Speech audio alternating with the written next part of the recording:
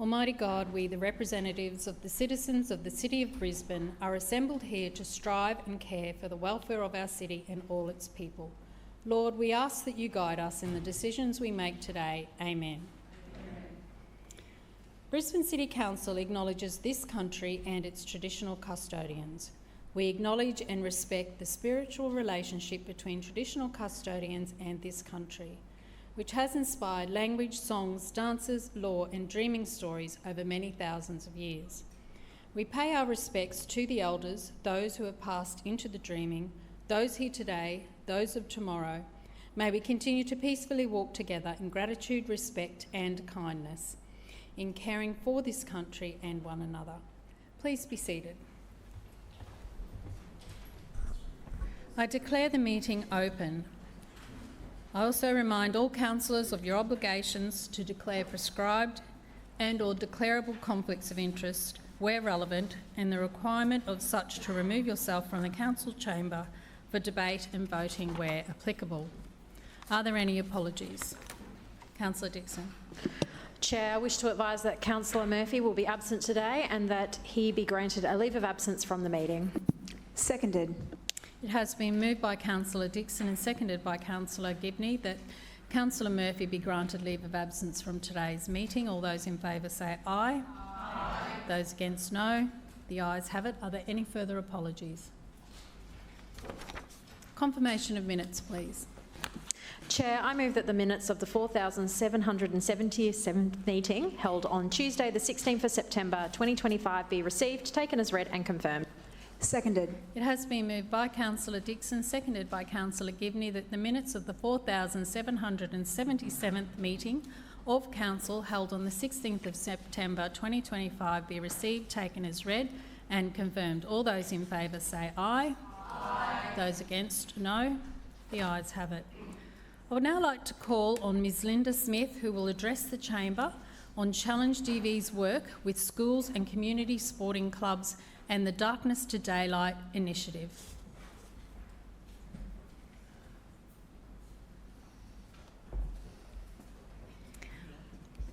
Welcome, Ms Smith. Please proceed when you're ready. You have 5 minutes. Thank you.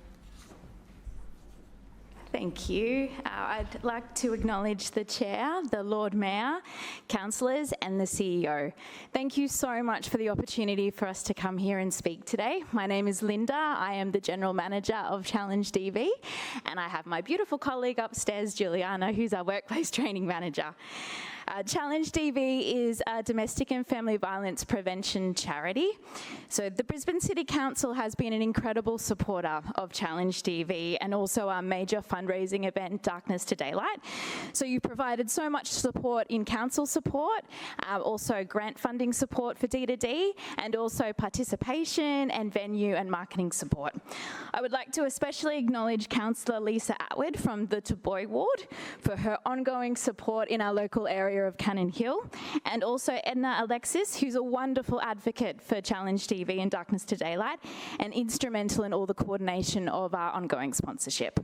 So beyond Darkness to Daylight, our focus is increasing our impact and raising awareness around domestic and family violence in our local communities. So domestic and family violence is incredibly complex and it's often very hard to recognise. So we believe that education is key, and building the capacity of our community to step in and act is vital for prevention. So what does early intervention, or why does early intervention matter? So it helps people recognise those early warning signs. So controlling behaviour, unhealthy controlling behaviour, and then a family member could potentially step in, have an important conversation and prevent violence before it happens. So it also builds confidence across friends, colleagues, community groups to have those important conversations, know exactly what to say and have that confidence that can prevent violence before it starts. But it also empowers organisations to create safer and more inclusive communities. So domestic and family violence takes many forms. Not all are physical. Threats, intimidation, and even tactics like property damage can be indicators of serious damage. We all have a role in recognising and responding early before it escalates into tragedy. So across 2023 and 24, Queensland Police service received 192,000 calls, which equates to about 520 calls a day. So we need to build the capacity across the community to help build awareness, but also foster confidence so Queenslanders can have these important conversations before the violence starts. So I'd like to just quickly highlight some of the activities that we do in prevention. So Darkness to Daylight is Queensland's largest awareness event for domestic and family violence. Brisbane City Council has been a huge supporter of this event for over 8 years. So it brings together the community to unite, to connect, and to reflect on the role that we all play to prevent domestic and family violence. So this year we had 3,500 participants. We had 12 schools run an overnight relay. We love to involve schools in this program. So next year it'll be happening 28th and 29th of May at Parliament House. We would love to collaborate with Brisbane City Council just to see if you can promote this event through your social media channels or newsletters, but we'd also like to invite councillors to come along and participate. Now, Councillor Alex Givney is a huge sponsor or a huge advocate for Challenge DV and participated this year, so we would love to welcome everyone to come along and participate in the event. So beyond Darkness to Daylight, we also do lots of customised training programs in community groups and schools. So we work closely with schools to deliver tailored training which has a whole community approach. So we look to train teachers first, so we do one-on-one training with them to lift their awareness and their confidence. We also provide educational or information webinars for parents just so they're comfortable with it as well. Then we deliver the student sessions, and that's really empathy building activities as well. So our students get aligned with a domestic and family violence victim survivor story through a letter.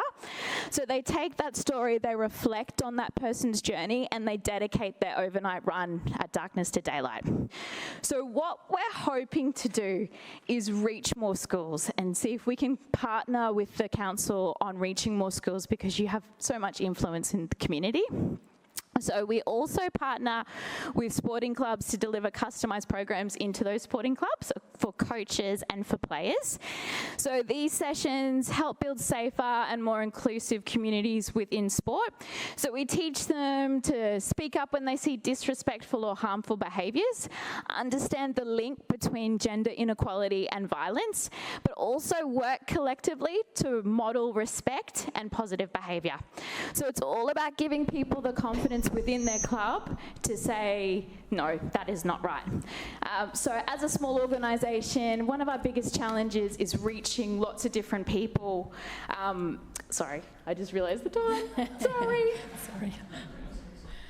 Thank you so much for addressing Chamber today and for your passionate support as well. But I do need to call upon the Deputy Mayor now to respond. Thank you, Ms. Smith. Thanks, Madam Chair, and thanks very much to you, Linda, for coming in today to talk about the work of Challenge DV. Part of my responsibilities in my civic portfolio is our domestic and family violence strategy. As a local government, we have a role to play in supporting community awareness of DFV, but also it's that early awareness in our communities, as you suggested. Our strategy says that we support the right of all people to live in a family or domestic relationship free from violence, abuse or intimidation. Domestic and family violence occurs behind closed doors, but we know that the impacts are felt well beyond the home, in our community, in the workplace, in our sports clubs, as you suggest, and also in our schools. Especially as the employer of thousands of people, we know that this is something that our employees also face. So we continue to sponsor community events, including the Darkness to Daylight Challenge. It's always brisk on those May mornings. I've done it a few times myself, but it's nothing like the challenges that many women face on a day-to-day basis. So we're prepared to again look at continuing to sponsor your events and the work that you do. It's a $10,000 sponsorship as far as I understand, but in addition to that, we also encourage our employees to get involved, and this year we had 40 of our employees in the walk, so that was good to see. So thank you for doing this and for finding other partners as well, and particularly in the state government, to support the work that you do. Sponsorship is not just financial, as you suggested. It's also a public statement of solidarity, and it's that commitment to prevention. So a number of us work in the chamber here with organisations in our local areas to build those safer communities. I'm really proud to have supported the work that Challenge DV has done over a number of years, and I look forward to continuing to work with you.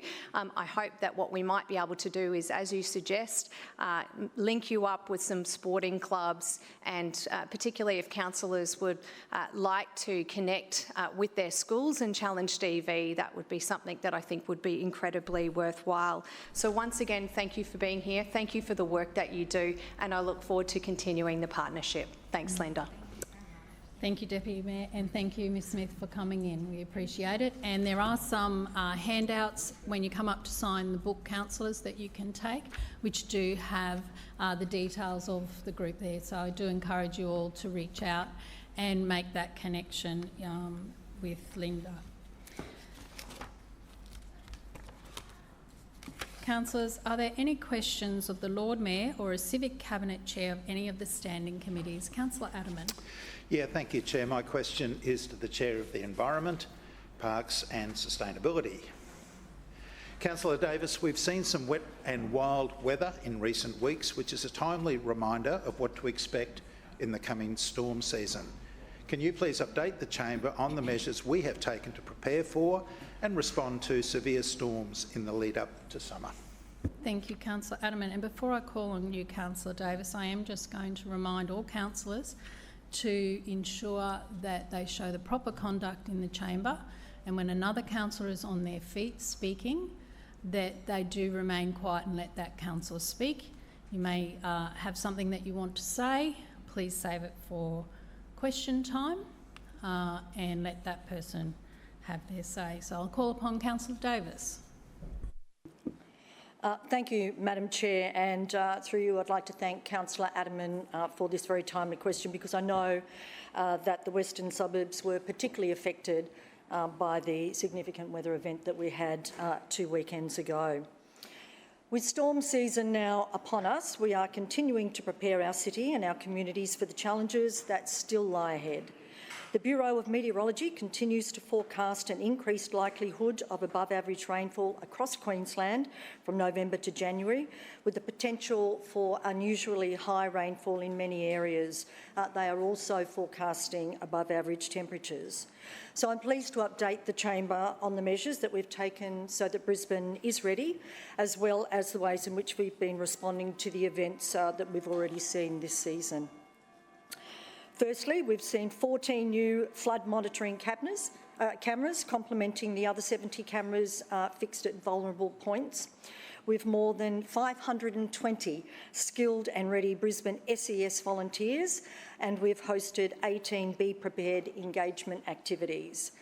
There's been an increase of over 39,000 new subscribers to last year to the Brisbane Severe Weather Alert Service, bringing the total to over 230,000. And we've engaged directly with more than 15,000 residents at events to encourage them to understand their risk, to make their plan and to pack their emergency kit in the event that we have a severe weather occurrence.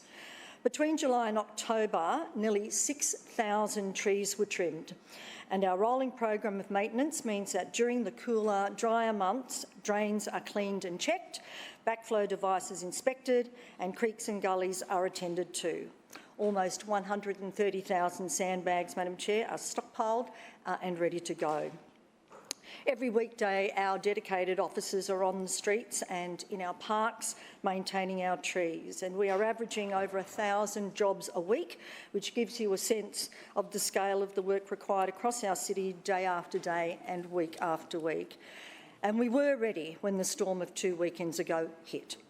Free green waste drop-offs were extended at our RRCs, and temporary food waste sites were activated in the suburbs most affected by the power outages.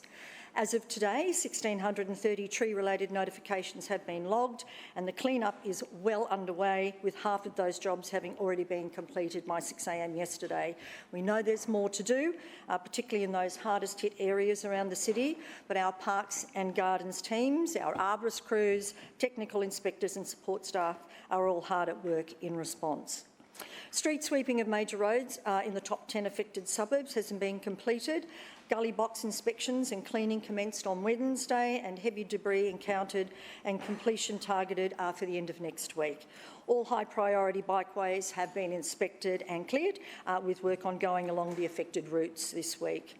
But of course, for this response to be as effective as it is, training and exercises are another critical component of our preparedness.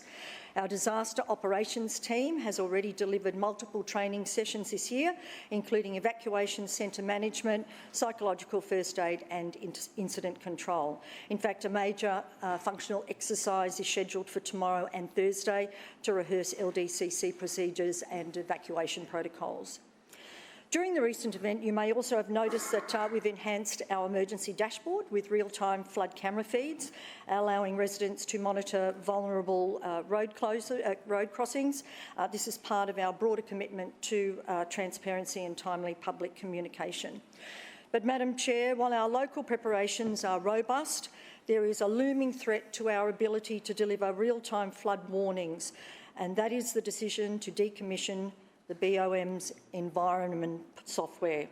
For nearly 30 years, Environment has provided Brisbane with real-time weather and flood data from the Bureau. This data has been critical in issuing timely warnings and protecting lives. Yet the Bureau now plans to can Environment and expects local governments to procure and fund their own replacement systems without any financial assistance or coordination. We've tried writing to 2 ministers, and we've twice now applied for funding for this from the Federal Disaster Ready Fund. Our first application was turned down, and the results of our application to the next round were due to be announced in September. Then it was pushed back to October, and of course it's now November. Our residents deserve a system that keeps them safe and informed. But we're doing our bit, Madam Chair, to be ready for this season. We've already been in the eye of the storm, and we've already proven our readiness and resilience, but we cannot do it alone. Thank you, Madam Chair. Further questions? Councillor Point of order, Madam Chair. Point of order, Deputy Mayor. Yes, I rise to move a procedural motion that the standing rules be suspended to allow for a motion without notice about a matter that is not listed on the agenda to be considered by this council. It has been moved by... Seconded. It's been moved by the Deputy Mayor to suspend standing orders, and seconded by Councillor Wolfe. All those in favour say aye. Aye. Those against, no. The ayes have it. Deputy Mayor. Thanks, Madam Chair. This is my motion. Noting the Bureau of Meteorology's decision to reverse recent changes to public weather information, Brisbane City Council reiterates the calls of the De Jersey Review for the Bureau of Meteorology to work constructively with local government to continue to support or provide a suitable replacement for the Environment Service to ensure Brisbane residents can continue to access real-time flood data during rainfall and creek flooding events. And I have a copy of the motion here. Seconded.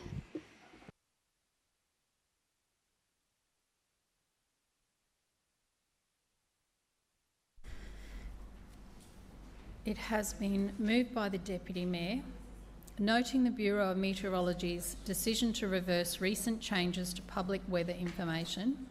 Brisbane City Council reiterates the calls of the De Jersey Review for the BOM to work constructively with local government to continue to support or provide a suitable replacement for councillors, the Environment Service, to ensure Brisbane residents can continue to access real-time flood data during rainfall and creek flooding events, and it has been seconded by Councillor Wolfe. Deputy Mayor. Thanks, Madam Chair. As you and others would recall, I spoke on a similar motion earlier this year, actually back in May. That motion followed the recommendations of the De Jersey Review and the re-election of the Albanese Federal Labor Government, who, in their previous term, failed to progress any solutions for this issue with the Bureau of Meteorology. Perhaps it's because they were too busy working on a new website. After trying to pass off the cost as just $4.1 million, it's now been revealed that the real cost is closer to $84 million.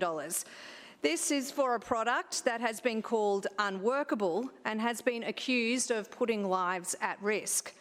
The new website was described by the BOM as modern and sleek and encouraged users to explore it, have some fun, look at the new things that you can find on the site.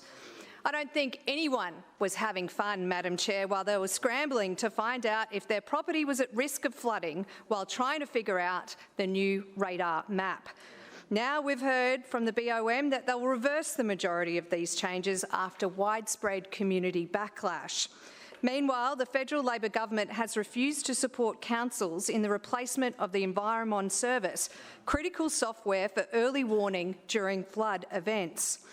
We were only made aware of this decision to cease support late last year, with no solution or alternative provided to councils. The software allows council to have real-time access to rainfall or stream height gauge data during an event. The key word here being real times. It's what we use to provide timely warnings of rising creek levels or heavy rainfall. It would also mean that data collected would go from 5-minute intervals in accuracy to up to 15 minutes. The real-life impact of 5 to 15 minutes in Brisbane means that residents would have less than half the time to prepare in a flood event. So, as you may recall, we wrote to the Federal Minister, Senator Murray Watt, asking him to continue funding support for Environmon or make the BOM's new solution available to councils at no cost. Minister Watt wrote back to me with several options. Option 1, and I quote, is accessing data via the Bureau's public website. Well, I'm not sure how people would feel about that, Madam Chair. Instead of providing accurate real-time creek flooding and rainfall data to Brisbane residents, the Federal Minister suggests that instead we check the BOM website like everyone else. The other two options the Minister provided is for councils to procure and run their own replacements for Environmon with or without BOM data. Think of the massive inefficiency and the inconsistency that involves. Severe weather events don't take into account council boundaries, and they had the potential to affect hundreds of LGAs across different states at exactly the same time. Imagine if each one of them had their own system and their own data. It becomes increasingly harder to access real-time information during an emergency across dozens of IT systems. Then think of the enormous cost involved to the ratepayers and the taxpayers across all those local government areas. As Councillor Davis has mentioned, the cost to this council was estimated to be around $500,000. We applied to the federal government for 50% co-funding, $250,000 to fund a replacement through the Disaster Ready Fund, and unfortunately they rejected that application. All we're asking for is that there remains a single point of truth provided by the BOM which local governments can use to access this data. If they can't or they won't provide the system, then they should assist ratepayers with funding a replacement, which is exactly what the De Jersey Review recommended. I hope this motion today sends a clear message and that the BOM and their shiny new $84 million website is the wrong priority.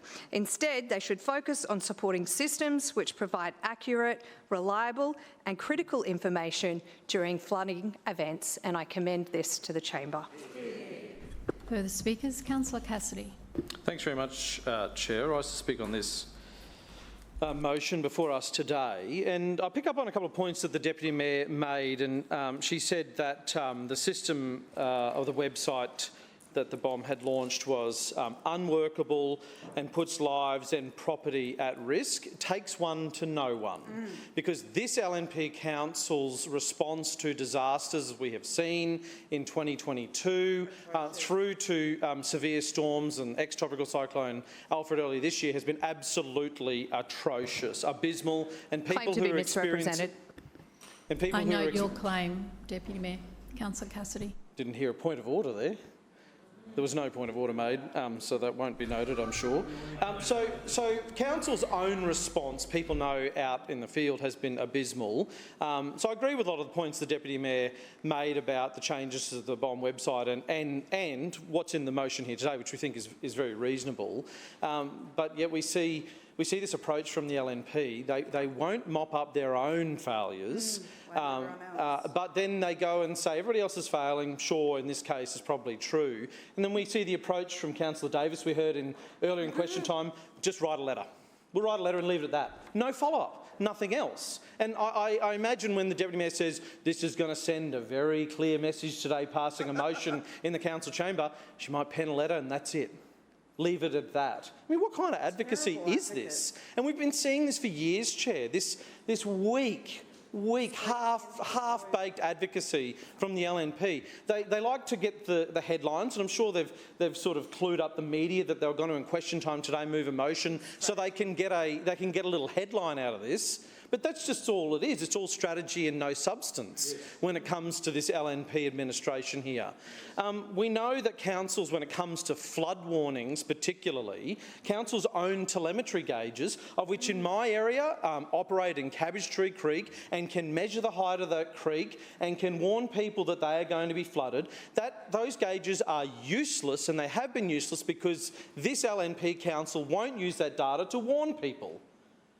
The only warning people in Deagon got as 2 metres of water was rushing through their homes from this LNP council's warning system was heavy rain might be on the way. You're joking. And they say all of the BOM systems are abysmal. Maybe they are, sure, and we're experiencing that, and the cost to councils is unreasonable, and we agree with that. But they need to have a good, hard look at themselves when it comes to this. And they need to do more. They need to do more than simply pass a motion in council, cook up some little media strategy, an urgency motion, a media strategy, and then just send off a letter and then forget about it. Because that's all they ever do, Chair. We want to see some real action on this. Further speakers, Councillor Wolfe. Thank you very much, Madam Chair. And I rise to speak in support of this motion before us, calling on the Bureau of Meteorology to work constructively with local government to ensure that creek flood alerts can continue. And through you, Madam Chair, I would just like to put on the record that I do strongly disagree with Councillor Cassidy, who has stated in chamber today that our response to disasters has been poor. Now, having just lived through the storms a fortnight ago, and Councillor Adamant and also Councillor Hutton, I'm sure you would agree, our response to the last storms has been wonderful. We've had great support. We'd like to thank our council officers for the wonderful work that they've done and being very responsive. Madam Chair, as someone who does represent an area of Brisbane that has experienced significant flood impacts firsthand, from Toowong Creek and Sandy Creek through to Witten Creek, I cannot overstate how critical these alerts are for the safety and preparedness of our residents. Our creeks rise quickly, and our residents' anxiety levels rise quickly also. What we do know is our creeks respond differently to rainfall than they do to our major river systems. In many cases, the difference between a timely alert and no alert at all can mean whether a resident has the chance to move their vehicle, protect their property, or safely evacuate. These localised flood warnings, tailored for our creeks and catchments that flow through our suburbs, are not a nice to have. They are essential for public safety. They give our community time to prepare, time to act, and time to stay safe. Madam Chair, Brisbane residents know all too well the devastation that flooding can bring. We've seen it not just once, but repeatedly, and we've learned that good information saves locals' property and their lives. The collaboration between Council and the Bureau of Meteorology in providing these alerts has long been the cornerstone of our city's flood resilience. Losing access to this information, which allows alerts to be issued, would put our residents at greater risk and would undermine years of investment in flood awareness and emergency management. The data and expertise that sit within Council and the Bureau must continue to work hand in hand so that we can deliver the most accurate, timely and localised warnings possible. I strongly support this motion because it's about protecting our communities, from Fig Tree Pocket to Indooroopilly, from Toowong to St Lucia, and ensuring that residents across Brisbane continue to receive the critical information they need when it matters most. Madam Chair, flooding will always be part of Brisbane's story, but preparedness, communication and collaboration can determine whether that story is one of resilience or one of loss.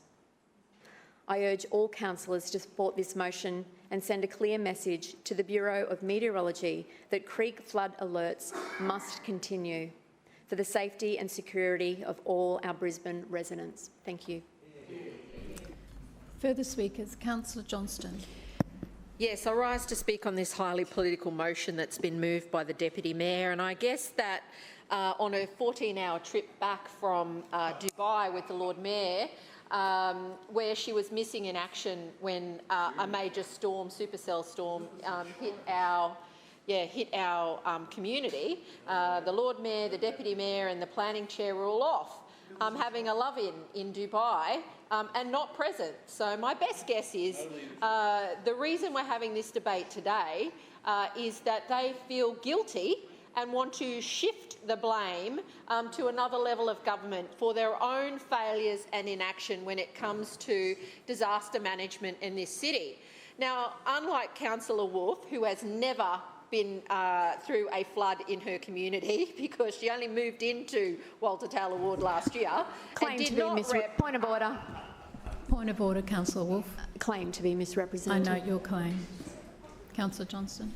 And did not represent Walter Taylor Ward during either the 2022 floods or the 2011 floods or any of the other minor floods in between them.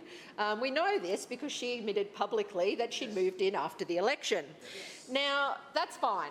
There is a bigger issue here without question, but the fundamental problem here today is this motion is being used to deflect from this administration's failure when it comes to disaster management in this city. Now, what happened last Sunday, so that's like 9 days ago, not 2 weeks ago, was a catastrophic incident which this council does not recognise as a disaster. The Lord Mayor was MIA, the Deputy Mayor was MIA, and it was left to the CEO to ring and say, oh, it's a bit bad in your way, I hear, and it was. Do you know what, though? This council still hasn't finished cleaning up after the 2022 floods. I still have properties in my area that have not been demolished and restored after the 2022 floods, 3.5 years later. So the Deputy Mayor stands up for cheap political purposes today to deflect from her own missing in action behaviour during a major disaster in this city when she's off jet-setting around in the United Arab Emirates with her LNP mates. And is trying to make another level of government look bad today. Well, the only people that look bad in this city are the LNP. And that is because they have failed time and time again. I don't accept or believe for 1 minute this council could get its collaboration or communication right in the event of a natural disaster. And the reason I say that is because I have been through numerous ones now where this administration has failed to provide information to the community, failed to provide information to councillors. In 2022, they couldn't send out the warnings. They forgot to send disaster reports to the councillors, and it was chaos. And this is what's happened, failure after failure after failure, and we saw it again with the cyclone earlier this year. Okay, there's a problem for sure, but this is a political stunt, this motion, and it is embarrassing that the Deputy Mayor has to stand up today and bag the Albanese government. Next week they'll be in here praising the Albanese government because they want money for something. This is not the way to run the city. Politics like this and the use of it in discussing disasters is absolutely unacceptable. Get on with the job of cleaning up. Now, Councillor Wolf's mentioned that, things have been cleaned up after the flood. Well, they moved the trees off the roads, yes, and the power is back on, but the scale of the disaster in my ward is phenomenal. There are hundreds of trees down, 50-metre trees, multiple trees. We've got inaccessible parks, I've got damaged playgrounds, I've got a damaged cemetery. And what are we getting from the LNP? I don't even know. Oh, a letter maybe. I don't even know what we're going to get because it's just ordinary course of business. Now, I know there's a lot of work to do, and yet again, this administration will take 3.5 years to get it done, or another 6 months like after the cyclone. The people whose behaviour when it comes to disaster management that need to be accountable is this LNP administration, whose failures are extensive, documented, and they cannot be hidden by a purely political motion being moved here today, because the Lord Mayor got some questions on the radio this morning and looked like a bit of a dill. Councillor Wolf, your point of misrepresentation, please. Yeah, thank you very much, Madam Chair. Through you, Madam Chair, Councillor Johnston claims that I haven't lived through any disasters in the Walter Taylor ward, but I just wanted to set the record straight. Just this year, in March, we lived through Cyclone Alfred, and I can tell you firsthand I was there, and I was more than happy to be there to support my community. And only a couple of weeks ago, we also had another devastating episode with the supercell storm going through. And once again, I feel really grateful that I was on the ground and able to help all of my constituents through it. Thank you. Further speakers? Councillors? Further speakers?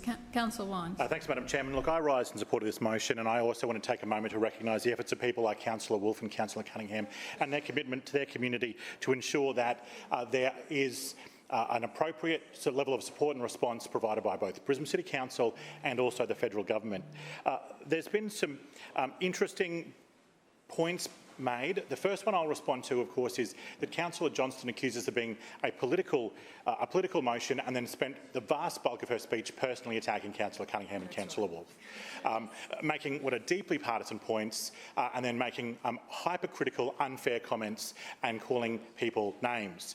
That was the bulk of her speech, and it made no substantive, in my opinion, no substantive response to the point of this, which is that the environment program and the data associated with it is depended on by this council to provide the information that both her and Councillor Cassidy were talking about to provide to the public. So in quite simply, I'll put it this way: no environment, no creek alerts, no warnings for residents. That's the sequence of events if this program gets taken away, which is what's happening. Right, so we have to now respond to this proposal from the federal government, and we're asking them to halt and then review that and provide proper information to councils, and information that's consistent across not just Brisbane City but across South East Queensland, because I think it's fair and reasonable for people in this community to understand what the maps mean, what is said in the message that's sent to them, and what they should do in response. And that is in so many ways what we're talking about here. When we were discussing the telemetry gauges, I was provided a great deal of there was a great deal of comment made about council has this piece of data or that piece of data, but the truth is that the accusation that the telemetry gauges have been useless and that we refuse to do the data is not true. Our telemetry gauges are also the gauges that are shared with the Bureau of Meteorology, and the gauges provide information directly to BOM, and that's how Environment gets much of their information for both disaster operations and for the display of BOM of the flood levels on their website. We also use that information to inform flood studies in the future as well. It's an instrumental piece of technology that we both rely on in real time and for planning purposes.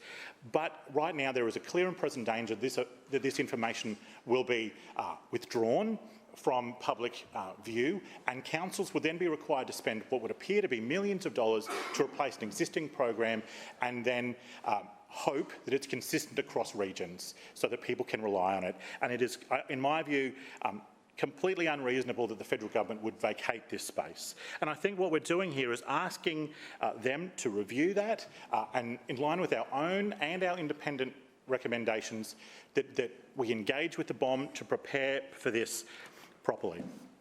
Now, there was a really interesting criticism levelled at the administration that all we ever do is do motions, have a bit of a media strategy and then shoot off a letter. That was Councillor Cassidy's accusation of us. The problem, of course, with that is that's all Councillor Cassidy ever does. And if it is as pathetic as he has alleged it is when we do it, then what has he been doing for the last 10 years, short of moving motions, having a little bit of a media strategy and shooting off a letter? That has been the Cassidy era of leadership of the Labor Party in this place. So if it is as pathetic as he has accused it of being, why is it his only tool? And why is it that that's what he does for years and years and years?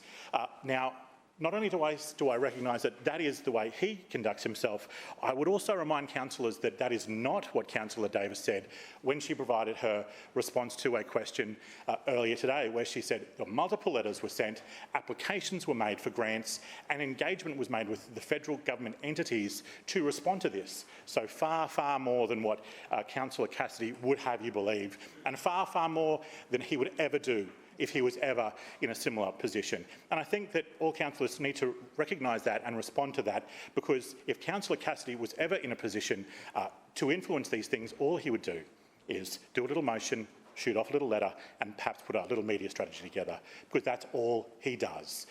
But that's not what we do. No. We go much further and we do engage properly. There has been a lot of storms and there has been a lot of natural disasters in these last few years, and we have responded, in my view, very professionally, very diligently, and I know that. One moment please, Councillor Wines. Councillor Cassidy, I already spoke at the beginning of this meeting to ask you to remain quiet while another councillor is speaking. Councillor Cassidy, I caution you. Councillor Wines. Councillor Cassidy's weak actions have been exposed through his interjections once again, but this council knows full well, and the public knows full well, that this council is always in their corner, backing them up when natural disasters occur. We saw it again this last fortnight. Councillor Wines, your time has expired.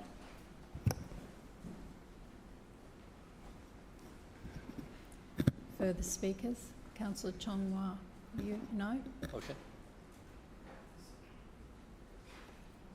Councillor Strunk and Councillor Chongwa stood up, then Councillor Strunk, and then now you have Councillor Massey. So I'm going to call upon Councillor Strunk. Thank you, Chair.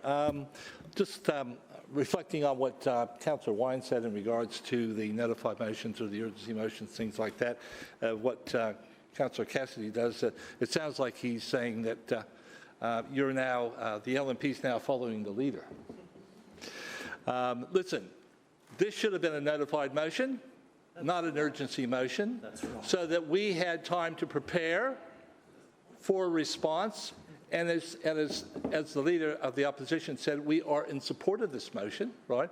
But we should have been given some time to actually reflect on the motion so that we could enter the debate, right? But no, you decided to do an urgency motion here.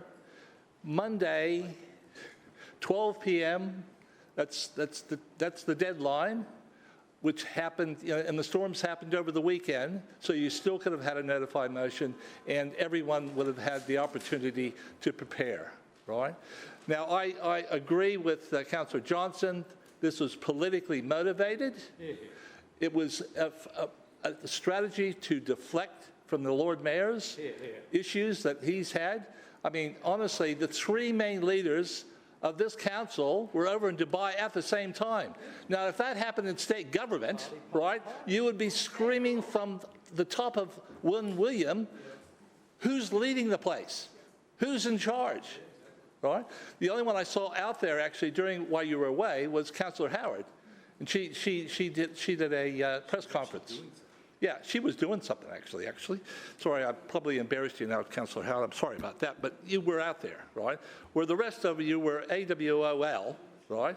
No, you probably had your own leave because you can just give yourself leave anytime you want.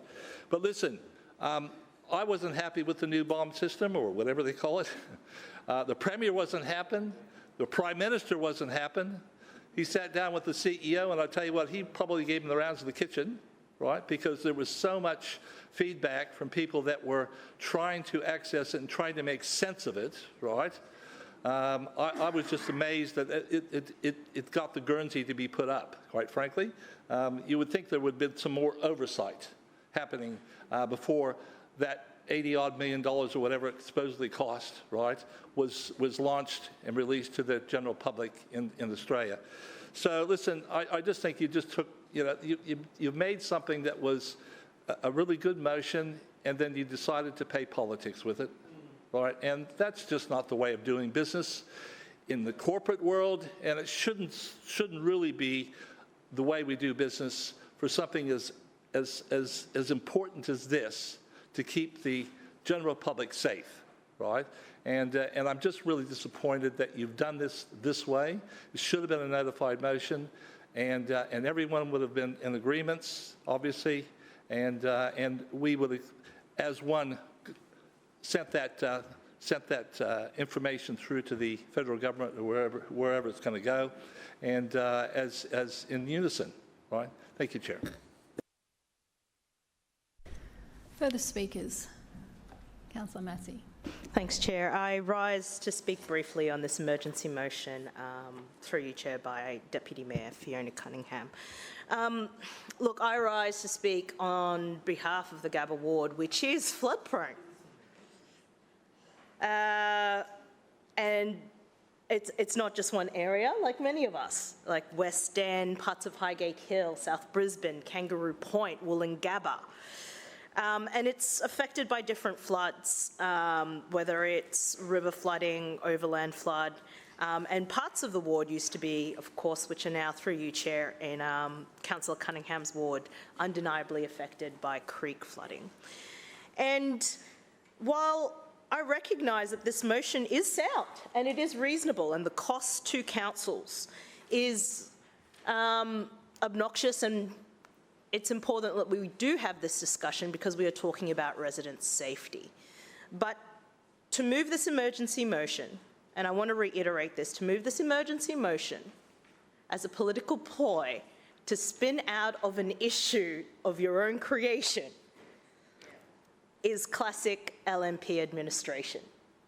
And so let's not forget that this is what it's about, because we do have multiple examples through the history of disaster management in Brisbane where the LNP Council has failed.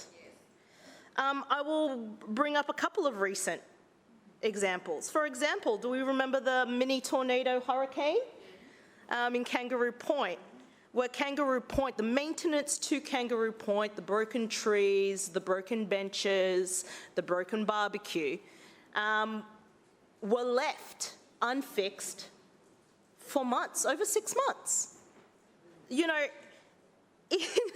in parts of the ward, even right now, we talk about ex-Alfred, the community hub, the recreational community hub in West End is still closed from ex-Alfred. Still closed. It actually closed because of ex-Alfred and then was repaired, and the repairs were so bad that we had to close it again, and it is still closed. It is now November, so we're talking what, 7 months later? I want to talk about something really current too. There is a resident in Highgate Hill who has been dealing with 3 months of a blocked drain. We have been helping this resident try to report it to council. This resident spoke to me late last week, and they said, Trina, when there are storms and thunder and potential flooding, I am out there clearing that drain because it is blocked, because council won't fix it. This is a resident literally risking their life to clear a drain that would potentially flood a whole street. And last week, when it was flooded after the event and the drain was blocked, guess what? It was out there again, but also 2 reports through the council website, no trace of them, no reference number. My office called in on Monday, no trace of that reference number, and it took until Friday last week to expedite this block drain. And these are small, individual, but this is the experience of residents in Brisbane. Right? These are actual experiences. So when we're here in chambers and we have the LNP administration stand up and talk about resident safety, but we all have a story about how residents aren't being kept safe, you cannot think that this is anything but a political ploy. One, for the Lord Mayor, through you, Chair, for the spin that has to happen because of the criticism. And 2, of course, we're in question time, so what happens with question time? No questions, maybe. Just a little tidbit. Nonetheless, this is important. It shouldn't have been left to an emergency motion. We shouldn't have to stand up here and talk about all the other challenges. We should be working collaboratively to deliver better for our residents, and we know that that's not happening. And it keeps not happening, especially in a time where climate change is undeniably affecting our weather. Undeniably. Within 2 days, we had hot air hitting our face and ice blocks this big. We can't deny it. We should be working together. Brisbane is flood prone. We should be protecting it, not fighting over here and putting political motions up. Councillor Massey, your time has expired. Are there any further speakers? Deputy Mayor. Thanks, Madam Chair. Firstly, just to my misrepresentation, apologies for no point of order. I was just so quick to jump there, Madam Chair. I was quoting users of the website who called it unworkable, and that was reported in the media. Thanks for the support of the councillors in this place for this motion. As Councillor Wines has said, it's pretty simple. No environment equals no alerts equals no warning for residents. And I know that in their heart of hearts, Labor councillors know and realise that BOM's actions are indefensible in recent times. So I want to thank them in particular for their bipartisan support for this issue, and I commend it to the chamber. We'll now put that to the vote. All those in favour say aye. Aye. Those against no. The ayes have it. Councillors will now resume question time. Councillor Cassidy. Thanks very much, Chair. My question is to the Deputy Mayor. Councillor Cunningham, you've just returned from Dubai, where you met with a number of international dignitaries and business owners, including Mr. Mowais Azizi. Mr. Azizi faces allegations of involvement in fraud and money laundering linked to the Taliban. What did you two talk about? Deputy Mayor. Thanks, Madam Chair, and thanks to the Leader of the Opposition for the question. He's right, it's well canvassed that I recently led a trade mission of Brisbane delegates to Abu Dhabi, and it was an incredibly interesting trip actually, and I'm pleased to provide the Chamber with a full report of the actions, which included a renewal of our sister city agreement with Abu Dhabi, and which I will do later in general business today. But what I think is really interesting, the way that Councillor Cassidy has come in here and tried to, perhaps sling some mud, make some accusations, muddy the waters a little bit. They're really out of step when it comes to this stuff, because their Prime Minister has recently signed a record trade deal with the UAE for places, for travels, for working arrangements between Australia and the UAE. So even their own Prime Minister supports trade and closer relationships with the UAE. But they've come in here and they've tried to make some kind of racial slur. One moment, please, Deputy Mayor. The councillors. Councillor Cassidy. I have 2 points of order. The first one is on relevance. It was a very specific question asking, it was well publicised that Councillor Cunningham met with Mr Azizi. They want to know what they spoke about. Second point of order, as I claim misrepresentation. I note your claim of misrepresentation, and the Deputy Mayor has 5 minutes to answer the question. Deputy Mayor. Thanks, Madam Chair. Look, I take the interjections from the Leader of the Opposition. We didn't just meet with Mr Azizi, we met with many people in the United Arab Emirates who are really excited about future prospects for Brisbane, as the opposition should be. They should be coming in here and being excited about our city and the opportunity and the economic development that is going to happen here in Brisbane. So when we're on a trip to the UAE, discussing these very important things, which I will detail when I get a chance, Madam Chair, we were supporting local business. We met with a variety of different people, and Mr Azizi is interested in investing in Brisbane. Now, of course, I would meet with anybody who wants to support the economy of Brisbane. And I just would caution anyone coming in here, there is no protection in this place, and making claims about people that they haven't met, that they've had no interactions with, and trying to throw mud at me. Now, their Prime Minister has strongly supported closer relationships between Australia and the UAE, and we were the first trade mission to land in the UAE after this deal was announced, and it was an incredible opportunity for investment in Brisbane. And why shouldn't we want to see investment in Brisbane? Councillor Cassidy, your point of misrepresentation. Councillor Cunningham, during her answer to the question, accused me of making a racial slur, is the word that she used, by asking a simple question of what the Deputy Mayor spoke about with a person she met with, Mr Azizi, in an official capacity. That was offensive. She should actually withdraw that because, as she rightly pointed out, there is no protection in this place. She should withdraw and apologise, Chair. Thank you. Are there any further questions? Councillor Mark. Yes, thank you, Madam Chair. My question is to the Chair of Environment, Parks Sustainability Committee, Councillor Davis. Councillor Davis, the Schrinner Council is making Brisbane's lifestyle even better with our plans for suburban sports parks. Can you please update the Chamber on the latest investments we are making in our suburbs? Councillor Davis. Thank you, Madam Chair, and through you I'd like to thank Councillor Marx for the question. I do have some great news about two major suburban sport park projects.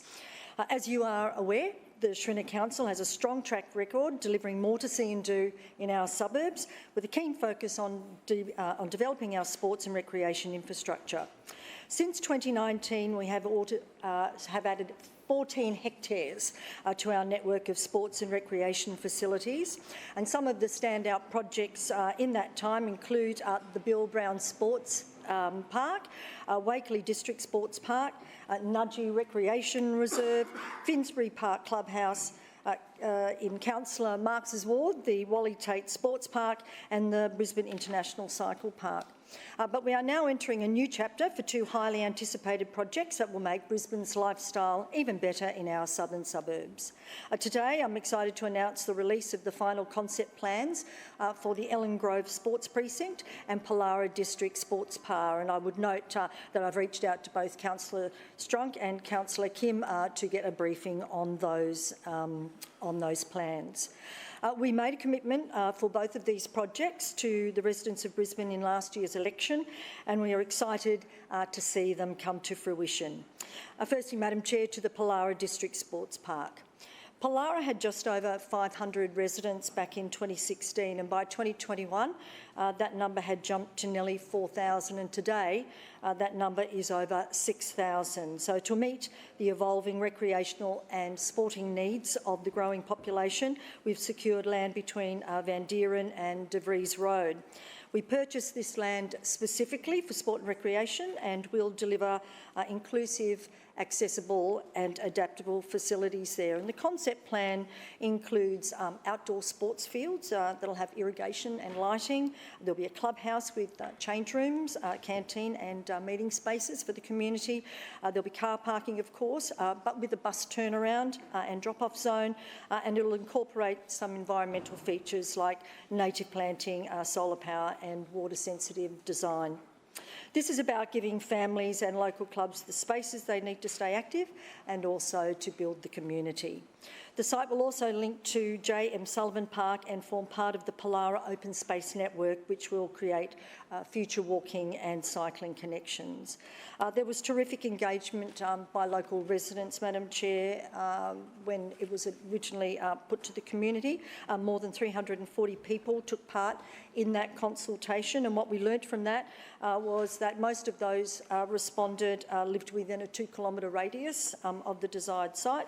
And what they're after is safe, clean and accessible facilities, along with, of course, formalised sports fields. The next step is for us to identify interested clubs that would like to operate the site so that we can find the right partner to bring the project to life for the community. Excitingly, construction is then expected to begin in the 26-27 financial year. About 10 minutes up the road from Pollara is the location of the future Ellen Grove District Park. The precinct will feature 8 tennis courts and a modern clubhouse and will be a welcome addition to the Ellen Grove community and tennis enthusiasts in that particular region. The precinct will also create open green spaces for the community to use with potential for future volleyball courts. There'll be shelters, picnic tables, barbecues and drinking fountains. And there'll also be accessible change rooms, toilets, meeting rooms and potentially a pro shop in the clubhouse. We're also looking towards providing accessible pathways, upgraded footpaths and improve the streetscape. We're also looking at creating a destination-style park next to the courts with play equipment for all ages and abilities and planning new walking trails through Waterford Road Park that link to the sports precinct. The project follows 2 rounds of consultation and more than 140 surveys were submitted. The response was extraordinarily positive, with 84% supporting the proposed features and very strong interest in the clubhouse and kiosk. The accessible pathways are also a very high priority for many people, as well as the need for more areas for exercise and movement. The next step is to conduct a formal expression of interest while the detailed design works are undertaken, and construction is then due to commence by 2028. Madam Chair, these sports precincts are very exciting. I know the local communities are very interested in having them being delivered. It's another part of the Shrinner Council having more to see and do in our suburbs. Thank you, Madam Chair. Thank you. Further questions? Councillor Chongwa. Thank you, Chair. Lord Mayor, Micro Projects have recently released a new report that received some media coverage showing a 48% increase in recorded child homelessness in Brisbane in the last financial year alone. More than half of these children are under the age of 4. There are now more than 2,000 homeless children in this city being supported in crisis accommodation. There'll be many thousands more undocumented living in tents, cars, garages and sleeping on couches. This is truly heartbreaking figures. Why is this council administration allowing more than 2,000 Brisbane children to be homeless? Lord Mayor, through the chair, with child homelessness up nearly 50% in a single year, when will your administration stop pretending that homelessness is a state problem and start using council's powers to ensure every child in Brisbane has a safe place to sleep? So, question is to the Lord Mayor. Lord Mayor. Well, that's a classic example, Madam Chair, of selective clothing of a report, because I remember at around the same time as Micro Projects released that report, their leader, Karen Walsh, also wrote an opinion piece, and the words in that opinion piece ring in my mind. And I don't have the exact quote in front of me, but I can absolutely dig it up. But it was along the lines of, this is not a LNP or Labor housing crisis. This is not a political housing crisis. This is a very complex and deep issue, and it's a crisis being experienced all around Australia and all around the world. So if you want to play politics, that's got to be seen for exactly what it is. I would say that if we're talking about action when it comes to homelessness, this administration has demonstrated that it cares and that it has the heart. And most importantly, that care is not only in our active programs to support people experiencing homelessness or at risk of experiencing homelessness, but it's also in our desire to see people not living in tents and in cars. But on the other side of the coin, the desire that we see from those opposite is they are quite happy for people to be living in tents indefinitely. They are quite happy to see that situation continue permanently, because when we do something about it, they resist all efforts, they play politics with it, Councillor and that, Massey. Madam Chairman, One is moment, heartless. please, Lord Mayor. Councillor Massey. And Councillor Collier, please stop calling out, and I do caution you. Lord Mayor. But another example, Madam Chair, of why this is a very misleading question is that I know, and Councillor Hutton knows, as the representative on the Ministerial Housing Task Force, that when there's a situation where a family with young children is experiencing homelessness, they get top priority for crisis accommodation, top priority. When the Department of Housing and other agencies learn about a situation like that, all stops are removed to make sure that any support is given. And we've seen it happen time and time again, where the department and authorities become aware of a situation with families or mothers with young children experiencing homelessness. Everyone ensures that they do everything possible to get them the support and the help they need and to get them into crisis accommodation. And in fact, there are hundreds of people in crisis accommodation right now that were in that situation and now have a roof over their head. And so what we see, though, is the Labor Party and the Greens resisting efforts to get people safe inside, out of tents, out of cars, and with a roof over their head. Because Point of order.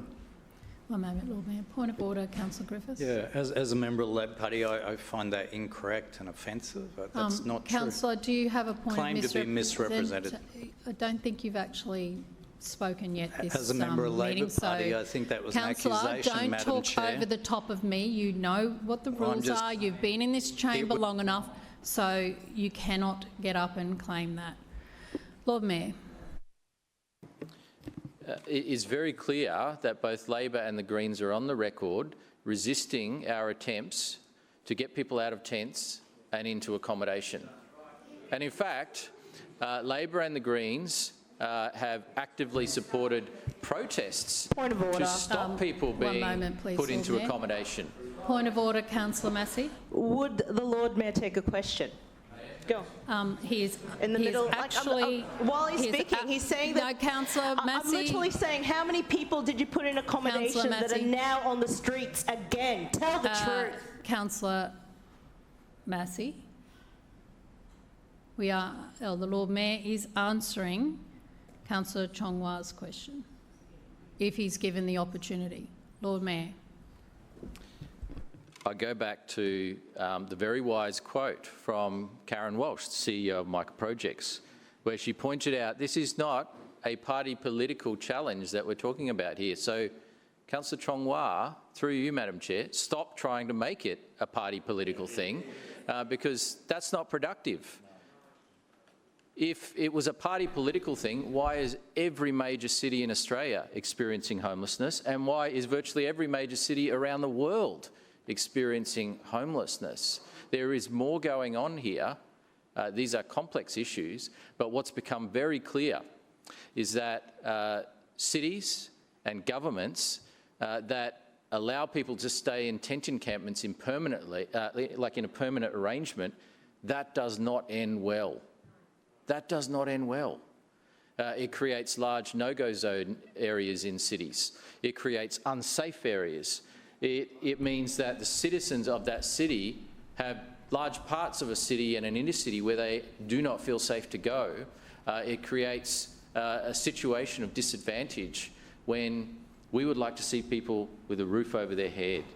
And that's why we support so many programs, whether it's our support for charities, whether it's our support for Emmanuel City Mission to get an overnight shelter opened up in Lord Brisbane. Mayor, your time has expired. Further questions? Councillor Wolf. Thank you very much, Madam Chair. And my question is to the Chair of City Planning and Economic Development Committee, Councillor Allen. Councillor Allen, the Schrinner Council is making Brisbane's lifestyle even better by supporting our vibrant local business community. Can you please update the Chamber on the latest suburbs to receive upgrades through the Growing Precincts Together program? Councillor Allen. Thank you, Madam Chair, and thank you to Councillor Wolf for the question. Madam Chair, we on this side of the chamber understand that small business is the backbone of our economy and local precincts are the heart of our communities. Through the Growing Precincts Together program, Council's economic development team provides hand-on support to key suburban shopping areas. I'm pleased to announce in the chamber today that the Schrinner Council's Growing Precincts Together program is expanding with 4 new precincts to join the program. They are Bald Hills Village, Hawthorne Road, Stones Corner and Wilston Village. So they will join the already successful initiative to help even more businesses grow, connect and thrive. The program was initially launched in 2022 and has helped more than 540 businesses, allowing them to attract more customers, boost sales and strengthen suburban business. Businesses previously engaged in the Growing Precincts Together program included Racecourse Road, Rosalie Village, Banyo Village and Wynnum Town Centre, and they continue to receive support through the Growing Precincts Together Legacy program. The continuation of the program aims to support businesses to further grow and promote their precincts.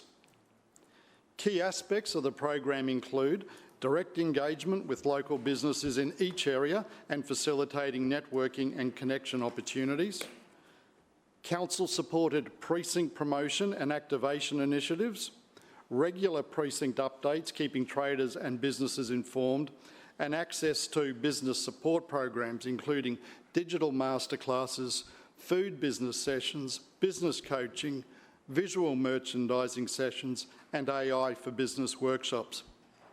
Madam Chair, Council officers have received lots of positive feedback regarding the successful program over the years, including Petrichor & Co co-owner Paula Marino in the Racecourse Road precinct, who said, "I'm incredibly grateful for the business coaching sessions I received that was part of Council's Growing Precincts Together program. These sessions came at the perfect moment to support our personal mindsets and our business direction. It has helped us run our business more efficiently and to make more decisions and better decisions, from streamlining operations to improving our customer experience."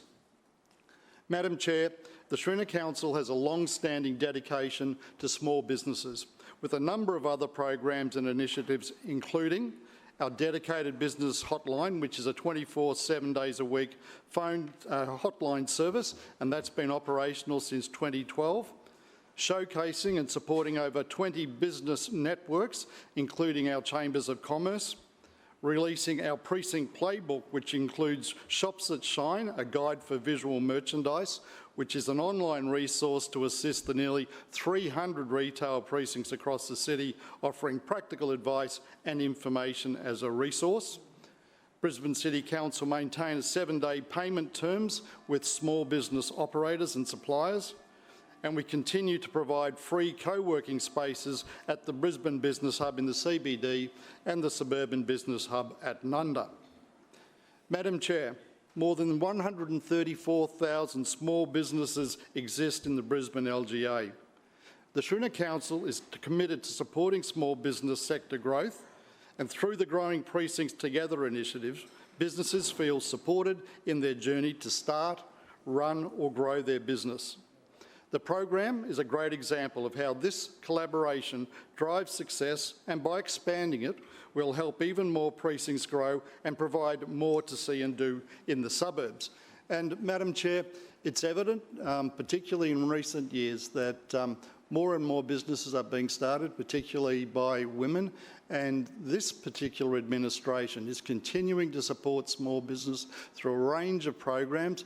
The industry is certainly grateful of the support it's receiving. There's nothing more pleasing than to see a small business establish itself, scale up and become a successful business, and that's something this administration will continue to support. Thank you. Further questions? Councillor Collier. Thanks very much, Chair. My question is to the Lord Mayor. Lord Mayor, we found out last session that your LNP regime spent around $350 a day on overseas travel alone. And just last week, you shamelessly hopped on a plane again to fly to Dubai with the Deputy Mayor and Councillor Allen, costing ratepayers around $450,000. Given cost of living pressures, service backlogs and crumbling infrastructure in our city, how can you possibly defend this level of jet setting to the people of Brisbane? Lord Mayor. Well, Councillor Collier, I can set your mind at rest. There was actually no cost to the ratepayers for the Asia Pacific City Summit. So I'm not sure where you made up that information from, but I can tell you it's certainly not true. It is not true at all. Point of order, Councillor I claim to be misrepresented. I note your claim. Lord Mayor.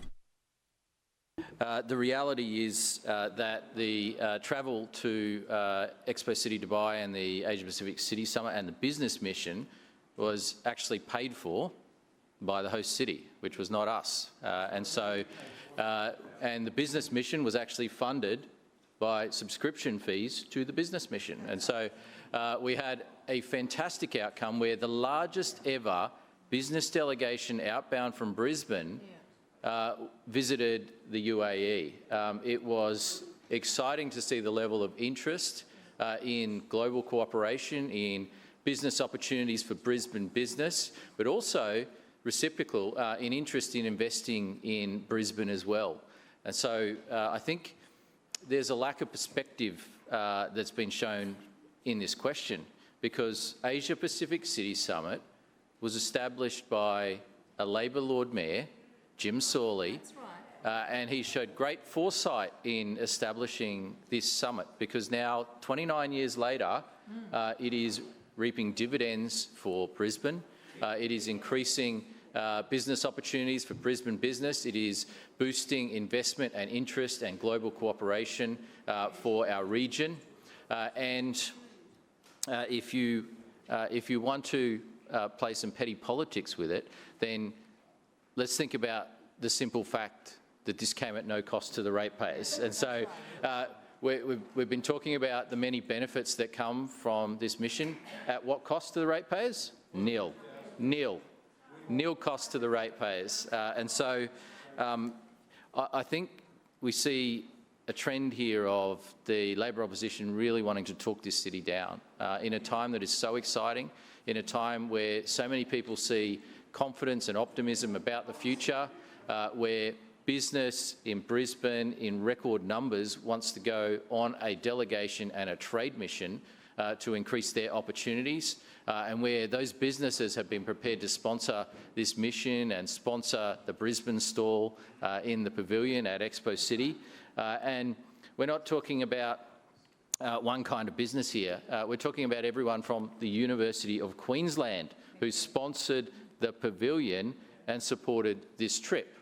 Now, this is an opportunity for businesses of all kinds, whether it's universities, businesses large, medium, small. They see the opportunity of summits like this, of trade missions like this, and as the Deputy Mayor, Councillor Cunningham, has pointed out, there's a great deal of interest in investing in Brisbane as well.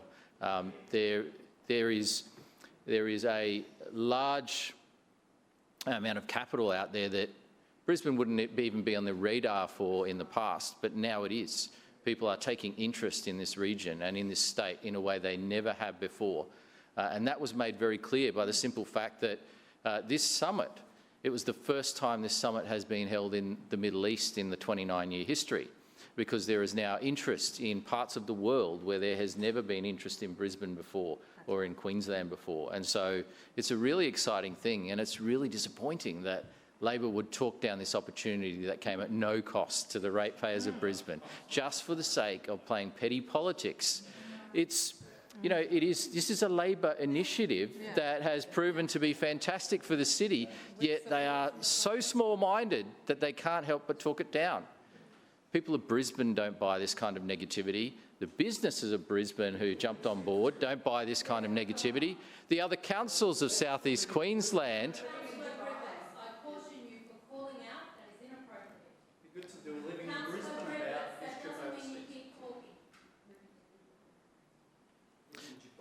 Other councils of South East Queensland saw this opportunity as well and sent mayors and deputy mayors from right across South East Queensland, but no, Labor councillors want to talk it down, talk down the Labor initiative of the Asia Pacific City Summit. But I'm not surprised, but I'm disappointed.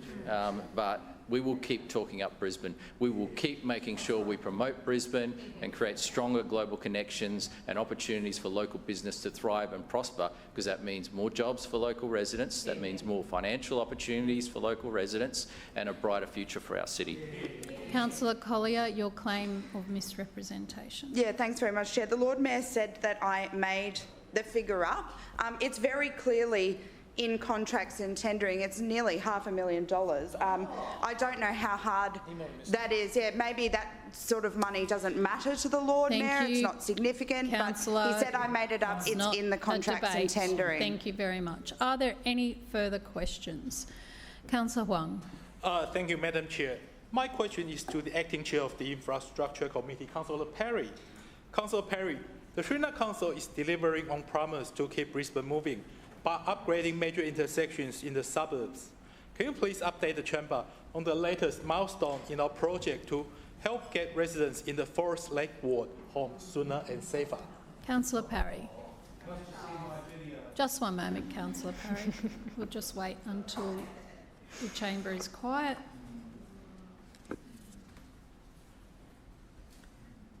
Councillor Parry. Thank you, Madam Chair, and I thank Councillor Huang for the question. In the 2024 election, the Lord Mayor, alongside our incredible candidate for Forest Lake, Kylie Gates, committed to upgrading the Archerfield Road, Azalea Street and Pine Road intersection. And we're doing just that. In our most recent 25-26 council budget, funding was allocated to kickstart these planning works to improve this suburban intersection. One moment, Councillor Parry, we can't hear you because Councillor Strunk is interjecting, and I caution you, Councillor Strunk, do not call out. If you have something that you want to say, you can do it in general business. Councillor Strunk, I caution you twice. Councillor Parry. Thank you, Madam Chair. As I was saying, in our most recent 2025-26 budget, funding was allocated to kickstart these planning works to improve this suburban intersection. Point of order, Chair. Point of order, Councillor Cassidy. Is Councillor Parry aware that this is the third time this has been funded in a budget and people just don't trust the Lord Mayor out in Forest Lake anymore? That is not a point of order. Resume your seat.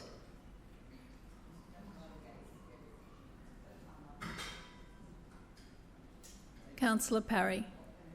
Thank you, Madam Chair. They don't like me talking about Kylie Gates for Forest Lake, do they? Goodness me.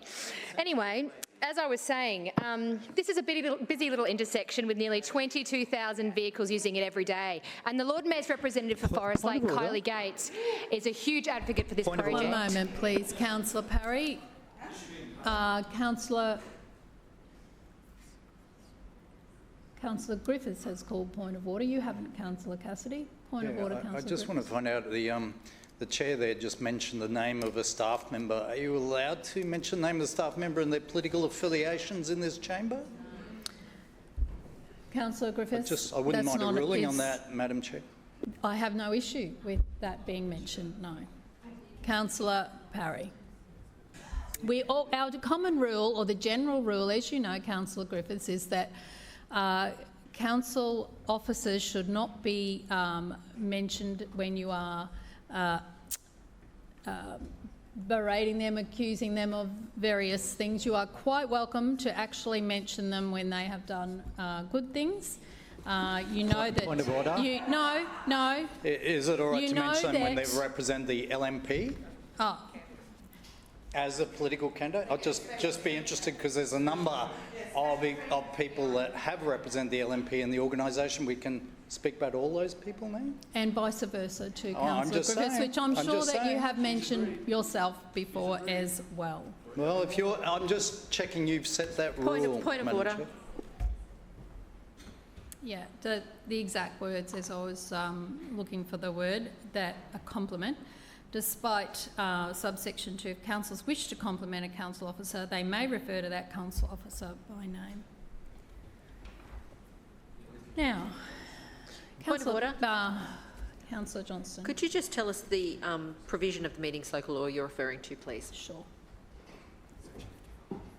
Section 55, number 3. Now, Councillor Parry. As I was saying, this is a busy little intersection with nearly 22,000 vehicles going through it every single day. It's a critical thoroughfare for residents and visitors to the Inala and Richlands areas. By improving this intersection, we can help residents get home sooner and safer. And while we're still at the planning stage, we've been able to share a high-level design with the community. This upgrade will see the installation of traffic lights, new separate turning lanes and dedicated pedestrian crossing facilities. Just recently, we hosted 2 community information sessions so we could chat to locals about what we have planned for the upgrade. I went along to one of those information sessions and it was very well attended, it was incredibly busy, and it was great to understand firsthand the excitement that is in the community. It is truly a well-supported project. I think that it's fair to say that we're quietly confident that this project will receive overwhelming support from the wider community. When setting, indeed, one of the officers told me that when setting up the intersection, the trifolds at the intersection, people were winding down their windows and saying how excited they were about it. So that's a nice little anecdote there. A Vietnamese translator was also present at these community consultation sessions, which was really important for us to ensure that all locals in the community understood what we were doing and what we were getting out and what we're talking about there. So that was a really positive move. And I do thank all of the officers involved in those community sessions. As I said earlier, we're currently at the high-level concept design stage, which is about 30% complete. This first step of the design process allows us to do some initial studies and investigations so that we can get a good idea of what the end result will look like. Once complete, we move into the prelim design, which will take place early next year, and then that is where we'll make any adjustments following the investigations and start undertaking necessary checks and balances from a compliance perspective. In mid-26, the final design will occur. This part of the design will involve the final reviews and approvals to ensure compliance and regulations standards are met. That's important. It ensures everything is in order before we turn that first sod, which we expect to be in 2027. Whilst our community information sessions were a success, it was disappointing that Councillor Strunk and the member for Inala talked down the project. It was disappointing that they complained that it's been taking too long, despite the fact that we want to get the design process right. Point of order. One moment, Councillor Parry. Point of order, Councillor Strunk. Claim to be misrepresented. I note your claim. Actually, you haven't spoken yet this meeting, so you can't claim to be misrepresented. Point of order. I have spoken at this meeting with the amendment. On the motion, yep. Councillor Parry.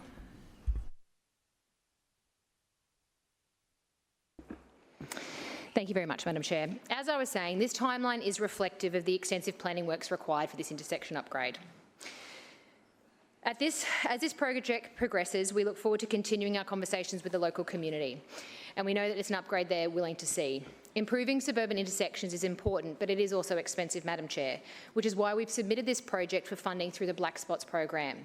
The federal program provides funding for measures such as traffic signals and roundabouts to help reduce the risk of crashes on our roads, and with 37 crashes occurring at this site between July 29 to June 24, it's an intersection that is definitely a high priority and definitely needs to be improved. That's why we're doing it.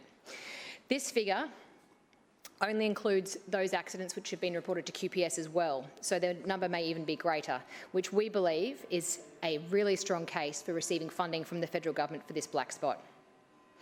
We understand that residents care about having safe roads that help them get home sooner and safer. That's why the Shrinner Council is committed to building new roads and improving existing ones. The Archerfield Road, Azalea Street and Pine Road intersection upgrade will benefit locals in Richlands and Inala, but also the broader southwest area. This upgrade will improve safety for all road users and also pedestrians and people participating in other forms of active travel, thus helping them embrace healthier lifestyle habits. It'll enhance the efficiency of the intersection itself, helping traffic flow. And Madam Chair, I would like to take again the opportunity to thank all the incredible council officers involved with this project. It would be remiss of me not to mention again the Lord Mayor's representative for Forest Lake, Kylie Gates, for her incredible work in this space. And I can't wait to turn that first sod in 2027. Thank you, Madam Chair.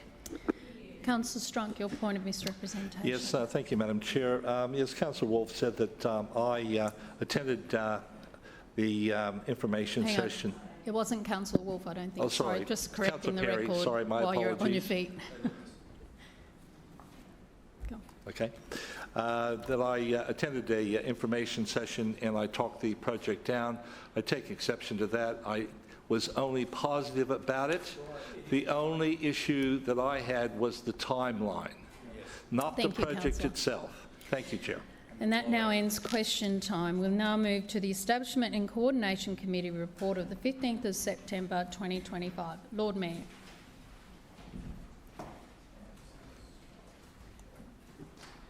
Madam Chair, I move that the report of the Establishment and Coordination Committee meeting held on Monday, 15th of September 2025 be adopted. Seconded. It has been moved by the Lord Mayor and seconded by the Deputy Mayor that the report of the Establishment and Coordination Committee meeting dated Monday, 15th of September 2025 be adopted. Lord Mayor. Point of order. Point of order, Councillor Johnston. Yes, thank you, Madam Chairman. Madam Chairman, I seek the following further information. Sorry, we're doing adoption? I'm sorry, wrong one. Lord Mayor. Thank you, Madam Chair. As you know, when we receive the financial statements from council entities, we table them at the first available council meeting, and so I have a number of statements to table today, and I'll table them to Billy. Thank you, Billy. So we're tabling the annual financial statements for the Brisbane Economic Development Agency, the Brisbane Powerhouse, the Brisbane Powerhouse Foundation, Brisbane Sustainability Agency, City Parkland Services, Museum of Brisbane and the Museum of Brisbane Trust and Trade Coast Land. Obviously, it's the season for the finalisation of those financial statements and auditing processes, and so I table those for anyone to view and have a look at. Obviously, our controlled entities are doing fantastic work across a whole range of different areas, whether it's the environment, economic development, the arts, and also City Parklands maintenance as well. There's a fantastic job being done by those entities. As I usually do, just wanted to touch on some of the asset light-ups for this week. Last night, the assets, including Story Bridge and Victoria Bridge, were lit up in purple to support the Lord Mayor's Charitable Trust Christmas Appeal. Each year, the Lord Mayor's Charitable Trust Christmas Appeal raises much-needed funds at a critical time of year of need. In 2024, so last year's Christmas Appeal, we were able to present grants to 93 different charities across Brisbane, bringing joy to families who desperately need them, so need it. And I would encourage everyone to help get the word out and to encourage people to support that Christmas appeal. Tonight, our assets will be lit in teal to support Dysautonomia Awareness Month, which raises awareness for the millions of people living with a disease of the autonomic nervous system. Tomorrow, again, the assets will be lit up in purple to support the Christmas appeal. On Friday, the assets will be lit up in red to support the 30th birthday of the National Association of Women in Construction, a not-for-profit organisation advocating for the advancement and recognition of women in the construction industry. On Saturday, the assets will be lit up in rainbow colours to celebrate Melt Festival and the River Pride Parade, an event which we've been proud to support for many years, obviously being run through the Powerhouse. and vigorously and enthusiastically supported by the local councillor as well, Councillor Vicky Howard. On Sunday, our assets will be lit in blue and white to support Neuroendocrine Cancer Day, aiming to increase awareness and support for this cancer with a new Australian diagnosis every 90 minutes. I would also like to mention that today is a very special day for our Tongan community here in Brisbane, marking 150 years, not days, 150 years of Tonga National Day and the Constitution. Brisbane kicked off celebrations back on the 25th of September with an unforgettable event here in King George Square. We hosted traditional dances by the Mamana Academy of Tongan Arts and Culture, as well as the return of the Royal Tongan Police Brass Band. Some may remember that the first visit of this brass band to Brisbane was back in 1982. And what did we hold in 1982? Commonwealth Games, that's right. And they also performed at the Rawana Festival in 1985 as well. So to have them back in our city 40 years later performing and celebrating their nation's constitution is something truly special. Brisbane has always stood with Tonga, and we will continue to do so, whether in celebration or in times of hardship. Like the devastating tsunami, our city has shown what it means to be a true friend, and that friendship will continue and continue to grow. Thank you to our local Tongan community, and we join you in celebrating the National Day. Recently, on the 23rd of October, I participated in the World Union of Olympic Cities General Assembly and Annual Statutory Meeting, or AGM. And I'd flagged before, last year in fact, that Brisbane was going to make a nomination and had in fact been invited to make a nomination to join the executive of the World Union of Olympic Cities. And so we put our nomination in, the AGM was held, and I can confirm that Brisbane was successfully elected to the Executive Committee of the World Union of Olympic Cities. And so that's an important organisation that is all about ensuring that cities learn from each other when it comes to hosting the Olympics, but also build the best possible legacy. And you do that by learning from other cities that have hosted the Olympics or cities that are going to be hosting the Olympics. One of the executive members on the World Union of Olympic Cities is the Deputy Mayor of Paris, who was involved and responsible for the Olympics. We also, Pierre, that's right.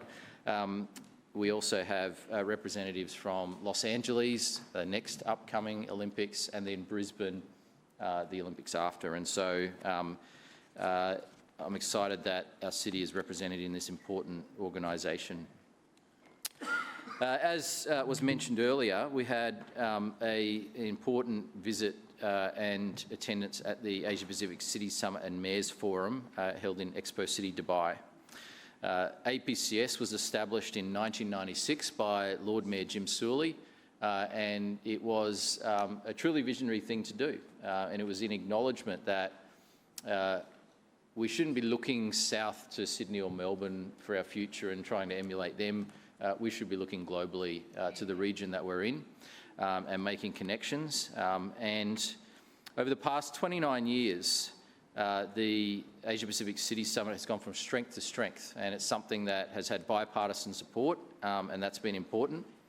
But it's also something that is supported by other councils in South East Queensland through the Council of Mayors and the attendance of other mayors and deputy mayors. And it's supported very vigorously and actively by local business and organisations like the University of Queensland as well. And so this event was held last week in Expo City, Dubai. It was the 15th time APCS has been held, and the first time it's been held in the Middle Eastern region, and also the first time that we've had a delegation or visit to the Middle East following the Albanese government's recent Australia-UAE free trade agreement. Now, the APCS was last held here in Brisbane in 2023. Many of you attended that event, and it was a really positive event and great for Brisbane. But this is an event that is designed to be in Brisbane, and then 2 years later in an offshore or international location, and then another 2 years back in Brisbane again. So it alternates between Brisbane and an international city. However, it has been in Brisbane for the last few times because of COVID, and so we had APCS here. I think it was in 2019 from memory. Then it was due to be in an offshore location, and then the pandemic happened, and so that got cancelled, and so we had it here in Brisbane again, and a hybrid version. Then again, we had it in Brisbane in 2023. So 3 times in a row it's been in Brisbane, and this is the first time since I've been in this role that we've had it offshore. And it is absolutely the responsibility of any Lord Mayor of Brisbane to fully support this event, because it is an event owned and established by the Brisbane City Council. Other locations that have held the summit offshore include Seattle in the United States, Chongqing in China, our sister city, Incheon, South Korea, also Kaohsiung, Taiwan, also our sister city, to Daejeon, Korea, our sister city, and this year as well in Dubai, and particularly Expo City. Now, our sister city is Abu Dhabi, and Abu Dhabi is just a short trip from Dubai. In fact, I think it's a 45-minute trip from Dubai. And Dubai and Abu Dhabi are together the powerhouse of the UAE, and there's very close relationships between those cities. And as we heard from the Deputy Mayor, we've re-signed the sister city agreement with Abu Dhabi, but also there's been, as a result of this, a new agreement struck with Dubai and the Dubai city government, represented by the Executive Council of Dubai, a memorandum of understanding and cooperation to strengthen the ties with Dubai. The process in which cities are chosen for the offshore summit is through a bidding process, and so effectively at each APCS held in Brisbane, there's bids received for cities that want to be a future host city, and obviously that bid has to be considered. But just to touch on this item that was raised by Councillor Collier, the costs that she is referring to, or that she referred to in the question time, Madam Chair, were well and truly offset by income that was received both from Expo City Dubai and by sponsors. And so there was no net cost to the ratepayers of Brisbane for running this event, and that is a very good outcome, because I think this is the first time that there has been no net cost from this event. Every other time, including when Jim Sawley was the Lord Mayor, there was a cost to ratepayers. There was a cost to host and there was a cost to attend. And when Jim Sawley and Labor councillors jet-setted off to Seattle... Lord Mayor, your time Move has for an expired. extension, Madam Chair. Seconded. It has been moved for an extension by the Deputy Mayor and seconded by Councillor Dixon. All those in favour say aye. Aye. Those against, no. The ayes have it. Lord Mayor. Thank you. So when the summit was held in Seattle, for example, ratepayers had to fund that. But this time, through responsible financial management and a rigorous process, we're able to make sure that this was done at no net cost to the ratepayers. So that is a good outcome and a positive one. But having said that, it's also important to bear in mind that this is a unique situation, and every other time that there's been an APCS held, there has been a cost to the ratepayers, and so this is the first, and something that shows just how hungry Dubai was to host this event and to be the very first Middle Eastern city to do so. And so they put in a very attractive bid. They made us an offer we couldn't refuse, and they did a fantastic job when it comes to hosting this event. And they've already started talking about this as an event that goes beyond the Asia-Pacific region now, because it's branched out into the Middle East and Africa. And they've started referring to it as a global city summit, and I like that. And so it's something that we are grateful for them for expanding the reach of what is a fantastic Summit and Mayors Forum over 29 years, but now is being taken to the next level. So I just wanted to run through effectively the itinerary and the program. So I arrived on site on Sunday the 26th of October in the morning, which is a Sunday morning. Effectively, after a quick check-in at the hotel, straight into the activities of the day. The first visit we did was a tour of the Expo City Sales Centre, which, just to put it in perspective, by its name you would obviously easily work out that this was the host of the World Expo, and that Expo was Expo 2020, but because of COVID it was delayed by a year, I think, like the Olympics. But when it did go ahead, a very successful event, but they were planning to have a great legacy of their Expo. Just like we had a great legacy of our Expo in 1988, they're also planning a great legacy. And what they've planned is to create a whole new city within Dubai at their Expo site. And the scale of what's planned there is quite remarkable. So they will have the equivalent of an entire new city built here at the Expo site. They've got the bones of that already in place, and there's been significant investment. In fact, I understand that there was around $8 billion US of investment in their Expo, which is remarkable. And now they plan to grow an entire city at this site. So the sales centre is effectively the centre which pitches the vision for that future city that they're building and explains how that city will grow and roll out and what infrastructure and what they've got planned. The next item on the agenda was an in-market briefing with the Australian ambassador to the UAE, Mr. Ridwan Jadwat, and also the Consul General to the UAE, Brioni Hillis.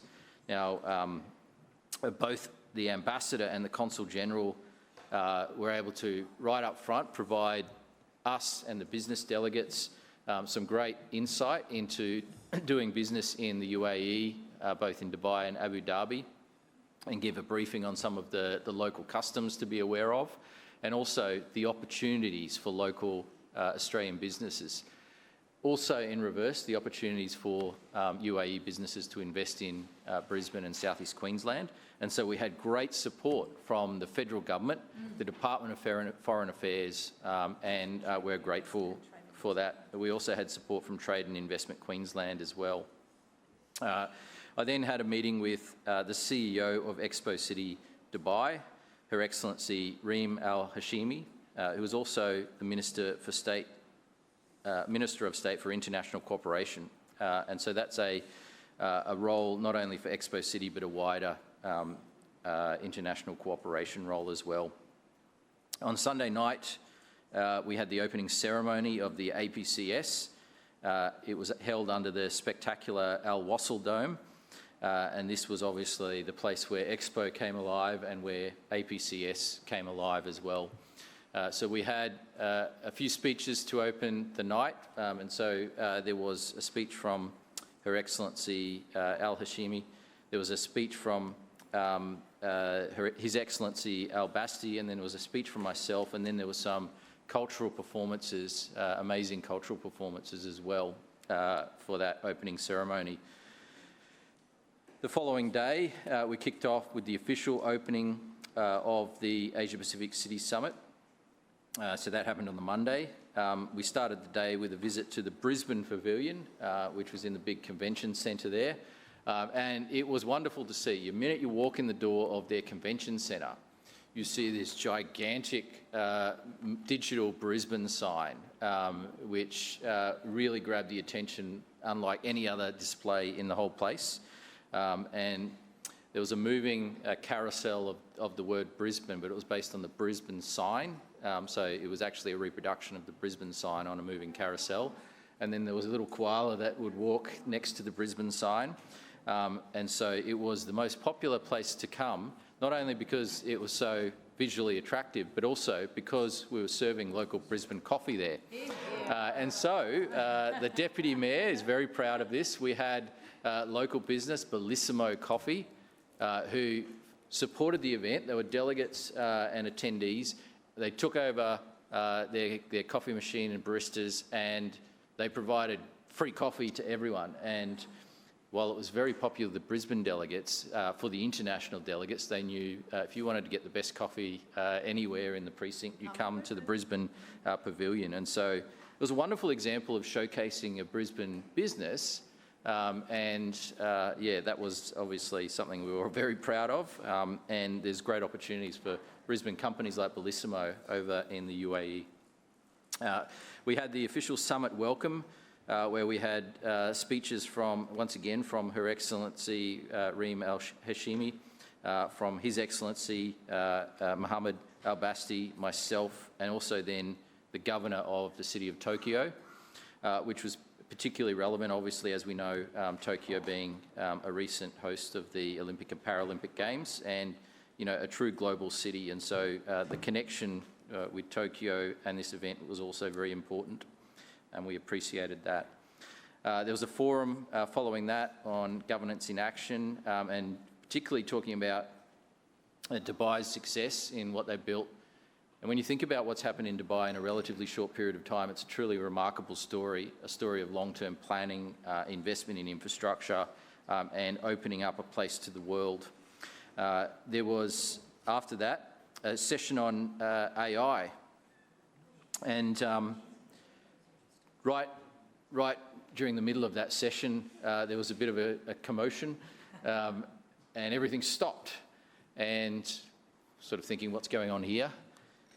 And then this big delegation entered, and it was the Crown Prince of Dubai, who is the son of the leader of Dubai. And he came in, and he's actually the patron of this event. He was the patron of the 2025 APCS, and he lent his support to it. He is obviously really important because future leader of Dubai, and someone who is excited about the opportunity potentially to visit Brisbane. So he asked me about Brisbane. He asked me whether I'd be inviting him to come to Brisbane, and I said absolutely. And I discovered that he's a bit of an adventurer. He loves the outdoors. He loves adventure activities, and I think Brisbane and Queensland is the perfect place for him to visit. So look forward to welcoming the Crown Prince of Dubai potentially to Brisbane and Queensland in the future. We then had a session on regional collaboration, which was presented by the Council of Mayors for South East Queensland, and it was a panel involving the mayors of South East Queensland. I was joined on this trip by the Mayor of Noosa, the Mayor of Moreton Bay, the Mayor of Lockyer Valley, the Mayor of Scenic Rim, and the Deputy Mayor of Ipswich and Logan. And so there was a good panel discussion about regional collaboration and the benefits that it can bring. Then visited the Young Professionals Forum, and this has been an important part of every APCS, ensuring we hear from our young and future leaders. And there was some great international young professionals gathered together to come up with their ideas on how they would like to see the future, and they are, as Lord part Mayor, of... your time Move has for an expired. extension, Madam Chair. Seconded. It's been moved by the Deputy Mayor for an extension and seconded by Councillor Dixon. All those in favour say aye. Aye. Those against, no. The ayes have it. Lord Mayor. Thank you. As part of the event each time, they present their vision to the mayors, and so it's a way of the young professionals connecting with the mayors and city leaders, and that's an important part of every APCS, and once again was this time. I had a meeting with Sheikha Latifa bin Mohammed bin Rashid Al Maktoum, who is a member of the family, the royal family of Dubai.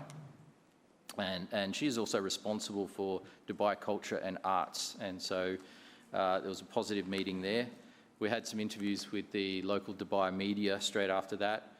There were some meetings at the Brisbane Pavilion. And the way the Brisbane Pavilion was set up was there was various meeting zones where our delegates could meet with other international delegates. And it was a really collaborative space that had been designed. I then had a meeting with the Deputy Mayor of Paris. Now, Paris, I might have mentioned this before, has 20 deputy mayors, give or take. So Basically, if you're a committee chair in Paris, you're called the deputy mayor. So that means that, you know, by that standard, we'd have lots of deputy mayors here. And so this deputy mayor was Arnaud Nagacha, and he was the deputy mayor responsible for international relations, effectively. We had a great meeting, and he expressed an interest in our preparations for the Olympic and Paralympic Games, and together with Pierre, who we've previously met, who was another deputy mayor for Paris, we're keen to strengthen that relationship. There was an event for mayors and deputy mayors in the desert that night, and it was literally in the desert. There were camels there. We didn't eat any camel, but it was quite an experience. But we did get to hold both a falcon and a desert owl as well, and it was a great cultural experience. But most importantly, they had a number of tables set up, and it was just a free seating arrangement. And so you've sort of found yourself with, could be a mayor or city leader from anywhere around the world. And at my table, we had the mayor of Bilbao, Spain. You might know that city because it has the Guggenheim Museum, and it's become a major tourist attraction. We had a representative from the city of Naples, and then a representative from Oman, and myself and Councillor Allen were at that table. And what was remarkable is that, like, that's a really broad range of cities there, from, you know, Spain, Bilbao, Spain, Naples, Oman, and Brisbane. But it was incredible to see what we all had in common when it comes to challenges that we face. And there was a really long discussion about some of the issues they were facing. But everyone is facing problems with housing and homelessness. And everyone has practical issues as well about, you know, some practical local government things about whether you should be allowed to drink in the street. That was a source of discussion. Apparently in Spain, it's part of the culture that you go into a bar, you buy a drink, and then you go out into the street. But would you believe and would you guess that residents who live above the bar don't actually like people drinking in the street till late at night? And so it's a perennial local government issue of should this be allowed or should it not? But it's part of the culture and they obviously want to protect it. Anyway, I could go on, but I'll continue on. The next day, we had the UN Habitat Roundtable on Sports for Sustainable Development. And so this was part of the relationship we've developed with the UN through our Sustainable Cities program, where we've received the gold certification. And so this is about making sure we leverage sport for sustainable development, and whether that's the Olympics or whether that's other kind of sporting investment to create healthy and active communities. There was a great discussion there.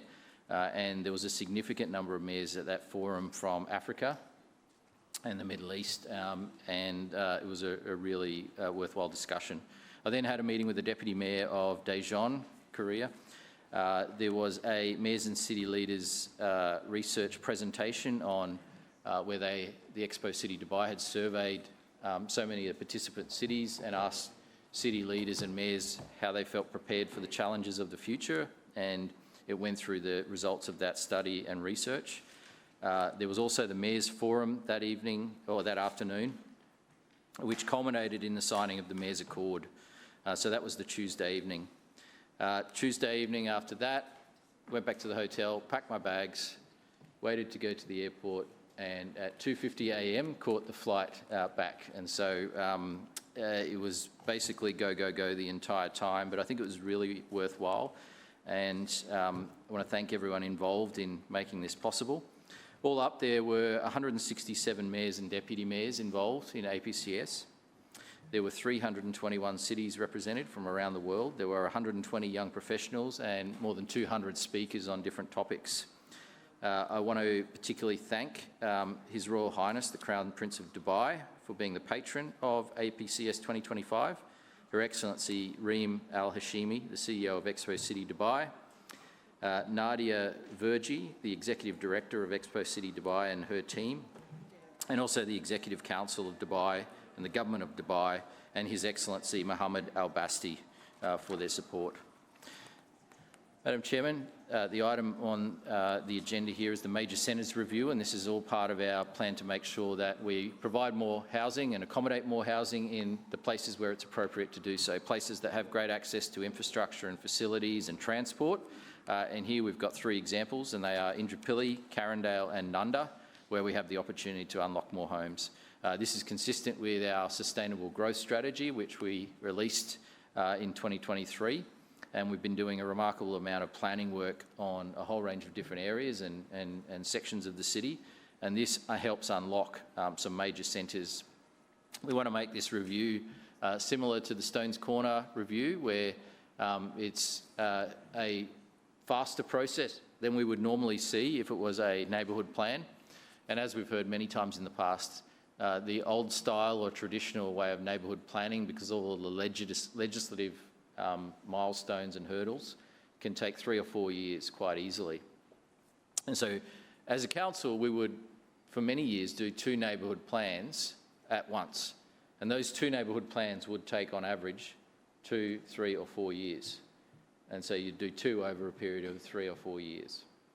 What we're doing at the moment is a record amount of planning to make changes in a faster and more responsive way. And we're doing that because we are facing a serious housing supply shortage.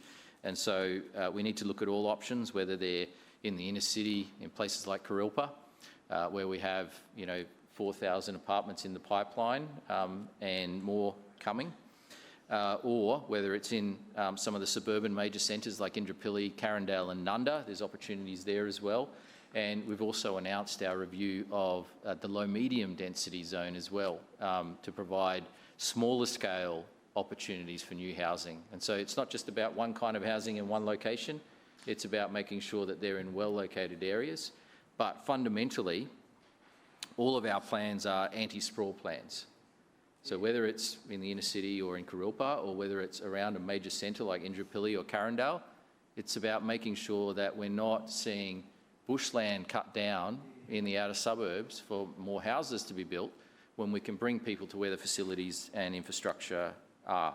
And so Indooroopilly has a railway station and a bus station. Carindale has a bus station, and hopefully one day in the future we'll have a metro. Nunda has a train station and has already had some revitalisation and growth, and so there's clear transport infrastructure in place there. And so it makes sense to have a look at the planning here and to facilitate more homes to be built in these locations. Point of order, Chair. Point of order, Councillor Dixon. Chair, I move that Council now adjourn for afternoon tea for 15 minutes, which commences only when all councillors have vacated the chamber and the doors have been locked. Seconded. It has been moved by Councillor Dixon and seconded by Councillor Givney that the meeting adjourn for a period of 15 minutes, which commences only when all councillors have vacated the chamber and the doors have been locked. All those in favour say aye. Aye. Those against, no. The ayes have it. The meeting will be adjourned when all councillors have left the chamber.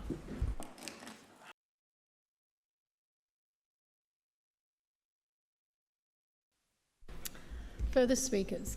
Councillor Cassidy. Thanks very much, Chair. Rise to speak on this item before us today, which is the ENC report from the 15th of September. And just note that, this was discussed at ENC meeting just following our last council meeting, and then it was a whole month till the 13th of October before ENC met again and discussed things, and then it was weeks later, just ahead of this council meeting coming back. So really quite, what a work ethic they've got. That one meeting during recess, but checks out. You couldn't have an ENC meeting that was full of substitutes, given most of ENC was away in Dubai. And we heard this very interesting story from the Lord Mayor about his trip to Dubai. He enjoyed the desert, he liked to see the camels, he liked the falcons and the owls, and he liked meeting the rich people who have the 500-foot yachts and things like that. He loved that. But he also, quite interestingly, said that there was no net cost to council for this. So we know there was a cost, for nearly $450,000 cost.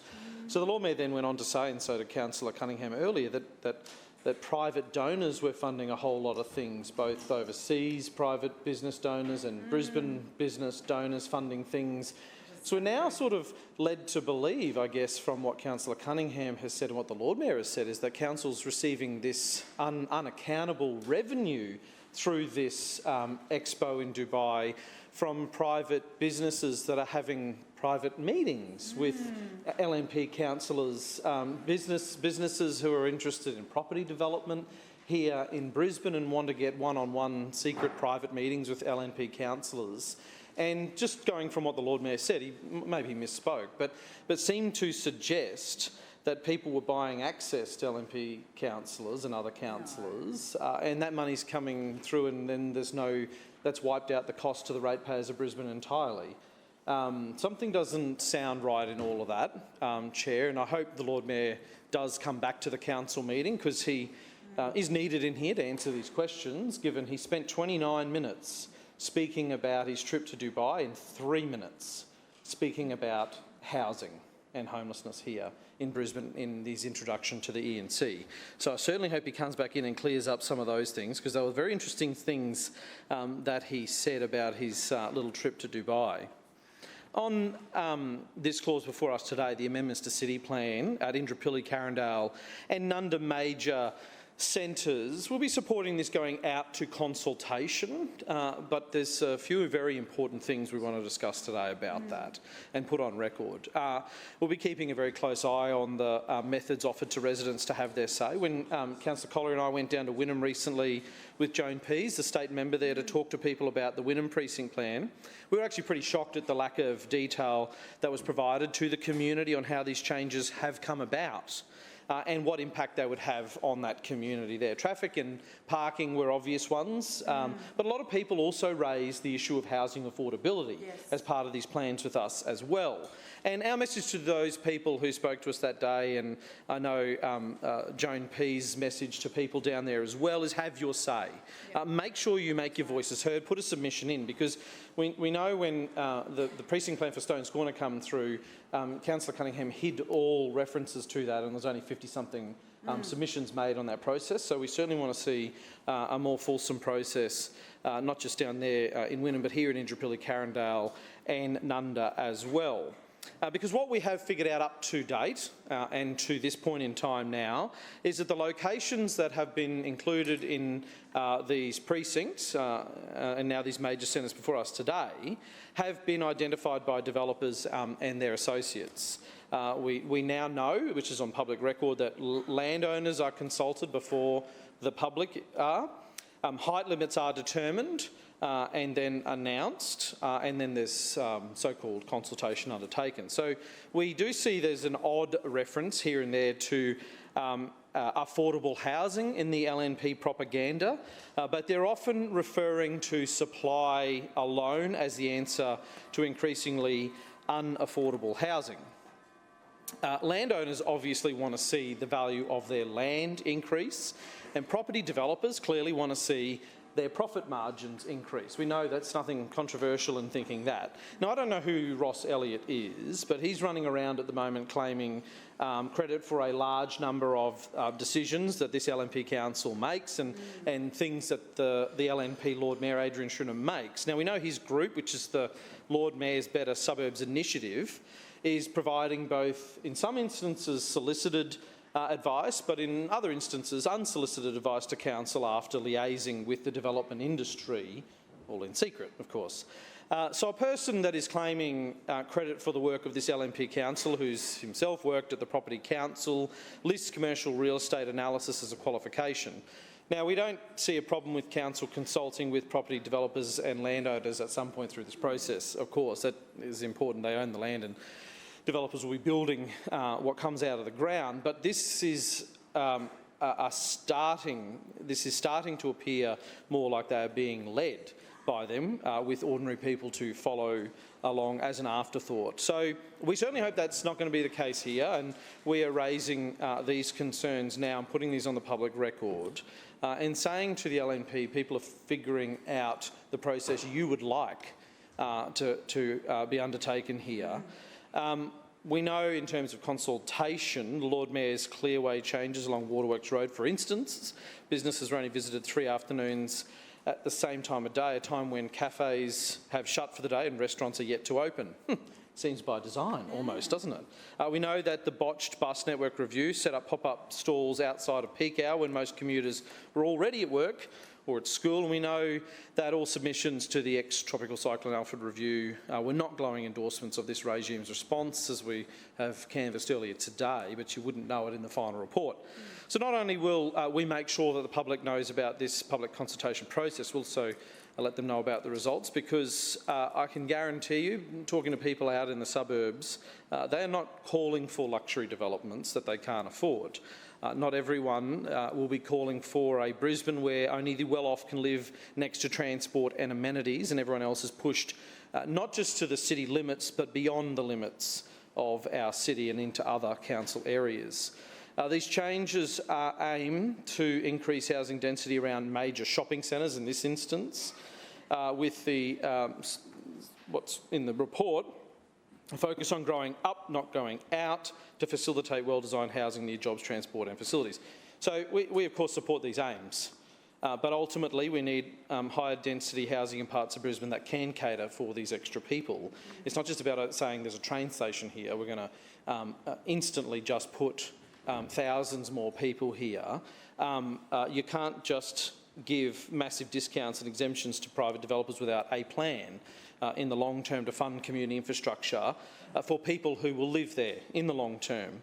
The LNP need to be willing and able to significantly increase bus services, maintain our roads, build the footpaths and cycleways and libraries and community centres and sporting facilities that people want in their communities. And you can't do that by cutting budgets in real terms for all of those things which we are experiencing under the LNP. So the sad reality is that despite being in a housing crisis, of course, we have no idea when these homes will actually be built.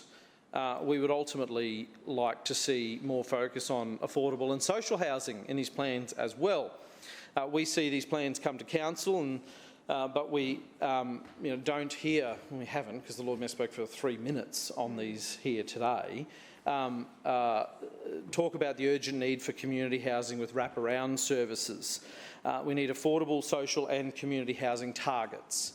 There's nothing wrong with council having those targets, and despite what the LNP says is it's not their business to be talking about affordable housing or calling for social housing or supportive housing as well.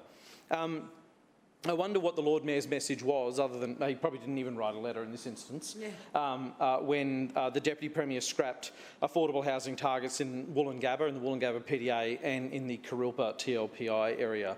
Or I'm sure he probably just rolled over at the whims of Jared Blay, just as he did with the Story Bridge, probably. So, Chair, that's why I'm now going to move the following amendments to this item before us today. So I move that in point 2, after long-term community benefits and affordable housing, insert the words with definitive targets, and in point 4, insert a new dot point reading, Council calls on the Queensland Government to provide supportive housing models within the Nunda, Indooroopilly and Carindale major centres. Seconded. I've got copies here. I'll keep. Thank you.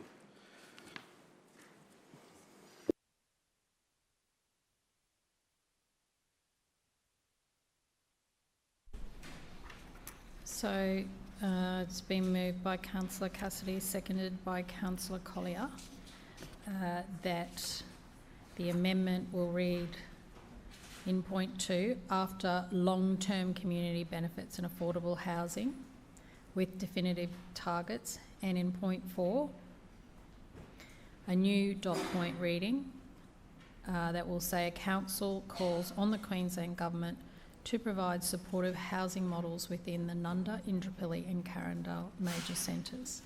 Councillor Cassidy. Thanks very much, Chair, and I hope this is a day of bipartisan support for motions and, in this case, amendments here in the council chamber today.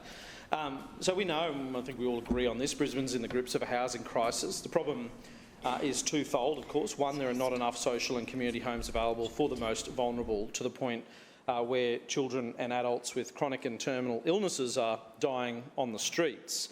We heard today the Lord Mayor say that there is crisis accommodation available for everybody who wants it, but it is in fact temporary accommodation in motels at the moment. The state government does not have crisis accommodation for people who need it. Those families the Lord Mayor talked about are in fact just being put up in motels. Best case scenario for a couple of months, probably more typically for a couple of weeks, in some bad cases a couple of nights before they are moved on and have to move out. And two, the second of these two problems is everyone else with an income and is able to access housing of some sort and has the means to do that is staring down the barrel of a lifetime of renting or mortgage stress if they can even scrape together a deposit without the bank of mum and dad. So we hear that a lot at the moment. So every week Brisbane reads about a new price hike, a new record, a new booming suburb. And people who are born and raised in Brisbane are forced to look beyond the city for a rental or a first home to buy. That means often people are only a couple of paychecks away from homelessness. For some it's temporary, for others it can become chronic, and I'm sure those of us who engage with our communities, I know we do on this side of the chamber, know that to be a fact. But the support is building for supportive housing, an evidence-based response to chronic homelessness.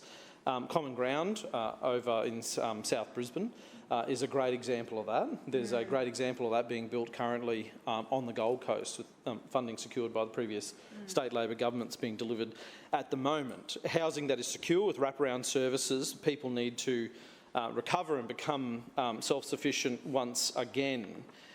We also have to go further to secure, so to ensure that Brisbane does not become a city of have and have-nots, where the well-off may live in close proximity to jobs, education, services, amenities and public transport that connects them all, and everyone else is pushed to the fringes where it's either scarce or doesn't exist at all. One of the best circuit breakers for poverty, of course, is living in areas with jobs and services available. And that's what we should be aspiring to, and that's why it is critical for this council to become a champion for targets for social, community and affordable housing.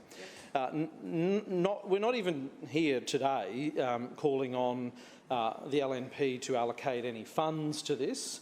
Unlike previous council administrations, the Sawley administration, which actually put money into housing alongside the Beattie Labor government of the day and set up Brisbane Housing Corporation, which has now seen thousands of homes delivered to people here in Brisbane. Not even calling for that. What we're calling for is council to again become a champion for targets for social, community and affordable housing. We have seen the worst of the LNP at a state level by not only scrapping targets but entire social community housing projects altogether. And so the role of local government may be limited, but it's not pulling every lever here in this instance that it can.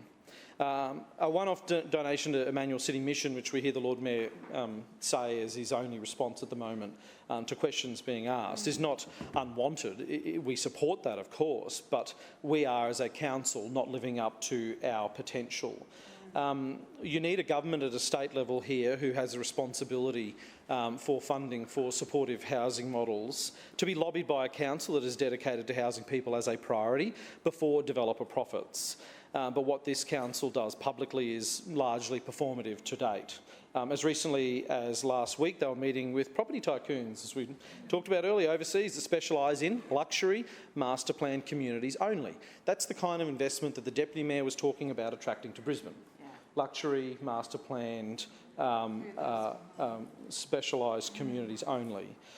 We understand the council has a revenue and spending problem here in Brisbane, and they have needed higher rates than ever to plug their budget black hole, but ultimately it's the people that vote for you and have voted for you who will cast their judgment on how you rise to this challenge. And what you can do today is support this and send a strong message to the state government that we think they need to live up to their obligations in providing housing as a human right to as many people as possible, and the council as a whole and unanimously here today stands up and says we want a target for affordable social and community housing here in Brisbane to ensure that all governments are held accountable when they are talking about investing in housing here in Brisbane. Are there any further speakers to the amendment?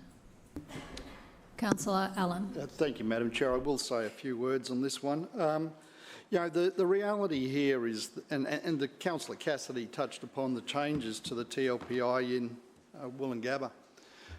The reality is that the settings on the previous TLPI in Woolloongabba were restrictive and, in fact, stymied development in Woolloongabba. Once the TLPI conditions were put in place, development applications basically ground to a halt in that TLPI. So the story here is you can put in all sorts of targets and things into you know, a planning instrument, but if it doesn't give rise to housing, you're just defeating the purpose of the whole exercise. We're trying to get homes approved and ultimately built, but if you put in place enough conditions, you will actually kill the development feasibilities and nothing will happen. So a lot of the things that Councillor Cassidy has suggested and included in this amendment actually work against the provision of housing. And quite frankly, everything we're doing is to pull the levers to support new housing. We're doing the suburban renewal precincts that are all about providing additional housing and economic activity in key precincts in well-located areas near train stations and amenity. The major centres piece of work that we're doing and that we're debating at the moment is all about looking at opportunities for additional housing. We're also undertaking additional suburban renewal precincts. We're undertaking a review of the low medium density residential zoning to give rise to better feasibilities in order to provide additional housing. And what Councillor Cassidy is proposing will in fact stymie development. So he's actually working against the outcomes that we're trying to achieve. And this sort of amendment does nobody any good. At the end of the day, this is about providing supply in the market, about providing supply across the city, about providing supply of different topologies, high-rise, medium-rise, low-rise, you know, where people can effectively relocate maybe from a big house to a smaller house as they get older and want to downsize. That sort of product isn't available, and we're looking at ways to do that. So, as I said, this particular amendment isn't helpful in the context of providing broad-based housing supply in the city. We're doing everything we can. I think the point I made right at the beginning of my response is a salient point, and that is that the state government made changes to that Gabba TLPI for the very reason that it stymied development. And at the end of the day, we've got to look at pathways that allow for improved development outcomes. The reality at the moment is we are in a very, very difficult environment to provide housing in the city. The costs to build are exorbitant, and that flows through to sale prices. We all know that. So the reality is we've got to open up the city for you know, development opportunities. We've got to provide the approvals, provide them on a product topology that is something that the industry can build. I mean, at the moment, we've got a situation where a lot of the buildings that are being built around the city are by sort of Tier 1 and Tier 2 builders because they're large-scale projects and they're the only ones who can do it. What we're trying to do through the low-medium density review is to open up opportunities for third and fourth tier builders who can build good products in our suburban areas. So, as I said, we're looking at lots of different avenues to provide additional housing in the city, but Councillor Cassidy's amendments won't achieve that outcome. Thank you.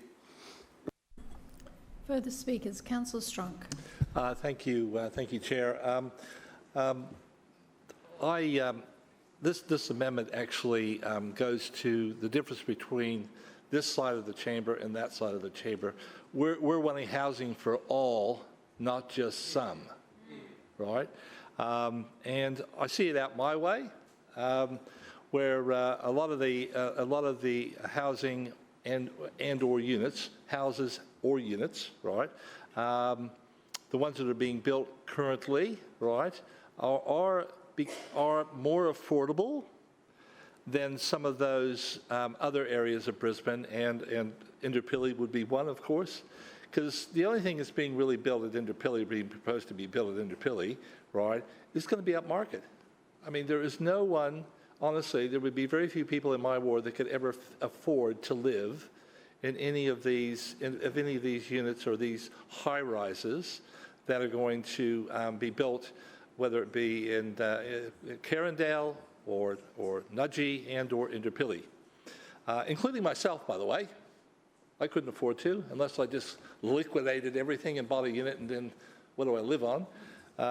So I'm not saying that, you know, people don't have a right to live in a luxury unit, but listen, we got to be, you know, affordability in this country is, and Brisbane's like the second most expensive. And I remember 10 years ago when they said it was going to happen, and it has, right? I don't know where people are going to afford to be able to buy anything, right? I mean, the average, you know, even 2 incomes, with good jobs, 2 incomes, even without a couple of kids, it's tough. I run into them every day. I talk to them every day, and if you just ask what's happening in their lives, you know, housing stress is a big thing. And you know, I was blessed that I bought into the property market in Brisbane many years ago, right, when it was affordable, right, on 1 income, right. Anyways, I just encourage the chair for planning really to have more of an open mind when it comes to public housing. I know that's not a responsibility of Brisbane City Council, but social housing and affordable housing, right? Because we've got to do more of that and a lot less of the luxury stuff. Because the majority of people that have aspirations to buy a house don't probably have incomes that can support a luxury unit at Indooroopilly, at Nudgee, and or at Carindale. So when Councillor Cassidy produced this amendment, I thought this is great. We need to be specific. We need to be specific about these things as much as we can in our planning, and we have to encourage the developers to be mindful of that as well, because we can't have a city that just has accommodation that is only for the some, not for all. Thank you, Chair. Further speakers to the amendment. Councillor Collier. Thanks very much, Chair. I'll just keep it brief. I just, where we are at now in the terms of what Brisbane's future will be in 5 or 10 or 20 years' time, right now, this very moment is a critical juncture. And when the LNP Council administration are making conscious decisions not to provide clear targets and clear definitions of what affordable housing is and how we are going to get there, boggles the mind, honestly. I don't know how anyone could sit on the administration side of the chamber and not acknowledge that this is a huge challenge. They must have their heads buried in the sand, Chair, because every single person you go out and speak to in every corner of Brisbane is struggling with the cost of housing. There is a problem with supply in this city, and it is only going to get worse. We have not hit the worst of it yet. And all we hear from the LNP is no, we won't do anything to address it. I think that the proposed amendments today put forward by Councillor Cassidy are a really great starting point. But once again, we see from the LNP their complete aversion to do anything meaningful within their power to address housing affordability and supply in Brisbane.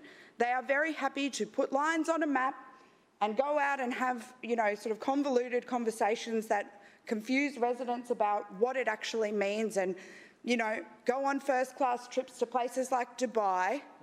But when it comes to delivering for the residents of Brisbane, there is nothing. There is nothing under this LNP Lord Mayor who couldn't even be bothered to be here for this sort of debate. Housing is the #1 most important issue to Brisbane. In Councillor Allen's own committee this morning, we heard about the extreme cost, the rise of the cost of housing and how that is severely affecting people's households' budgets and the flow-on effect, the inflation and the flow-on effect of how they are spending, how they are living their lives. The LNP, you have been in charge for more than 20 years now. This is not some political plaything. This is people's future. People do not have homes that they can raise a family in. Housing for the vast majority of people is unaffordable.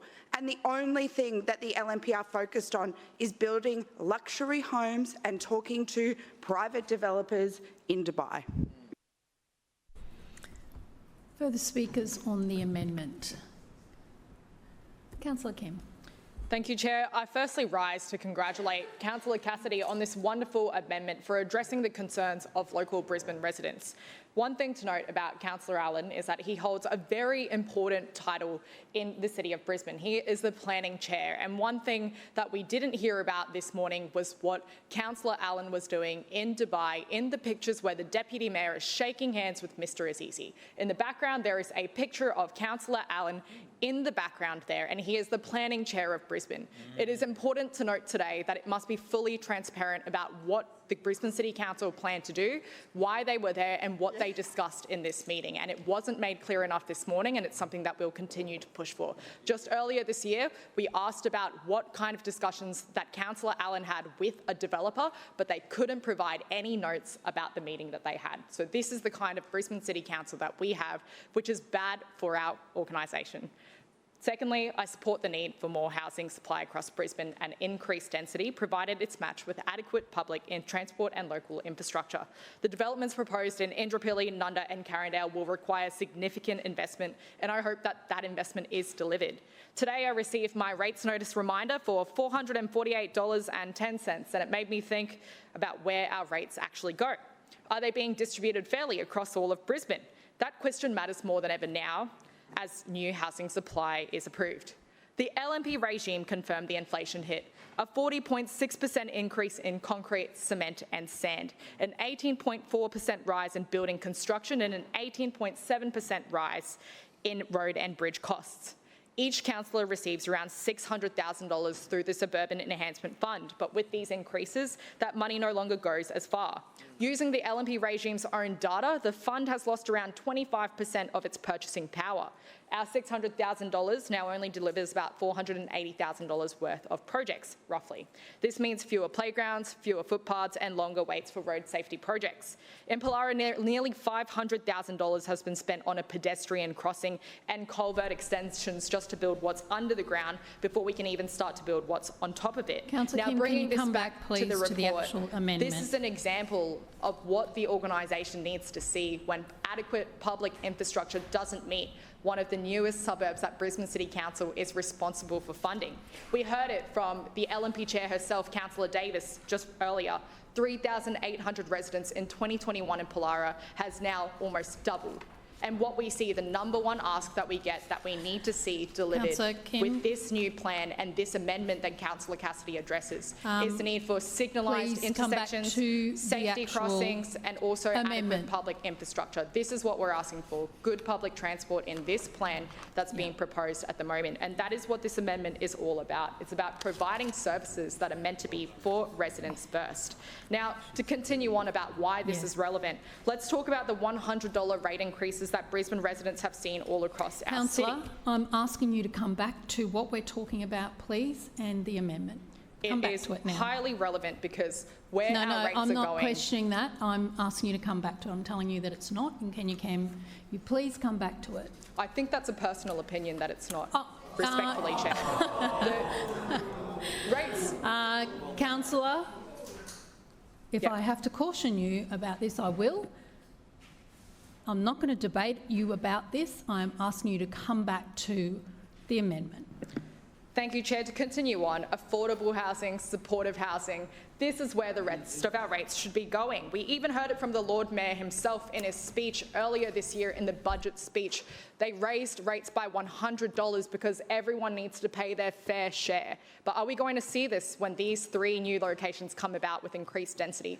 Will this actually be delivered, and will you continue your promise? Because so far the LNP Council haven't done that in Pollara, and whether or not they continue to do so and to match this promise is another question as well. Again, Councillor, I bring you back to the amendment, and Thank you, I Chair. may rule that out of order. I would like to just continue on by saying yesterday I met a resident who has been living in his car for 2 years around our suburbs because this system rejects people like him and provides him with inadequate alternatives. Not only is listening to his dehumanising experience difficult and emotional, it says a lot when I actually ran into him outside my office on the weekend because he was accessing Brisbane City Council's free Wi-Fi from our office. He does this regularly around the area. I offered him a free water, and in return he said, "We can meet on Monday because I know you're very busy," out of politeness. But we all know that councillors are happy to work on the weekend. We work hard and we care and we show up every single day. But this man was left behind, and these are the kinds of people and the stories that are lacking empathy from this chamber right now. So as much as respectfully, Chair, this may be deemed irrelevant, in my eyes, it's highly relevant because Don't twist Brisbane my residents words, should thank be... you. Don't twist my words, thank you, Councillor Kim. Your time has expired. Thank you, Chair. Any further speakers? Councillor Griffiths. I was going to give the LNP an opportunity to speak, but it seems no one over there wants to speak. And of course, the Lord Mayor is not with us yet again. Councillor, do you want to actually talk to the amendment? That's what you're getting on your feet for. I am actually speaking to the amendment, Please but do. I'm making some. Please go ahead and speak some notes. to the changes. Sorry, you shouldn't be debating me. It's Councillor, not your job. don't tell me what I should and shouldn't do. To participate exactly, in the and it's debate. not yours to debate with me. Now, I'm asking you to come to the point. I'm just saying, Madam Chair, I don't believe it's your job to be participating in the debate. I am not asking your opinion. I've told you. On that. I've told you my And I opinion. caution you, Councillor Griffiths, that's your second one. No, actually. How many have we got now? Yeah, let me Let's just see. check that. No, it is your second one. Coming close. Oh, let's keep going.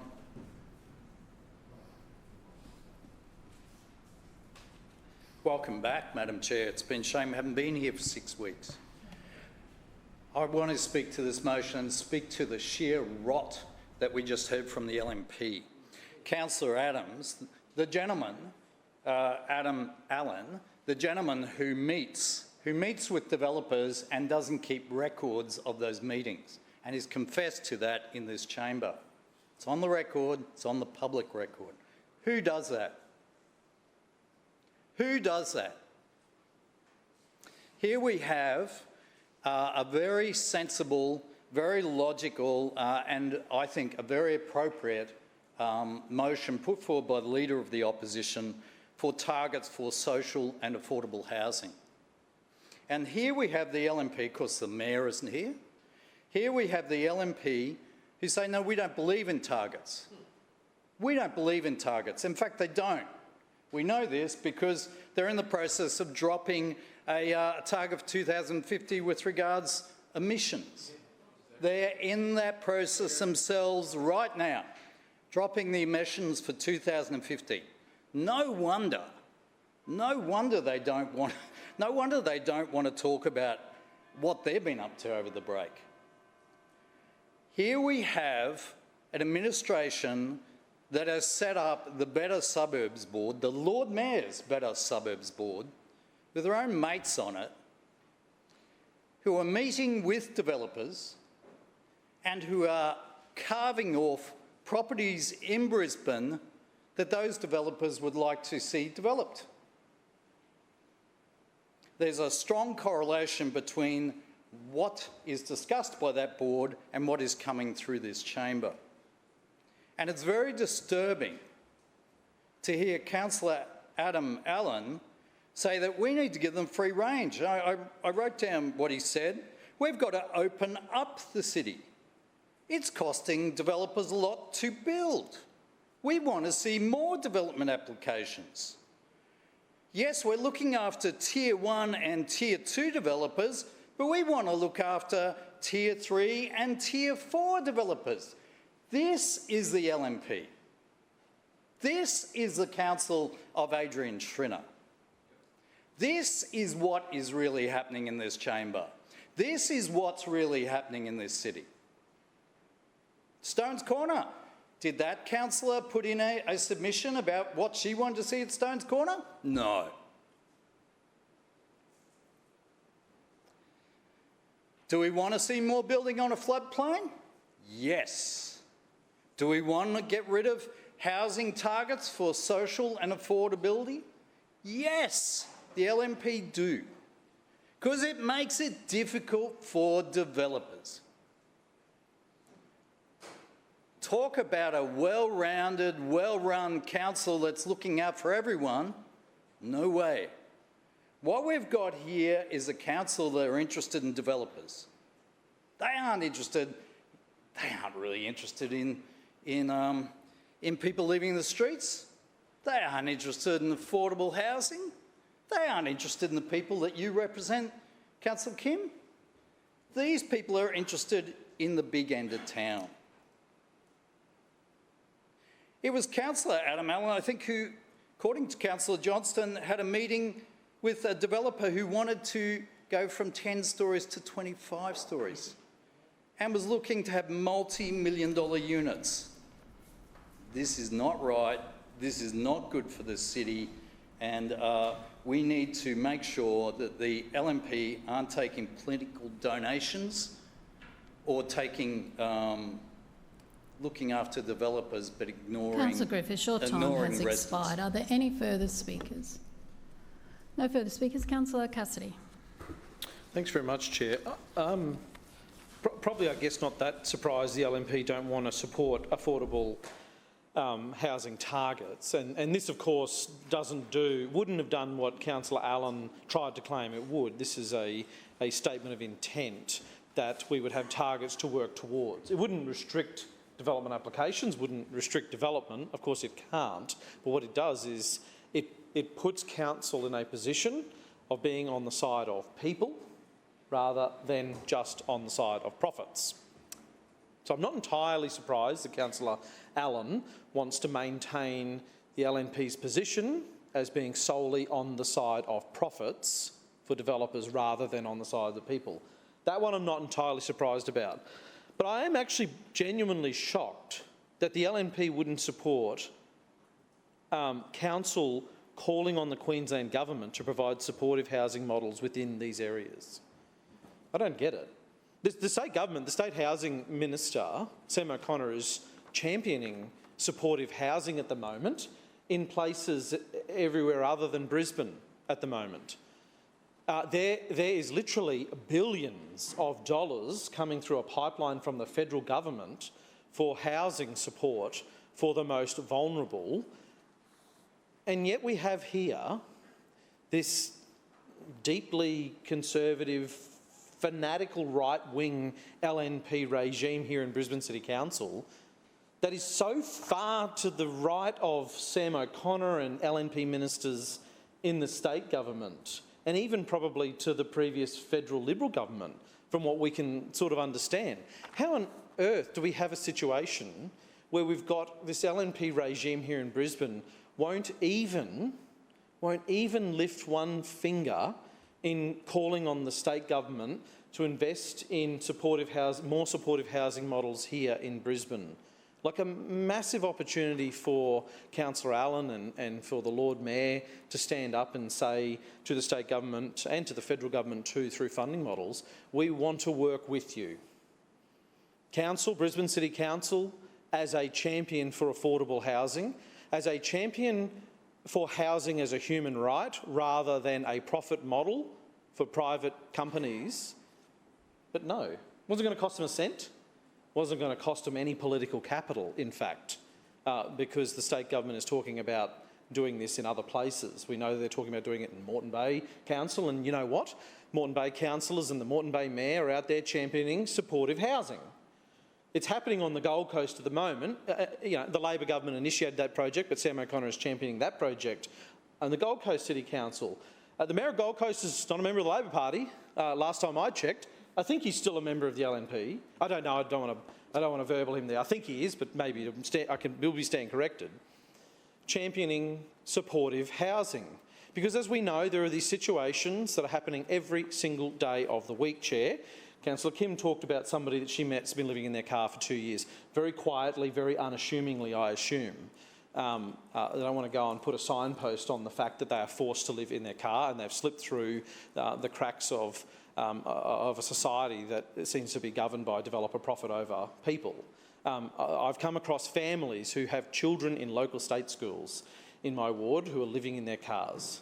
take the kids to a local park to use the toilets and the taps to get ready, make the lunches on the boot of the car. And very often aren't able to even provide that for their kids, and the schools are stepping in to provide that food. This is the Great Olympic City. This is the city that the Lord Mayor said he went to Dubai and spruiked to those billionaires. This is it. And what do we get? What do we get from the LNP? We get this rubbish from Councillor Allen saying that affordable housing targets in the Kurilpa TLPI were stymieing development, even though, 6 or 7 weeks ago, Councillor Chongwa, we asked the question. It's not called the Gabba TLPI. Councillor Allen, do not call out across the chamber. Councillor Cassidy. Thanks very much. In the Kurilpa TLPI, Councillor Allen admitted there were 5 DAs submitted and being assessed and approved by Council, which included the affordable housing targets that the state LNP government and Jared Blay has now scrapped. So it wasn't a hindrance. It wasn't a hindrance at all. Councillor Allen spent most of his time talking about the plight of private developers for a lot, but he didn't spend one single second, not 1 second, talking about people. Talking about the people that need to spend 50 or 60% of their disposable income on housing here in Brisbane now. Councillor Cassidy, your time has expired. We'll now put that amendment to the vote. All those in favour say aye. Aye. Those against no. No. The noes have it. Division. Division called by Councillor Cassidy. Who seconded it? Councillor Kim, seconded by Councillor Kim. Ayes to my right, noes to my left. Clerks, please ring the bells.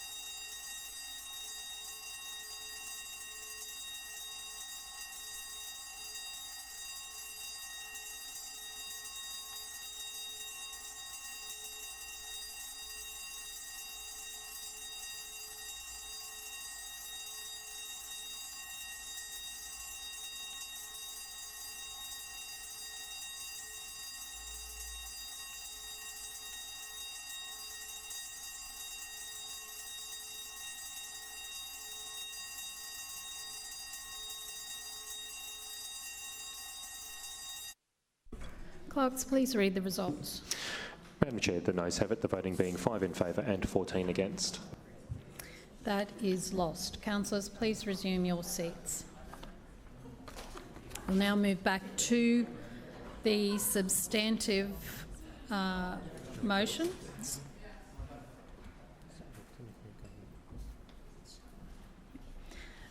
Further speakers. Is that? No. No, once you... Thank you. Thank you, Madam Chair. Councillor We're back Allen. to the substantive debate. Yeah, thank you. I rise to speak on item A, the major centres review. The review includes the precincts around Indooroopilly, Carindale and Nunda major centres. As we've made clear time and again, we want to see more housing in locations with great existing infrastructure that can be leveraged for the benefit of a growing population. This is a key focus of our Housing Supply Action Plan and Brisbane's Sustainable Growth Strategy, from which the centres review stems. As the Lord Mayor alluded to, each of these centres are highly accessible hubs in the city's public and active transport network, while also offering prime access to fantastic community services, including retail shops, dining and everything in between. If we take Indooroopilly, for example, I'm sure Councillor Wolfe can attest to just how ideal this location is, offering the Indooroopilly railway station along with a range of shops in the centre. It's surrounded by streets such as Riverview Terrace, Coonan Street and Musgrave Road, which are within the boundary of the review and present a good opportunity for investigation. As the local councillor in the Nunda area, I can say that the offerings in the village precinct are second to none, with the train station close by and a great mix of commercial and mixed-use facilities. We'll be looking at parts of streets such as Buckland Road, Chapel Street, Wood Street and Boyd Street and the opportunities they present. When it comes to Carindale, it offers a key bus interchange and a great retail hub to service the various needs of nearby residents. Clearly, there is a great opportunity to broaden access to these important offerings for residents, and we look forward to doing a review of building heights and allowing greater flexibility to deliver more homes. In doing so, we'll be seeking to facilitate some great economic outcomes too, creating vibrant destinations that provide businesses with a broader market of people to service. As usual, this is the first step in the process, and to get the ball rolling, we'll be seeking a streamlined process, Section 18 from the state, to make the amendments. They will later come back here and proceed to public consultation so the community has a say in the final plan. Madam Chair, this review is a great opportunity to build on our efforts in boosting housing supply in the right locations, and I commend this item to the Chamber. But before finishing, I did want to touch upon some of the points that Councillor Cassidy made, and he made much of our involvement with the development industry and the construction industry. And one of the things that we're very conscious of is that it's really important that we can do everything we can do to ensure that housing gets delivered. It's one thing to, obviously do the planning, process the DAs, but at that point, we really need the industry to respond. So, by talking to the industry, we get a sense of what the critical issues are that they're facing, and we can ensure that these projects have a better than even chance of actually getting to completion. So it was interesting that Councillor Cassidy should have made so much of our involvement with the development industry, and then he's been down at Wynnum with Councillor Collier recently. Guess who was one of the key advocates for development in Wynnum? None other than Joan Peace, who in 2022 wrote to the Lord Mayor on behalf of developers imploring him to have a look at Wynnum for revitalisation. And I'll read a couple of sentences from the letter. The property owners have indicated that there is a groundswell of interest in the redevelopment in the Wynnum CBD. Another sentence. I understand there is currently no consideration being given to updating the Wynnum Manly Neighbourhood Plan. As such, the landlords have indicated to me that they are interested in seeking a variation of planning to enable development progress. I have been advised that things such as height, car park and setbacks requirements are holding back or stopping future development. I am supportive of seeing increased housing in the Wynnum CBD that delivers a progressive, planned and supported community development. So the local state member down there is representing the interests of developers. She's talking to them to better understand what they need to do to activate development down there. So I'm just not sure why it's okay for the local state member, Labor state member, to represent and talk to developers, but it's a problem for us. Anyway, Madam Chair, point of order. What I would want to say is the... Oh, one moment, please, Councillor Allen. Point of order, Councillor Cassidy. Claim to be misrepresented. I note your claim. Councillor Allen. What I would like to say in conclusion is that, any settings that we might end up with in Carindale, Indooroopilly, Nunda does not preclude affordable or social housing outcomes. So CHPs and the state government, can go into these locations and initiate projects. Councillor Allen, your time has expired. Just one moment, please, Councillor Cassidy. And Councillor Griffiths, I caution you again for calling out. You know better than to do that, and you continue to keep on doing it. Councillor Cassidy, your point of misrepresentation. Thanks very much, Chair. Councillor Adam was referring to comments that Joan Pease was making and raising on behalf of landowners, and Councillor Allen was conflating that with property developers. And we know that he's been talking a lot about Tier 1 and Tier 2 developers and their profit margins and bemoaning the issues the so-called struggling property developers. Clearly, Joan Pease was talking about owners of small shops and buildings in Wynnum there. No, so, thank you, Councillor Cassidy. Entirely it's off the mark about you being misrepresented, so that is not a point of order. Further speakers? Councillor Chongwa. Thank you, Chair. I rise to speak on the ENC report Clause A about the Indooroopilly, Carindale and Nunda major centres. This council administration is planning to upzone around these 3 centres. On the face of it, it makes sense for more people to live in these areas. Indooroopilly and Nunda have frequent train service. All 3 are served by some high-frequency bus services. They're already lively local centres, but it's not enough just to raise the height limit. We need to make sure that these centres are sustainable for the future. That means we need to maintain setbacks for air and light flow. We need a variety of unit sizes suited to everyone from young adults to families to retirees. We need more deep planting to counter the urban heat island effect that comes from more concrete. I'll just take a second to say, did other councils know that this administration is no longer raising deep planting requirements to 15%? These higher and stricter deep planting requirements were meant for redevelopments exactly like these. This council voted for the increase in 2022 so that the future high-density precincts would have more shade and cooling.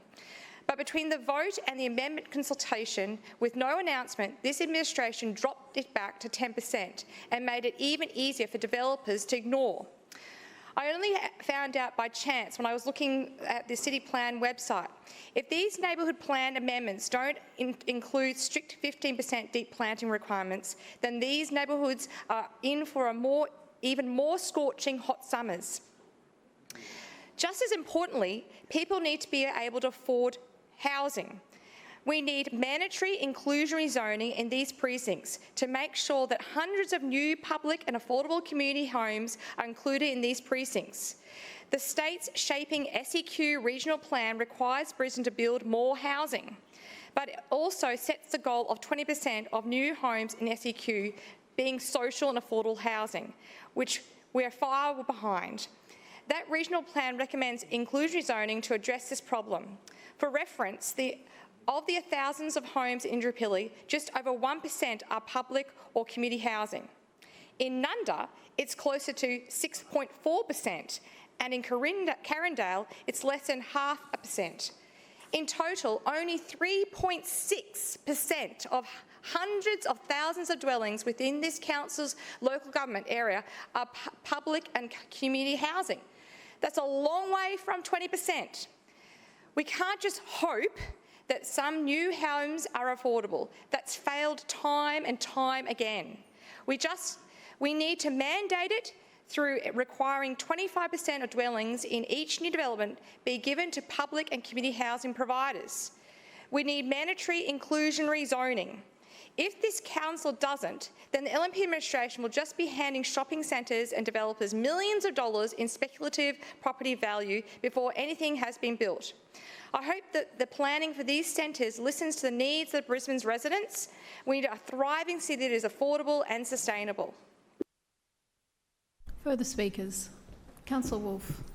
Thank you very much, Madam Chair, and I also rise to speak in support of item A relating to Brisbane's major centres and in particular with a focus on Indooroopilly. The Shrinner Council's commitment to facilitating housing in the right locations is a cornerstone of good city planning. As we continue to grow, we must do so sustainably, protecting the character and livability of our suburban neighbourhoods, while ensuring we're creating homes and communities our city needs for the future, for the people of Brisbane, for the people of Walter Taylor Ward and for the people in Indooroopilly. The Indooroopilly Major Centres is already one of Brisbane's most significant hubs for transport, education, employment and retail activity. It's an area that serves not just the Walter Taylor community, but the broader Western Corridor. With a major rail station, a major bus interchange, a major shopping centre, and with schools and universities access all within walking distance, Indooroopilly is exactly the kind of place where well-designed, highly dense housing makes complete sense. The proposed amendments align with Brisbane's Sustainable Growth Strategy and also Brisbane's Housing Supply Action Plan. Together, these frameworks recognise that growing up not out, is the way forward and protecting our unique suburban character while delivering more homes closer to transport, jobs and services. In practical terms, this proposal allows for additional housing capacity through carefully considered height amendments in key focus areas around the centre, and in this case, that centre is Indooroopilly Railway Station Precinct. Importantly, it will do so with a clear understanding of Indooroopilly's context, its topography, its transitions to surrounding residential areas, and the need to maintain an appropriate interface with established neighbourhoods. Madam Chair, we know that housing affordability and supply are amongst Brisbane's most pressing challenges. This amendment doesn't just provide a planning mechanism, it's a way to unlock opportunity in the right places without compromising what residents value most about our communities. I also want to acknowledge that this approach is not about unchecked growth. It's about responsible and responsive growth. Growth that strengthens centres like Indooroopilly by making them more vibrant, more walkable, better connected, while taking the pressure off surrounding neighbourhoods. These changes will enable a good mix of housing types, which include options for young professionals, downsizers and families who want to remain close to transport and employment opportunities that Indooroopilly offers. As the local councillor, I've seen firsthand the growing demand of housing diversity in the area, and I know how important it is that we manage this evolution with care. Community expectations must be set with good design, genuine consultation and infrastructure that keeps pace with growth, and I'm confident that with this process and through the tailored amendment framework under Section 18 of the Planning Act, will ensure just that. Madam Chair, this proposal represents a sensible and strategic step forward, a continuation of Council's commitment to planning for Brisbane's future, while safeguarding the character and lifestyle. With many parks in and near the centre, including Keating Park, Whitten Barracks Playground Park, Finney Road Park and Rankin Street Park, this also provides access to recreational activities and open space. I commend item A to the Chamber and I support the amendments to the Brisbane City Plan 2014 for Indooroopilly, Carindale and Nunda major centres. Thank you. Further speakers, Councillor Griffiths. Thank you, Madam Chair. I rise to speak in relation to this item. I just want to first off give some context and say that I've just supported 20,000 additional people in the Moorooka-Nathan-Salisbury plan, but that plan took 5 years to develop. It intensely involved the community. I had numerous public meetings. I placed a position, my position publicly for residents to see and know, and for this chamber to see and know. I am just wanting to put on the record that I believe the councillors who are representing Indooroopilly, Carindale and Nunda should also be involved in a very clear consultation process where they put it out to the whole of their community, not just to a very small, tight area. They should actually get their whole community involved in this consultation. And I challenge them to do so. I also challenge them to put in writing their thoughts about how high these buildings should go. Put in writing what you think or what they think should be done with affordable and social housing. Put in writing what infrastructure you think should be provided and what character and heritage homes you'd like to see demolished as part of these plans going forward. Also, it'd be interesting if those councillors also put what height you think these buildings should go to and how we should be providing infrastructure for these people when we hear from the chairperson how these developers are struggling so much and it's so difficult for them to pay infrastructure charges to us. Certainly it was very difficult, almost impossible for them to pay any infrastructure charges in relation to the Moorooka-Salisbury-Nathan plan. I have very big concerns for Wynnum, and I say, watch out, Wynnum. It's a developer's picnic happening there, and what is the position of your councillor? What we've heard today is that we have an LNP mayor, an LNP deputy mayor, and an LNP planning chairperson who've come straight from a meeting in Dubai in the Middle East with people who want to develop our city, who want to invest in our city, and they've been meeting with them. It's been a wonderful meeting. They weren't here during the storms, but they were meeting with those people to carve up, sell off, find deals for Brisbane. And it really worries me. It worries me how this council is doing things. It worries me how this administration is doing things, and it really worries me the future of our city. Our city is being carved up and sliced up and diced up in the way that it is in these meetings. I believe in responsible growth. I don't believe this is responsible governance. I don't believe this will deliver a good outcome for long-term our city. Further speakers? No further speakers. We will now put that to the vote. All those in favour say aye. Aye. Those against, no. The ayes have it. That is carried.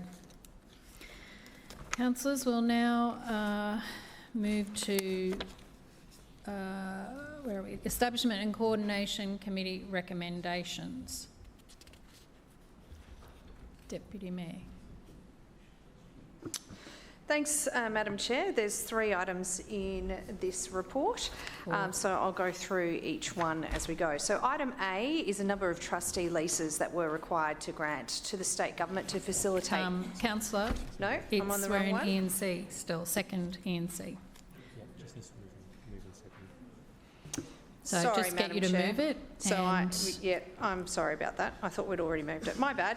I move that the report of the recommendations of the Establishment and Coordination Committee during the spring recess 2025 on matters usually considered by that committee be adopted. Seconded. It has been moved by the Deputy Mayor and seconded by Councillor Dixon that the report of the recommendations of the Establishment and Coordination Committee during the spring recess 2025 on matters usually considered by that committee be adopted.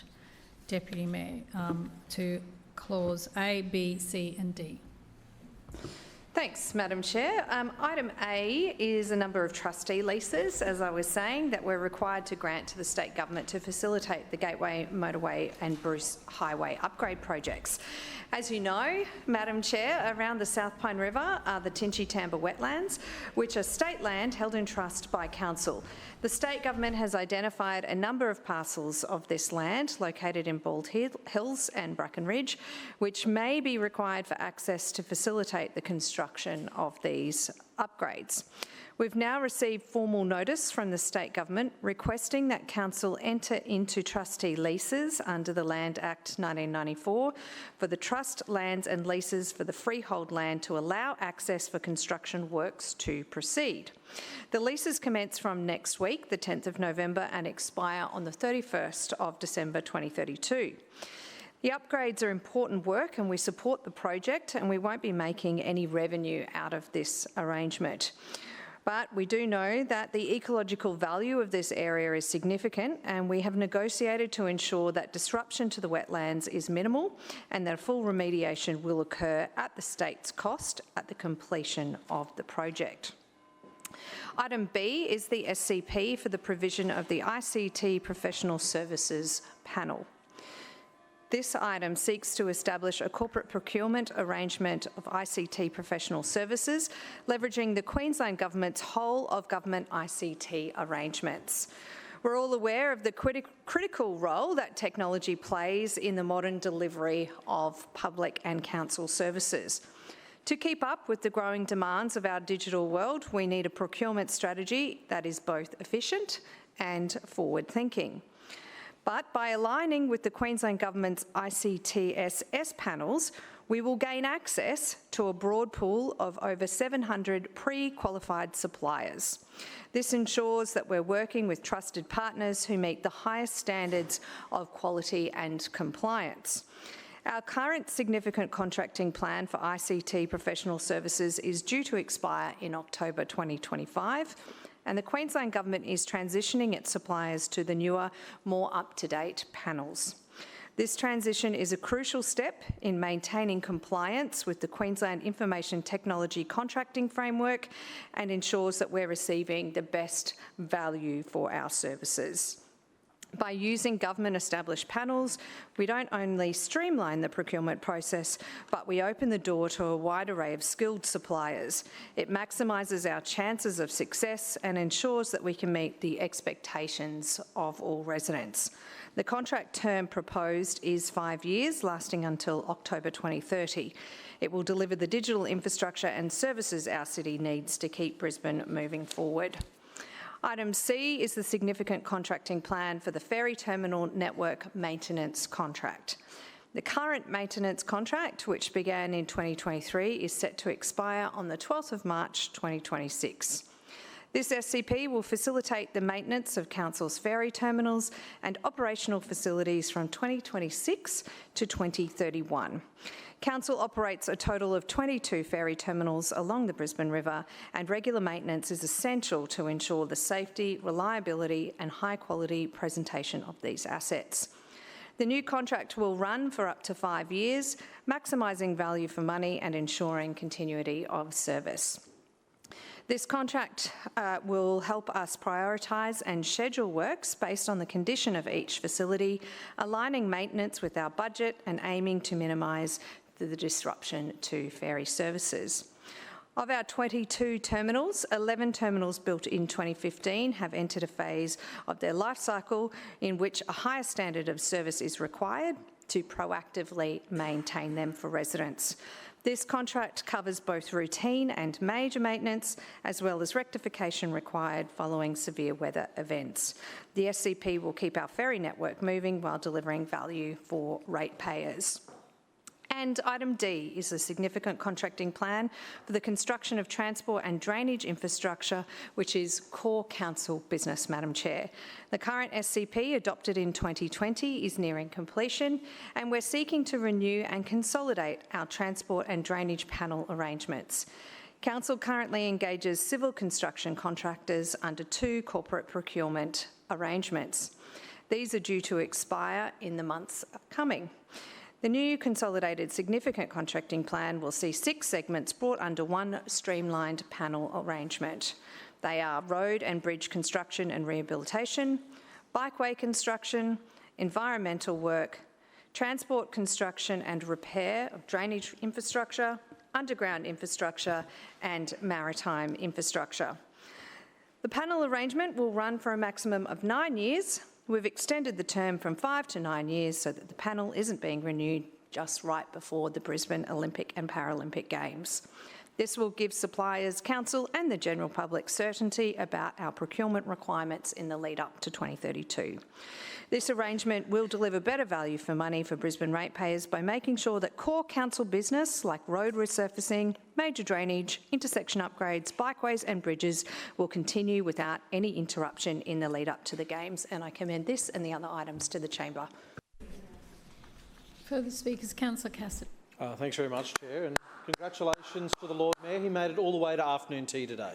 Unfortunately, couldn't be here to introduce all of the other work that he and his LNP regime managed to do over that 7-week recess, these next 4 items before us, these significant contracting plans. But it is incredible. Maybe he's still jet-lagged. Although the other councillors went to Dubai and managed to make it back into the council chamber and are here today. But unfortunately, we're not graced again by the presence of Brisbane's part-time LNP Lord Mayor to discuss these things before us today, including the upgrade to the Bruce Highway for ICT professional services, which from what we understand, going to be the bulk of council's work over the next decade anyway, and we'll come to that shortly.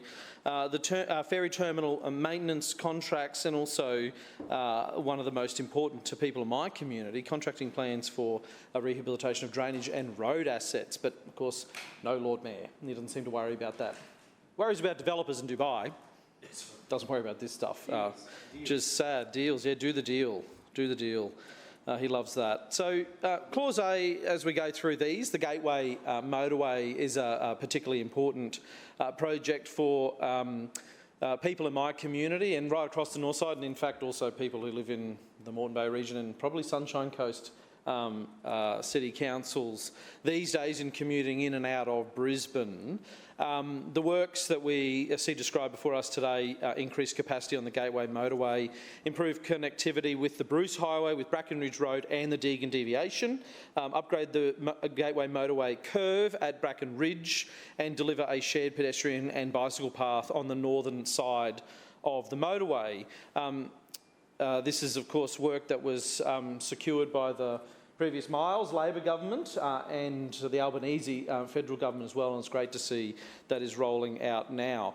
TMR has requested, as we've heard, several trustee leases for 7 years at locations including Bald Hills and Bracken Ridge. It is an interesting arrangement given this is state government land that's held in trust by council and then they've asked the trustee to then lease it back to them. So complicated, but anyway, that's what's happening here. Many of these are on bushland and wetland reserves, the addresses before us today, and those reserves are significant to local ecosystems, including the Tinchitamba wetlands and Barangwarra bushland reserve as well. I've had a look at these, and some of them do appear to be just bits of grass and an open drainage ditch alongside the gateway. Some appear to be more like parks and open spaces, and some do have bush and vegetation on them as well. So it is important across all of these sites that we want to know what offsets are on offer here for any loss of habitat. It's one thing to say that in 7 years' time, TMR vaguely say they're going to rehabilitate these sites to some degree, but in the meantime there's a net loss of vegetation in Brisbane over the next 7 years. So we want to know what offsets are on offer here for loss of habitat. What guarantees are we seeking as council from TMR about the restoration of these sites? Some of them, as I said, are unvegetated currently, but some are. It's a great opportunity to return those sites to the community in as good or better state than they were surrendered.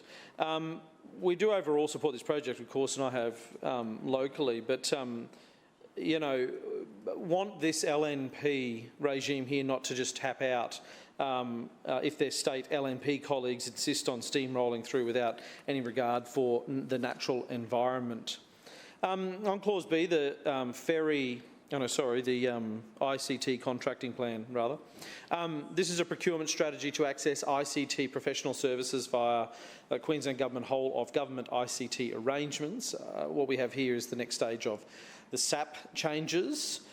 These changes have been ongoing for 3 years, most of it in planning and not implementation.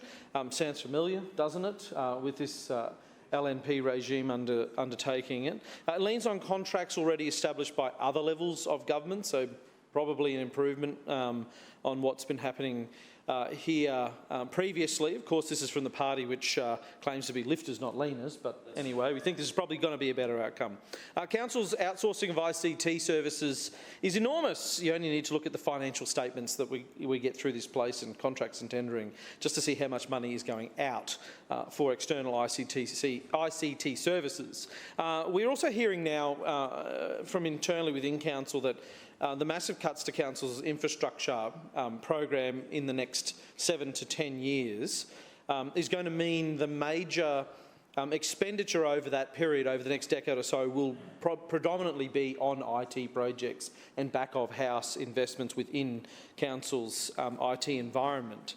So I'm interested in the LNP regime here explaining how the cut-copy approach is the best outcome for Council and for Brisbane. We like to hear some more about that during this debate.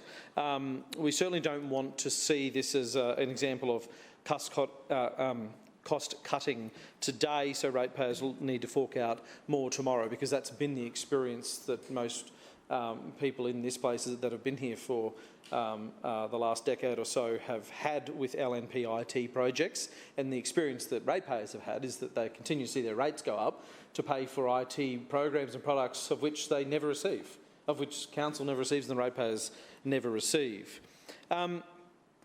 So we would certainly like some more information about that, because what is contained in the papers before us today certainly doesn't come close to providing that explanation. There's also obviously increased security risks with every ICT service that gets contracted out elsewhere, and I guess the silver lining is that of the 700 pre-qualified suppliers, 186 of them are small to medium enterprises based in Brisbane, 2 Indigenous suppliers and 3 social enterprises as well in the list there. We certainly hope the LNP have done their due diligence. They don't, again, give us much in these papers before us to look at there. There is a website of which you can find these contracting plans for whole of government services, and on their ict.gov website, on there it does say that you can't use this arrangement if you're a local council. So we hope that is not applying to this project for council, and we do have agreement and approval from the Queensland Government to enter into those arrangements as well, and we hope it's not all for nothing. On clause C, this is the ferry terminal maintenance project. We support this one. We obviously want our ferry terminals maintained, and maintenance on ferry terminals, CityCat and ferry terminals, and the idea of this contract is to make sure that all terminals that accept ferries or kitty cats, the rented boats that we now have in Brisbane, and CityCats can access all those terminals. But it has been a bugbear for people, for many people, the level of maintenance on these assets. Councillor Collier has explained here in this place as well the state of the Apollo Road ferry terminal is barely worthy of tying a tinny up at it. And when you think about the scale, for instance, of the barracks development that is going in there, it's just absolutely unacceptable as well. And it was Labor, it was the Labor Lord Mayor who brought in CityCats, of course, to Brisbane. And I'll get to that one in one sec. And it was Labor who realised the river had a part to play in our public transport network, not just for recreation, but public transport as well. And it was the Liberals. It was the Liberals, the precursor to the LNP regime we have in here today, who fought against introducing CityCats every single step of the way and voted against them every time. So for us, we know that ferry terminals are important and a very important piece of the public transport puzzle. But it is, of course, the LNP that have been neglecting them, and not just in their maintenance, but in their expansion as well. And rather than an integral part of moving residents to where they need to go, the LNP are letting the ferry network become little more than tourist boats, which is not their original intention. River taxis, water scooters, and flying foxes were some of the flash in the pan headlines we saw from the Lord Mayor over recess, this recess just gone. He might have heard about some of them in Dubai. Maybe he found an investor. Maybe he found a billionaire that he wants to work with over in Dubai, perhaps. That's what he was suggesting anyway that he was doing on his trip. That's just the tip of the iceberg, of course, because underneath is Brisbane's congestion crisis. And we know that a lack of care and attention or interest from this LNP regime in public transport is meaning that it's going to get worse. Finally, the Clause D, the procurement subgroup for construction rehabilitation of transport and drainage infrastructure, roads and drainage. These contracts are the bread and butter of council, and if only this LNP regime took transport and drainage infrastructure seriously, we'd be in a much better place as a city. We're hearing council has now been mothballed or is in the process of being mothballed into a maintenance period for the next decade or so, with no new infrastructure projects being planned while the state government manages Olympic infrastructure. So what we now know... Councillor Cassidy, your time has expired. I move for an extension. Second. It's been moved by Councillor Kim for an extension, seconded by Councillor Strunk. All those in favour say aye. Aye. Those against, no. The ayes have it. Councillor Cassidy. Thanks very much, Chair. So what we have now know is that the LNP are closing down the major projects office within council, within Brisbane Infrastructure. We're also told that City Projects Office will be closed down soon. So at best, what we can hope for is that the LNP will continue to keep the lights on, but maybe that's too much to ask at the moment even. So if the LNP are not intending on spending any money on major infrastructure over the next decade or so, we would expect much more focus, a much bigger focus on maintaining and upgrading existing assets that have been badly let go. and we heard the conundrum that local councillors face in just such a small part of the budget through CEF from Councillor Kim earlier, 25% reduction in the capacity of councillors to deliver infrastructure, given the stagnation of funding and the increasing costs associated with delivering that infrastructure. 600,000 or so given over an entire year for CEF projects. They can drop nearly 500 grand on their Dubai trips, no questions asked, but they say to councillors, no extra money for local infrastructure through CEF for parks or for footpaths or safe crossings and things like that. So what we know is that there's a huge demand for maintenance and upgrades on existing infrastructure that have been forgotten about while the LNP gold plate their Swiss metro buses and their inner city projects like the Kangaroo Point Bridge, while the Story Bridge is also falling down next to it. So the jet setting around the world and spending money that way, we need a big focus, and not just on finding suppliers through this process, but also a big focus on providing the funding that is needed where people live around our city. Potholes, drainage, the Story Bridge, the list goes on. But what is the Lord Mayor spending all his money on? It's not his, I shouldn't say that. It's a little slip. What is the Lord Mayor spending Brisbane's ratepayers' money on? Spending almost $500,000 on his conference duties over in Dubai, not Brisbane. Supporting Dubai's economy, of course, with the money that Brisbane ratepayers need to be spent on their homes that are flooding and streets that are crumbling. I note the procurement strategy objective here is that this contract, and I quote, provides the most advantageous outcome for council. But whose council exactly? Is it Brisbane City Council, whose residents expect potholes to be filled, drains to be cleared, trees to be pruned, bins to be emptied and roads to be resurfaced? Or is it the Shrinner LNP Council, who says they can't afford any of that because they're busy spending money on overseas travel and on junk mail?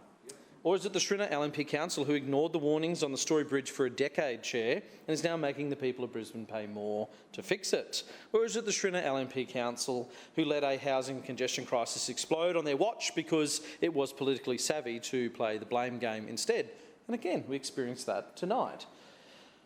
Segments and categories in this contracting plan include Segment 1, major roads and vehicular bridge construction rehabilitation. Very interested in this one, of course, and I'm sure a lot of people are. There's at least one major road and vehicle bridge that needs an awful lot of attention. Restoration even, and I wonder if this LNP Council is thinking of the same one. Don't hold your breath with this Lord Mayor in charge, because we know for 10 years he's been ignoring the need to maintain the Story Bridge. Segment 2, major bikeways, footpaths, environmental, civil works, decontamination, minor civil programs, bridge and major culverts. Anything for the good folks over at Annerley and their bike bus, I wonder. Admire them for staying consistent with that initiative, but scary to think Annerley Road in peak hour, they deserve separated protected bike lanes like in so many other places around Brisbane. Segment 3, minor transport civil roads, piling less than $2 million, pothole patching, specialised concreting and retaining walls. These are fundamentally suburban projects that are, for a long time, have been done entirely reactively by council. There's no ability for council officers to do things proactively and do preventative maintenance anymore, because they're absolutely starved of funding for doing it. So everything is reactive, a year or two, or in some cases 3 years behind schedule, because they're starved of funding for this. Segment 4, minor drainage, bank stabilisation, barge works, open channel works, concrete drainage structures. So many projects. There would be hundreds, if not thousands of projects in this category that have been left to languish under the LNP. How often do we hear from council officers, I know you'll all agree with me over here, they'll just sit silently, but they will hear it. They will hear it as well, that a drainage project, for instance, is needed, that it is then listed and it is awaiting funding from the Lord Mayor in his annual budget. Then it's just years of radio silence. For years and years and years after council officers identify a drainage project that needs to be done, is put on that list and is listed for funding, and tell constituents that as well, and they do and we do, and say, look, it's been listed for funding, but we're unable to give you a time frame because, unfortunately, the Lord Mayor will only plan ahead his travel diary instead of planning ahead investment in drainage infrastructure out in the suburbs of Brisbane. Segment 5 is the minor underground infrastructure, segment 6 maritime infrastructure. So in this, it's fair to say, I agree with what the Deputy Mayor said in introducing us, this is the core business of council. This is the bread and butter of council that we see before us today. It is important work. Yes. Can you trust the LNP to do it? No. Further speakers. Councillor Parry. Thank you, Madam Chair. Sorry about that. My clock was a bit funny.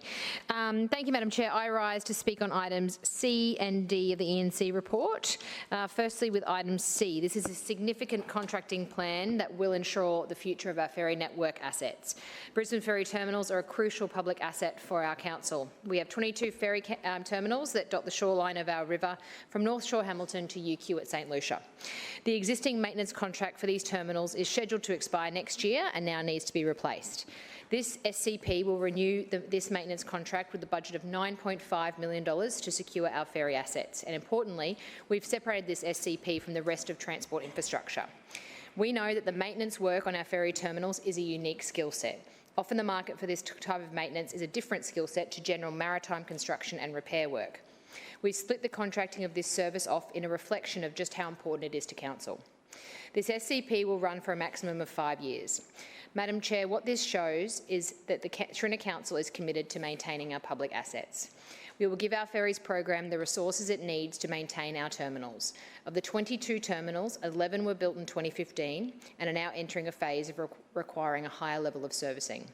The Trinity Council knows how much the public values our ferry network. We've seen the huge jump in patronage since 50-cent fares, and we're committed to the long-term future of ferries in Brisbane. That includes keeping our terminals in great condition as they enter the next stage of life. On to item D. This is the SCP for construction and rehabilitation of transport and drainage infrastructure. We're seeking to renew and consolidate our transport and drainage panel arrangements, and we know that the 2 procurement arrangements we have in place currently are both due to expire in the months ahead. As part of a renewal process, Council is seeking to consolidate these arrangements into one panel. This will give efficiency benefits to our organisation. Importantly, Madam Chair, we've also been planning ahead. With the Olympics on the horizon, a complete refresh of the panel just before the Games in 2030 could be chaotic. Accordingly, we've changed the maximum term of this panel to 9 years. This will leave us well prepared to deliver the infrastructure we need to get on with delivering the Games in 2032. Madam Chair, we expect to spend around $300 million in this arrangement and over the course of it. Although depending on the Olympic infrastructure, that figure may end up being higher. The previous panel saw us deliver a number of big ticket items. New major pieces of infrastructure like Beams Road, Moggle Road and other builds made up by Council made up key elements of the total spend. Naturally, as we move towards renewing and maintaining our asset base, we expect the spending profile under this arrangement to change. What this shows is that we have the right priorities and we are dedicated to keeping our assets in the right condition. When you shift away from major projects, naturally this results in less money being spent on a panel arrangement. I mentioned Beams Road and Moggle Road earlier, but it's also things like Howard Smith Wharf's cliffs remediation or the Gresham Street bridge replacement. With these major big ticket items finished, naturally we're spending more on renewal and maintenance of existing assets. This is a good thing. We've got more money to spend on keeping our assets in prime condition. As I said earlier, Madam Chair, we do know that the maintenance work of our ferry terminals is a unique skill set. Often the market for this type of maintenance is a different skill set to general maritime construction and repair work.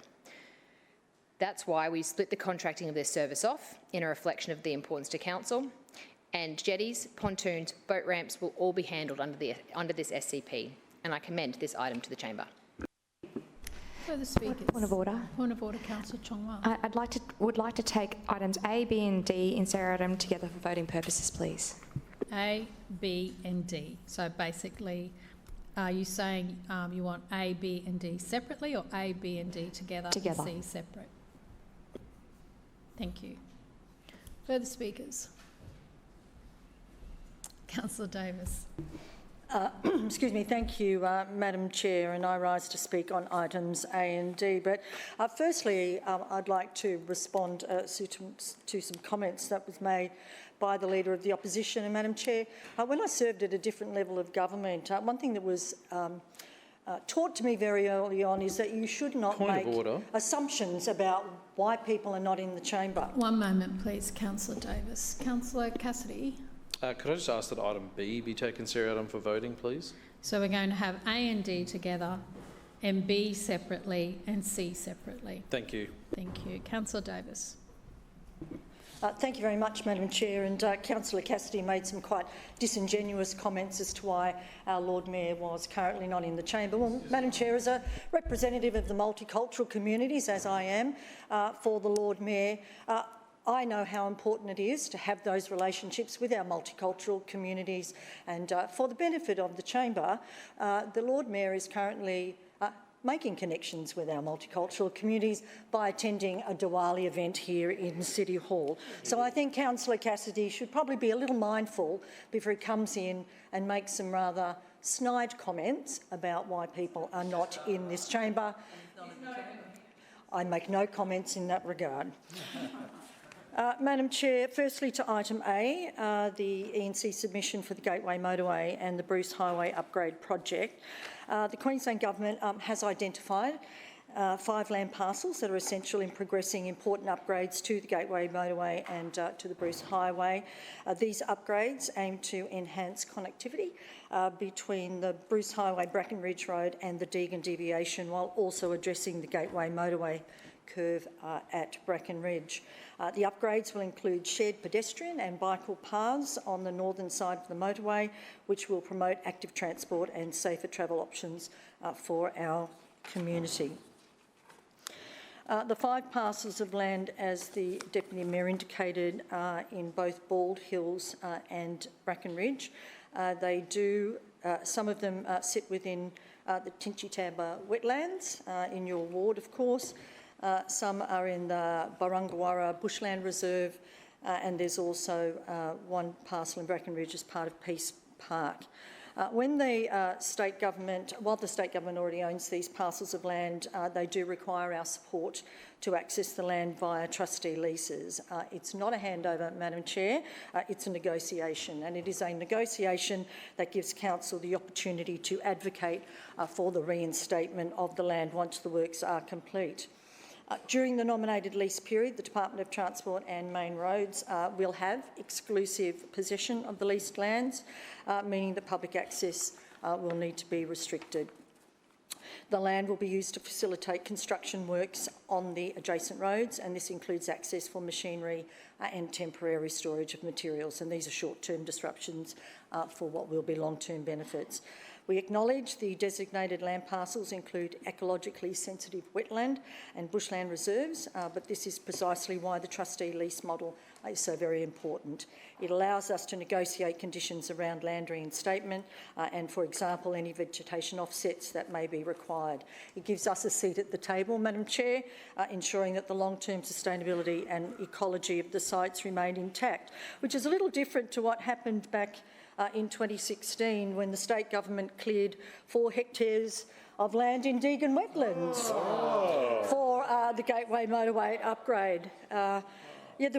So what's interesting about this, there were many comments, particularly by the then Chair, former Councillor Amanda Cooper, indicating that this was a travesty and that there needed to be restoration of the land, but in fact it wasn't. It was reduced to wood chips after it was resumed. And let me tell you who didn't make any comment about that. It may have been the councillor for Deagon Ward at the time. So to come in here and start making comments that we are not interested in working with the state government to make sure that we get offsets and that the land is restored is nothing more than a political statement.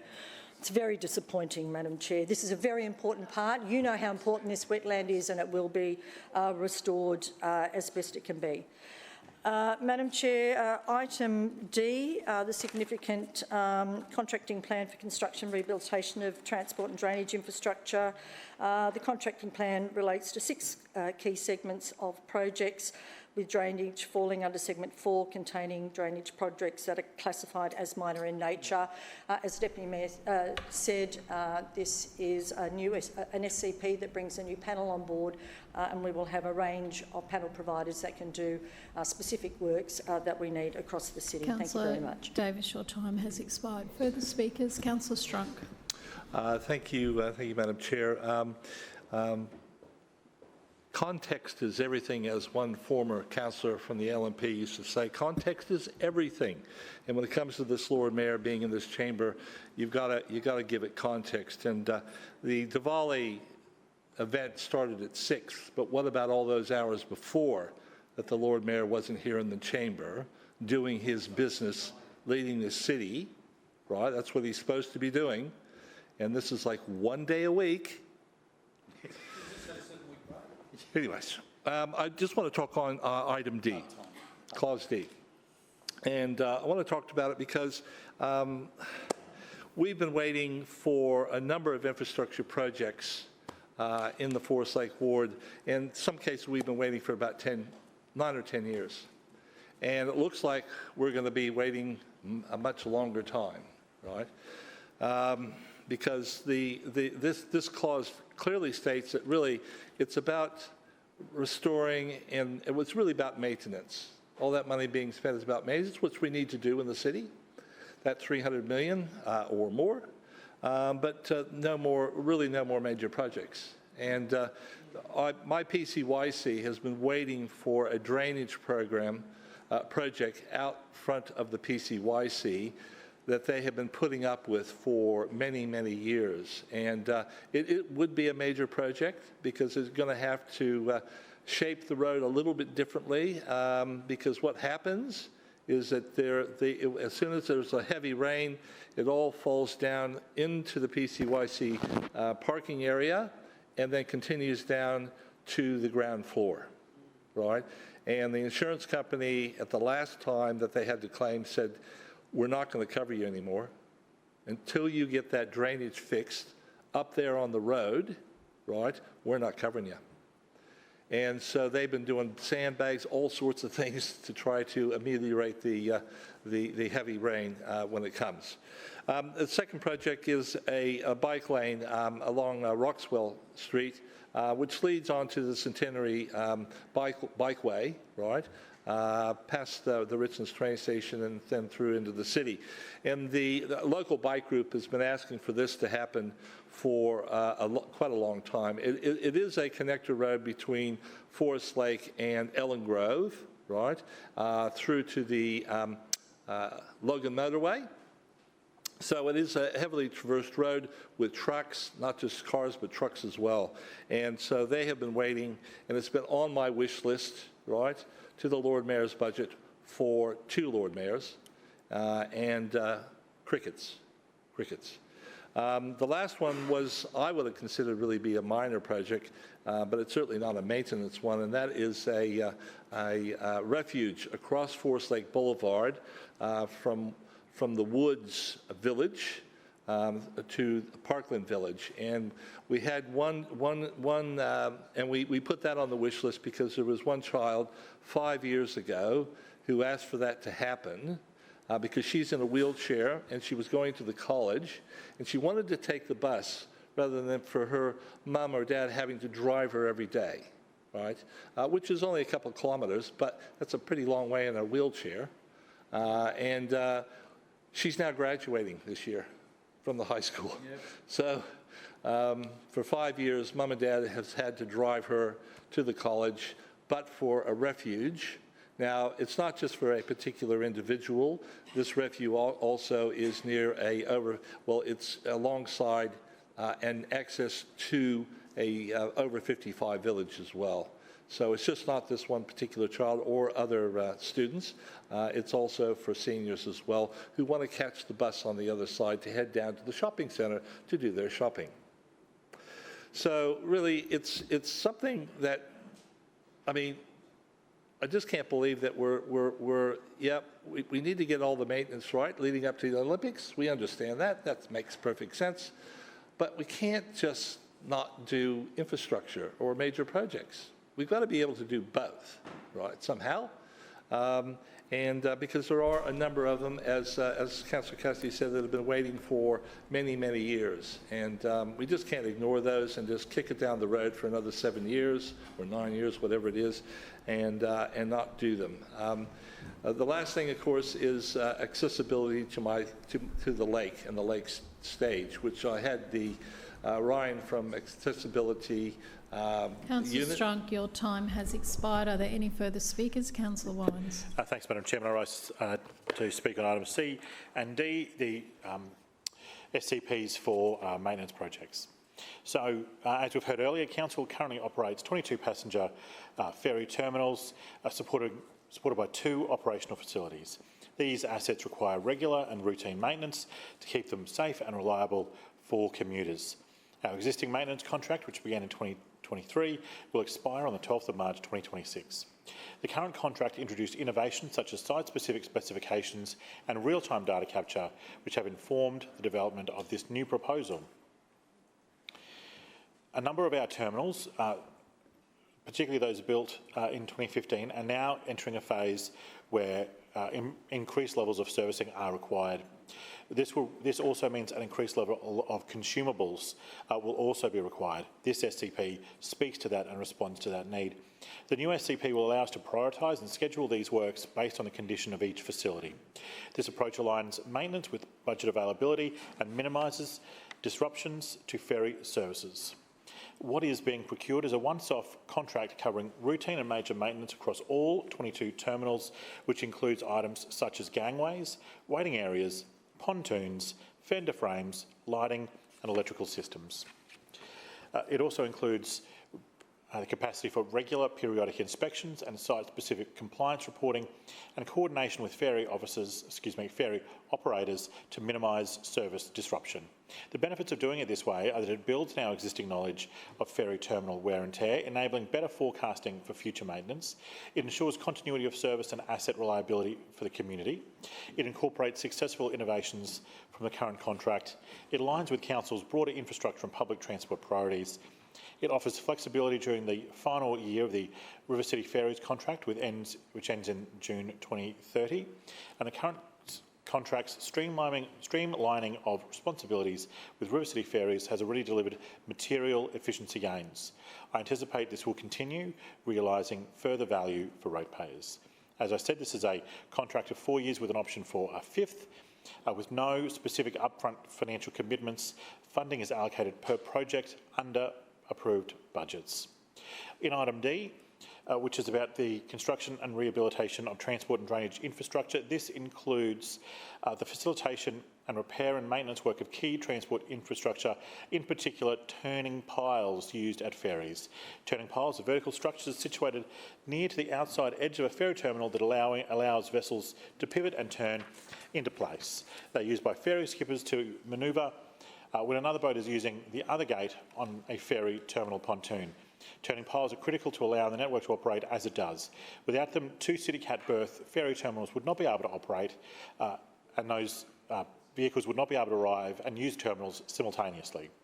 Both these SCPs are a strategic investment in the future of Brisbane's public transport system, ensuring our ferry terminals remain safe, reliable and fit for purpose, and I look forward to the support of the Council for both these items.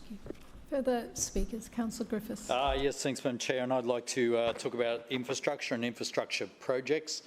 It was interesting to hear some of the councillors talk about footpaths. Sadly, in my ward, people actually die waiting for a footpath, a Brisbane City Council footpath to be built. We have had several residents who have passed away before we've been able to construct them a footpath. It's a sad indictment on this council and sad indictment on this mayor. I have over 80 footpaths waiting for construction in my ward, over 80. So I do note we're all given the same amount of money and we're all told we're given the same amount of money, but inner city wards don't have to spend money on footpaths because their footpaths are all built. So I don't think how the money is divvied up is fair to people with a disability.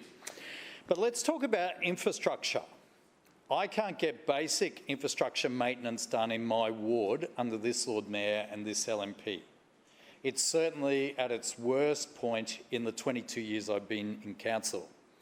I did request a list over the break of outstanding jobs for my ward, but I was told that list could not be provided because it would take too long for the officers to put together. The list was so large that it would take too many hours for the officers to put together. What does that say? So yesterday I went for a drive around my ward and thought I can pick out hundreds and hundreds of things that I can't get done in my ward in relation to infrastructure. I'll go through those in a minute. And I've certainly taken officers and managers out for a drive. In fact, we do a drive weekly. And what I learned is there is a list of jobs. So yes, councillor, your jobs get listed when you log them. We put them on this list that is infinite. And what gradually happens is jobs rise up and they will get done at some point. The difficulty is the jobs in your ward don't meet that criteria. And so the jobs in your ward don't get done. And I've been trying to understand that. It was interesting to have that said to me. Because so this is, I'm not going crazy. I'm logging job after job after job. It's not me. It's the jobs aren't getting done. And it certainly fits with how officers describe my ward. I'll give you a couple of examples. I'm not naming any one officer. This has just been over the years.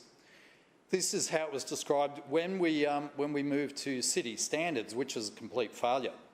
We put money where the eyes are, which means we put our money in the inner city, not your area, which is industrial.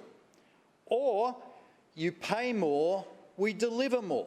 So you pay more rates in your wealthy suburb, we deliver more. Or, this is a good one, we work for the majority. So as long as the majority are happy, that's the main thing. Or finally, the last one was, councillor, your ward is like the sinking Titanic, and we don't put resources into the sinking Titanic.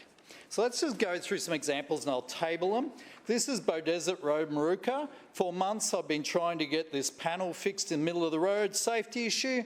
Can't get traffic and transport to talk to infrastructure. Can't get anyone to sort this out. This took 3 months at the beginning of the year. The panel has disappeared again for some reason. Can't get any action on it. First one. Second one, Pegs Park, Maruka. This has been put through before by myself. When I spoke to the officer today, they said there's no record of it, so it's disappeared off the list. There are 2 panels missing from these pipes that suck people into them when there's a large storm. This is really dangerous. Why it hasn't been picked up by our parks crew and reported, I don't know. Probably because we don't have parks crews anymore. That's Pegs Park, Maruka. Oh, this one is like a swamp on the side of Beaudesert Road. This will never be done, apparently. We do put cones in it to let people know that this swamp is there, but we have no intention of filling this hole. Oh, here's a broken tree branch from the storms. Oh, councillor, your ward wasn't the worst affected. We're concentrating on the worst affected, not these residents at Rocklea. Oh, here's a bus stop fence that's been run into by a car. This has been here for 4 years. 2 times we've had tape put on this. The last bit of tape that council, so someone's driven out, put tape on it, and nothing has happened. 4 years. That's Beaudesert Road, Rocklea. Oh, Councillor Griffiths, your time has expired. And is there any further speakers on clause A, B, C or D? No further speakers. Deputy Mayor. I'll now put A and D to the vote. All those in favour say aye. Aye. Those against no. The ayes have it. That is carried. Division called by Councillor Chongwa and seconded by Councillor Griffiths. Ayes to my right, noes to my left. Clerks, please ring the bells.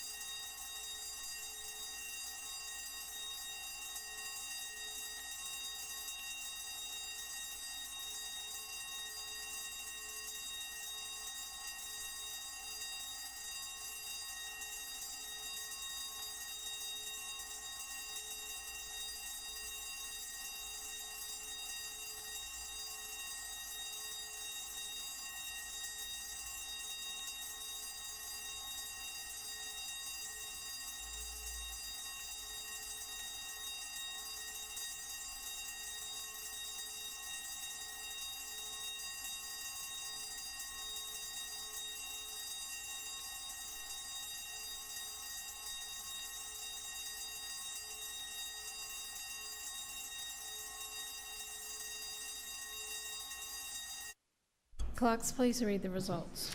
Madam Chair, the ayes have it, the voting being 19 in favour and 1 against. That is carried. Councillors, please resume your seats.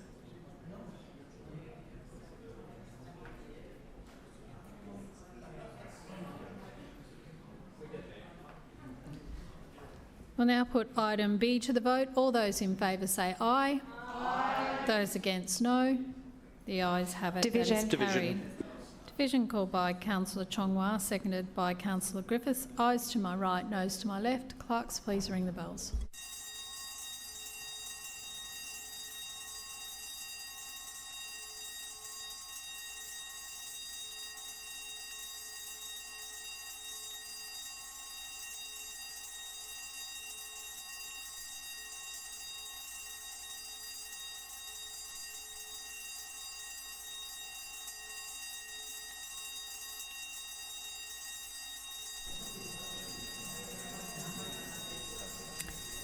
Clerks, please read the results. Madam Chair, the ayes have it, the voting being 15 in favour, 1 against and 4 abstentions. That is carried. Councillors, please resume your seats.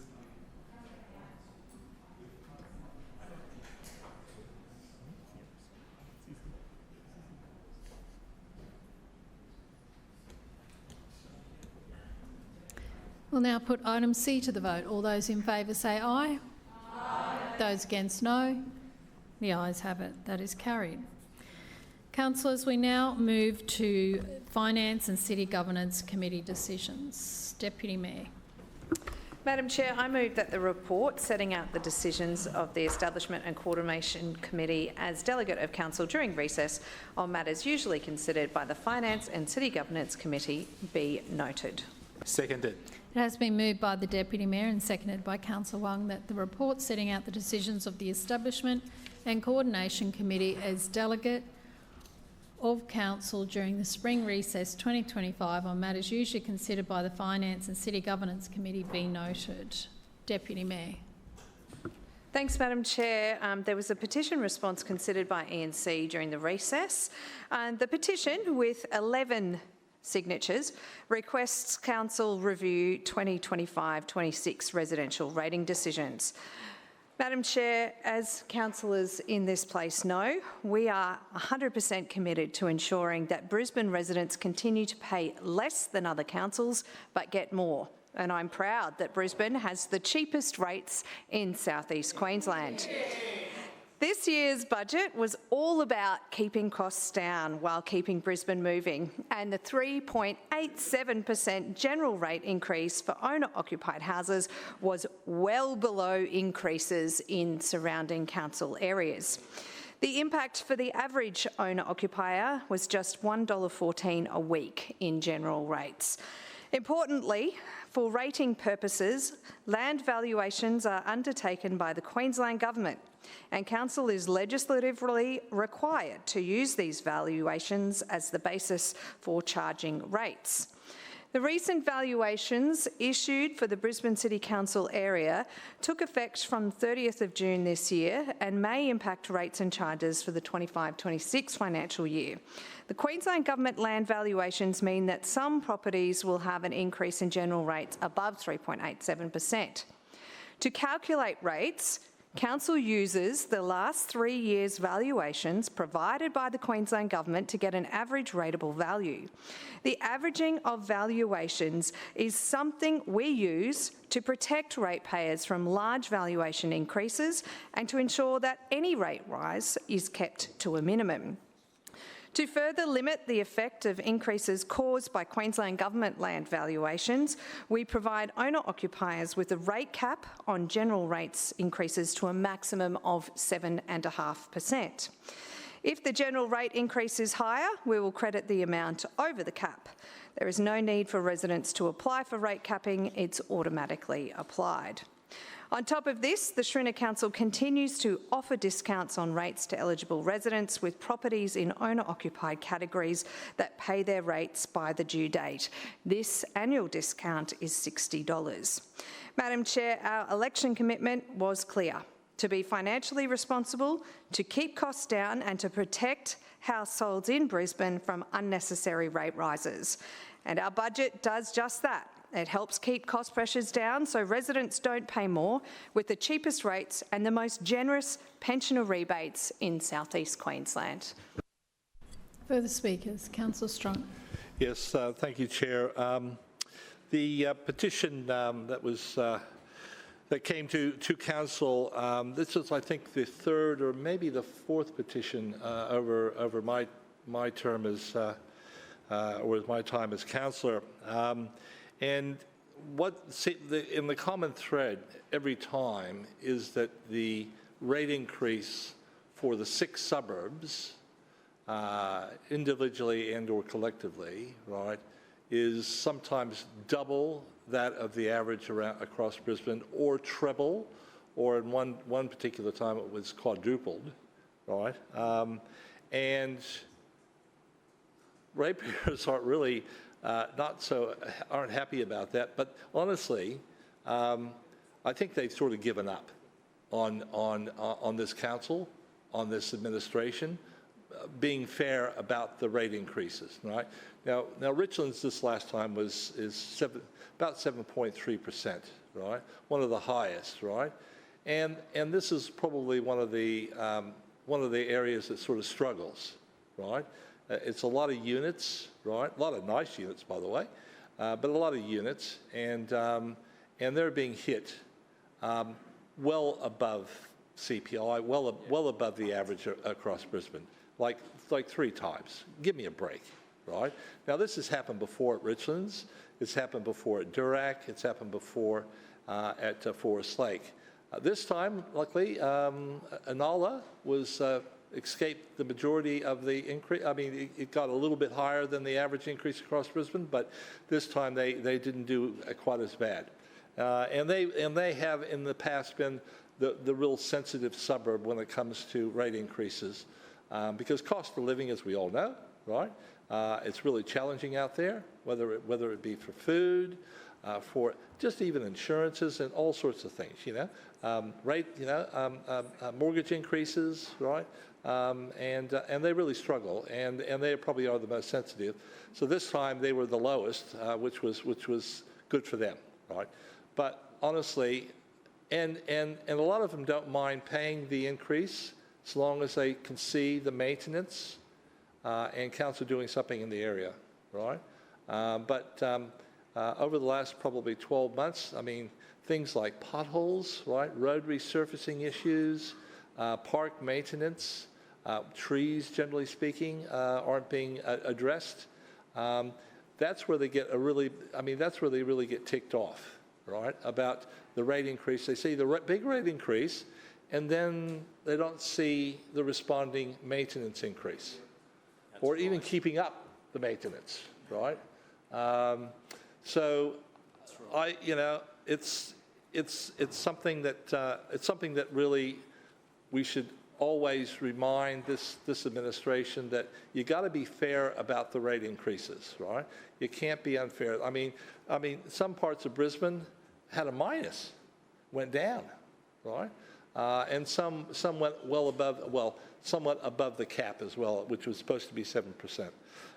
So I just think it's always good to have a petition so that we can be reminded that there are a lot of people out there doing it tough.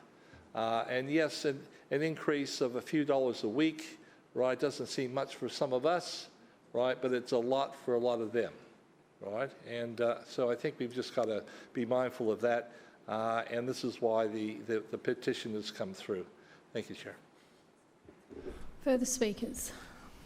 Councillor Cassidy. Yeah, just thanks very much, Chair. Just briefly on this one. It's an important one about fairness and about value for money from your rates, and a good example, and Councillor Strunk has encapsulated that. And what we heard from the Deputy Mayor in introducing and speaking about this petition response just earlier was a claim apparently that the LNP were keeping costs down, except rates went up. She said that they were keeping Brisbane moving, and yet we were grinding to a halt through congestion. And the Deputy Mayor said they were providing services despite cutting them across the board. Now, valuations, state government valuations, are one element to rate increases. That is well accepted. Another element to rates increases are the costs of doing business in council. And under the LNP over the last decade, we've seen a $800 million extra cost on the ratepayers of Brisbane to cover the blowout on the metro. Yes. And that's just one project. So it's disingenuous to say that it's all just valuations. It's also about the political decisions and mismanagement of the LNP that are driving up rates as well. And the Deputy Mayor talked about a 3-year rolling average for valuations. And all I can say to that, Chair, is thank God for Labor. Thank God for the Labor administration here in the 1990s and early 2000s that brought in 3-year rolling averages for valuations to moderate that. So the only relief that the Deputy Mayor says to people who say their rates are going too high because of LNP waste and mismanagement is 3-year rolling averages. She's conceding that the only relief that people have out in the suburbs of Brisbane is a Labor policy. Further speakers? No further speakers. Deputy Mayor. Now put that to the vote. All those in favour say aye. Aye. Those against no. No. The ayes Division. have it. Division. Division called by Councillor Chongwan, seconded by Councillor Cassidy. Ayes to my right and noes to my left. Clerks, please ring the bells.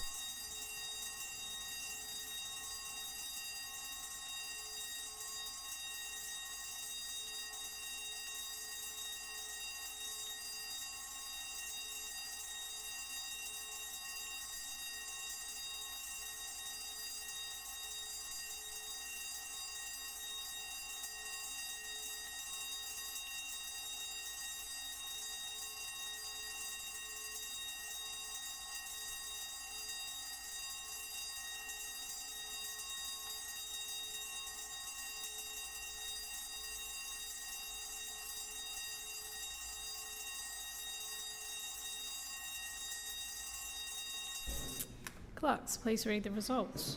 Madam Chair, the ayes have it, the voting being 16 in favour and 5 against. That is carried. Councillors, please resume your seats quietly.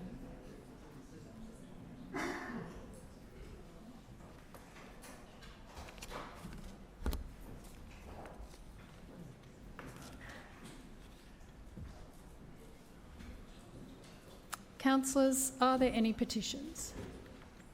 Councillor Cassidy. Thank you, Chair. I have a petition on behalf of Councillor Collier asking Council to stop the childcare development on the corner of Wynnum and Riding Roads. Councillor Griffiths. Yes, thanks, Madam Chair. I have a petition on behalf of Councillor Johnston for the Clive Street crossing. Councillor Kim. Thank you, Chair. I have a petition to build more footpaths in Pollara. Councillor, no further petitions. Councillor Dixon, can I please have a motion for the receipt of those petitions? Chair, I move that the petitions as presented be received and referred to the committee concerned for consideration and report. Second. It has been moved by Councillor Dixon and seconded by Councillor Strunk that all petitions as presented be received and referred to the committee concerned for consideration and report. All those in favour say aye. Aye. Those against no. The ayes have it. Councillors, are there any statements required as a result of an Office of the Independent Assessor or Councillor Ethics Committee order? Is there any general business? Councillor Howard. Thank you, Madam Chair. Madam Chair, I rise to speak very briefly about the 150th anniversary of the Kingdom of Tonga. And I know that our Lord Mayor made some comments earlier, and I'd just like to add a few of those comments because today is a very special day for the Tongan community here in Brisbane because it's the 4th of November and that marks the 150 years since the Constitution of the Kingdom of Tonga was established. It's one of the oldest written constitutions in the Pacific, and it's a remarkable achievement that continues to guide the Tongan people with strength, unity and pride. And Brisbane kicked off celebrations early on the 25th of October with an unforgettable event in King George Square, and I was honoured to represent the Lord Mayor and to share with the Tongan community some wonderful performances. And the Lord Mayor mentioned the Mamana Academy of Tongan Arts and the Royal Tonga Police Brass Band, but we were also privileged to have the Reverend Suli Halu there, who was a member of the Royal Tonga Police Brass Band way back when. As I think the Lord Mayor mentioned Warrant, and that was back in 1985. So Suli has been, can I just say, it was the most incredible performance.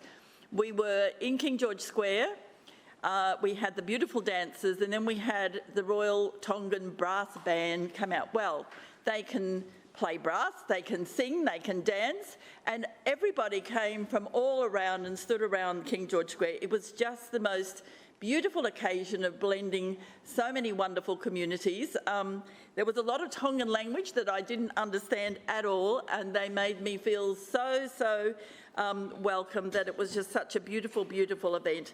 And look, we were also very proud to light up our city assets in the colours of the Tongan and Samoan flags during the NRL Pacific Championships in October, which was a gesture of unity and respect. And of course, the Tongans didn't do too well with the footy. The Samoans sort of beat them to a pulp, but that's okay. We also had a storm that stopped play in the middle of it, but it was a fantastic, the camaraderie of the team, the fact that Suncorp Stadium was just such a happy place with so many beautiful Pacifica people just enjoying everything that Brisbane has to offer.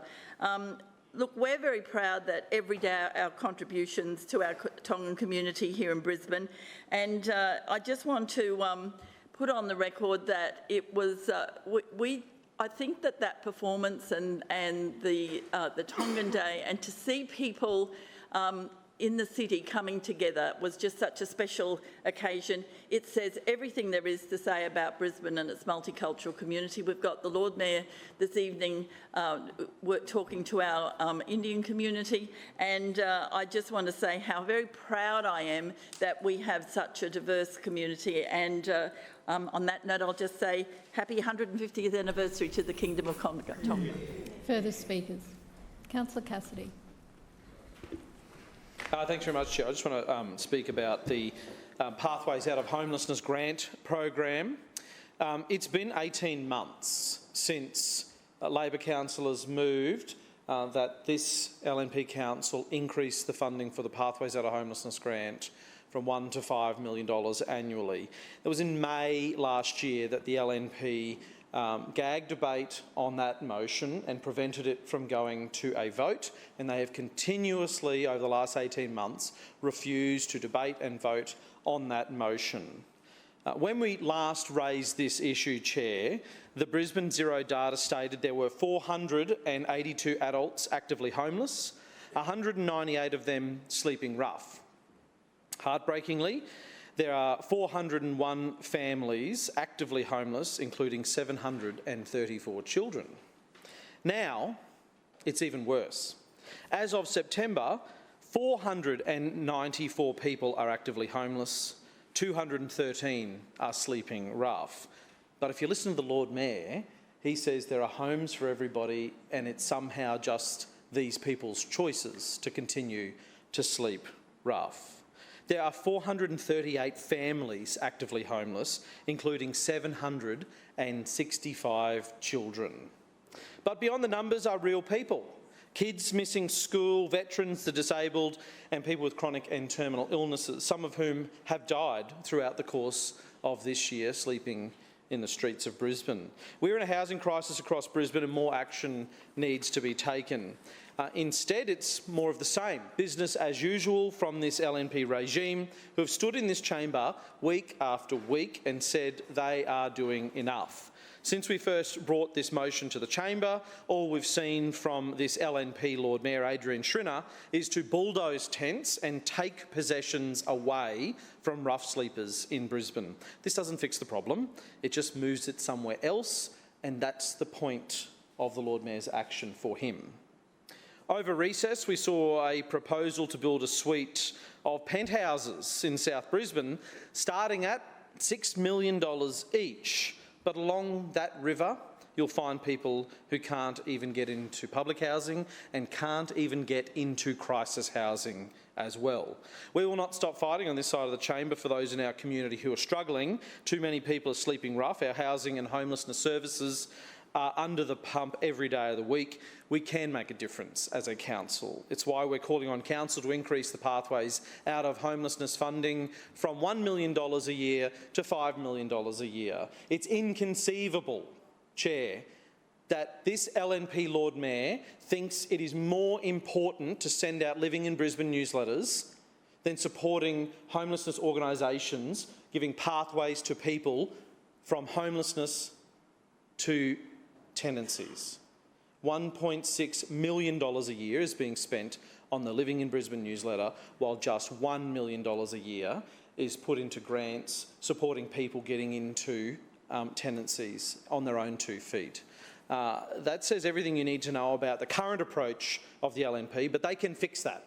They can do things differently. They can stand up. They can have a backbone and show some morals and some values and say they want to do everything they can. So as we approach Homeless Connect, which is occurring on this Friday, wouldn't it be a great story if the LNP finally said, okay, they will stop blocking action in this council on supporting homelessness organisations at Homeless Connect and announce that will increase the funding from $1 to $5 million.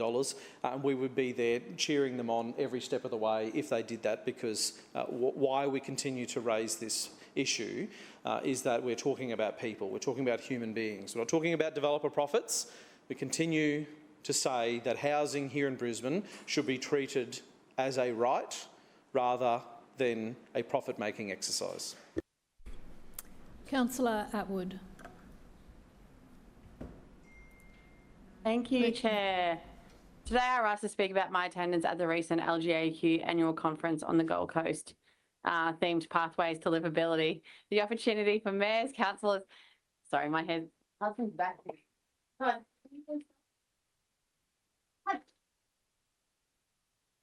I'm so sorry. To come together. From the tip of Cape York across inland towns like Cunnamulla down to the Tweed and here in Brisbane, we share many common aspirations for our communities. And one theme that really stood out was cost shifting. Every Queensland council is trying to deliver basics, important infrastructure for their residents. Yet for every council is growing increasingly hard under financial pressure. The LGAQ often made reference to cost shifting and said it's costing Queensland councils $360 million per year. But I would argue we spend more on that alone here in Brisbane, for example, with the Metro. Another quality important message and takeaway was a collective strength of councils working together and sharing our experiences. While we in Brisbane wrestle with how to support our city's exponential growth, many regional councils are simultaneously trying to think of creative ways to encourage people to move more or to stay in their towns and ensure that their towns provide the basic necessities such as childcare. Many councils now run their local childcare centres because as they said, if they don't, their residents will move away. Over the 3-day conference, I had the opportunity to engage in a number of sessions, including Roads and Transport, the SEQ Councillors Forum, the Young Councillor Cohort networking events, and to listen to a number of guest speakers. One presentation that caught my attention was given by John Wharton, the Mayor of Richmond Shire Council. He spoke about some of the business opportunities Richmond Council have started to increase their revenue. And I thought it was pretty cool to hear about their chickpea farming experience and also for tendering for TMR projects. The theme of this year's conference was Pathways to Livability, and it gave me a different perspective on how I do my role as the Doughboy Ward Councillor. And in closing, I just wanted to mention a special little moment during the conference for Sammy and I. On day 3, during the motion session in a lecture theatre full of councillors, the MC made an announcement that there was an unregistered delegate present who had been voting, and he proceeded to announce that it was little Sam and gave him a lanyard and a little name tag as well. So it was very cute and one of those working mum moments that will stay with me forever. So thank you to LGAQ and thank you to Brisbane City Council for allowing me to go and to learn so much about all the incredible councils across Queensland. Thank you. Thank you. Further speakers? Councillor Strunk. Thank you, Chair. Right to speak on a couple of events and a closure of a local business after many, many years. The last Saturday, the Bluefin Fishing Club had its annual trophy night and dinner. And fishing clubs from right across southeast Queensland come come to the dinner because it's well attended because it's got some of the best seafood that you'll ever see available for about 250 people. That's about all they can fit into their area, you know. And we go on about the food, but really it's about the Bluefin Fishing Club itself. Next year they will be celebrating their 70th anniversary. And there's not too many clubs around Brisbane, and I'm sure there's not fishing clubs around Brisbane as well, or South East Queensland, that can actually say they've been in the fishing club business for 70 years. It grew out of a couple of little sheds back 70 years ago, and now they've just spent another couple of $1 million just doing up one of the dining areas. And one thing about this fishing club is that they don't borrow any money. They spend their own money. Every time they upgrade their facility, they spend their own money. And that's how well it's been managed over many, many years, and I just pay tribute to them. There's not too many clubs that can actually do that. Anyways, moving on to an opening of the 4th new park in my ward since I became councillor. The Grove Street Park, which is on the corner of Grove Street and Redhead Street, now looks after probably 300 or 400 families that live around it and in units and townhouses. Before they had really nothing to recreate in walking distance. They had to sort of drive to a park, but they can actually now walk. And we had the opening a couple of weeks ago, and it was just really nice when they come up and say, "Listen, thank you very much," because now we can just, we can go there for picnics. We can get the community together, small groups out of the community to meet up there and have a space, because most of the townhouses and the units, the complexes, don't have much green space for any of that, right? So we need to do more and more. We need to do more and more of that sort of park area for these big areas that have just townhouses and units and not much else, not much other infrastructure within their complexes, right? The third thing is closing of a local business that opened in 1995, I think it was. The Crossacre Nursery is closing in April next year. It was quite a large block of land, and of course the developers eventually talked them into selling, right? Which, it happens. But Cole and his wife Michelle, Cole is just turned 80, and he said, 7 days a week, 80 years of age, maybe I should retire. I think his wife had something to do with that. She's retiring as a school teacher. She's a bit younger, but she's been teaching high school maths and sciences for years. Fantastic couple, beautiful family, and I wish them well, of course. It's sad for my Lions Club because we did the barbecue. We had a small barbecue in operation there every Saturday and Sunday from 10 till 2. Now we may try to find another place. But they also distributed the free plants for Brisbane City Council. So now we're going to have to find another outlet, right? So I'll just put it out there to the chair. We need to find another outlet because we don't want people locally having to go all the way to Karawatha, which is what they used to have to do for a time. Listen, I'll finish my comments here. Thank you, Chair. Further speakers? Deputy Mayor. Thanks, Madam Chair. Oh, there we go. Clock's reset. I'm pleased to provide a verbal report to the Chamber as part of general business on the trade mission to the United Arab Emirates, which occurred at no cost to Council. This was a timely visit to Abu Dhabi and Dubai, as within the last few months, the Albanese federal government secured the Australia-UAE Comprehensive Economic Partnership Agreement, which seeks to provide access to new markets for Australian products to millions of new consumers. On arrival, Australia's ambassador to the UAE provided the Brisbane delegates with details about this new cooperation, which both the Prime Minister and we remain optimistic will deliver economic outcomes for our communities. It opens access to over 120 service sectors, from education and finance through to professional services. It's Australia's first trade deal in the Middle East, despite 50 years of diplomatic relations. And its estimated two-way trade between our nations already exceeds $12 billion. But being in market with this new agreement was an opportunity to develop stronger partnerships. Abu Dhabi is Brisbane's only sister city in the Middle East and North Africa. And in 2024, the cities commemorated the 15th anniversary of this relationship. Home to just over 4 million people, Abu Dhabi is the federal capital of the UAE and is an aspiring global financial centre, a growing innovation hub, leading energy producer, cultural hub with major world-class museums and stadiums, and it's home to over 200 nationalities. The visit was the first in more than 10 years and aimed to strengthen the intergovernmental, economic and business ties between our cities.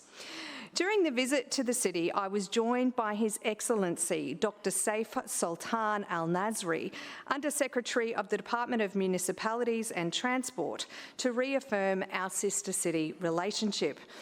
Side note, he shared with me some personal anecdotes of his time studying in Brisbane and fond memories of our city. The Sister City Agreement was first signed on the 2nd of February 2009, and this reaffirmed agreement signifies the ongoing valued partnership and the friendly cooperation between our cities.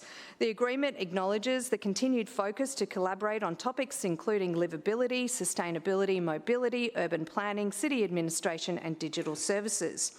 After the signing, I was invited to provide a message on behalf of the City of Brisbane in their official visitor book. The delegation was then provided with a presentation from the Department of Municipalities and Transport Abu Dhabi. This invaluable visit to Abu Dhabi also included numerous site visits and meetings to witness and experience the incredible infrastructure projects that are being rolled out. There was also a trade showcase, which involved more than 190 registrants for the Brisbane delegation to connect with and to showcase the latest from our city.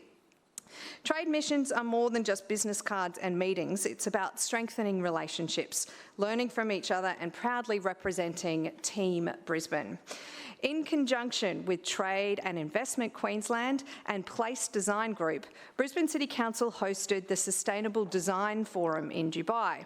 We were joined by Mayors Milligan, Sharp and Wilkie, along with Deputy Mayors Bannon and Jonik.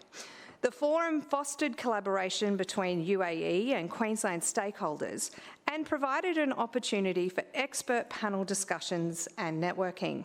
It was a unique platform to share insights and advance sustainable urban design initiatives. The delegation had the opportunity to tour 2 emerging precincts as well. Maiden River, close to the centre of Dubai, is a mixed-use community and when finalised will have more than 16,000 dwellings. The second precinct, south of Dubai, is in the early stages of construction with over 34,000 dwellings and 148,000 square metres of retail on offer. The scale of those projects is incredibly difficult to comprehend, but what struck me was that there are tens, if not hundreds, of similar projects which are under construction all at the same time. I want to finally take this opportunity to sincerely thank Nicole, Garth, Sarah and the whole International Relations and Multicultural Affairs team who work every day to ensure that Brisbane is recognised as a truly global city. Further speakers? Councillor Wolfe. Thank you very much, Madam Chair. And this evening I rise to speak about many incredible cultural events that I had the pleasure of attending during our recent chamber break. Celebrations included the Brisbane Celtic Festival, both the Durga Puja and Diwali Whites, and the spectacular International Breakfast, and also the seniors celebrations that continued through the month of October. All of these truly highlight our city's diversity and unity. Each event reminded us just how proudly Brisbane embraces all cultures, ages and community. Firstly, what a bonny day it was at the Brisbane Celtic Festival and the 25th International Tartan Day. At this milestone celebration, the day was proudly filled with tartans, bagpipes, talented musicians, dancers and a wonderful community spirit. However, it was disappointing to witness protesters interrupt the formalities and disrupt what should have been a joyful and respectful occasion. Despite this, Mavis, from the Queensland President of the Celtic Council of Australia, and all the organisers showed tremendous professionalism and composure. A huge thank you goes to the Celtic Council of Australia Queensland and the Australian Scottish community for their dedication, hard work and bringing the event together, and for their ongoing commitment to preserving and celebrating our city's rich Celtic heritage. Moving from tartans to taste buds, the celebrations continued at Ironside State School with an incredible international breakfast. A huge congratulations to Ironside State School P&C for such a flavour-packed event. Truly a breakfast that travelled the world. From sushi to samosas to strudels and more, the morning was filled with smile stories and traditional stories. With parents representing their countries from over 20 nations, including Japan, Korea, Iran, Colombia, Germany, India, Greece, Canada, Malaysia, Chile and many others, the event was perfectly captured and it really made the local community feel so vibrant, inclusive and united. Also united in culture and community and celebration, it was my pleasure to attend the Durga Puja, which was celebration by the Bengali Society, and this was hosted at Indrapilli State High School. It was heartwarming to see our local community unite and to celebrate the vibrant cultural festival, a true reflection of Brisbane's beautiful multicultural spirit. From traditional rituals and joyous performances, the energy and togetherness made it a day to remember. Our city also glowed beautifully for Diwali.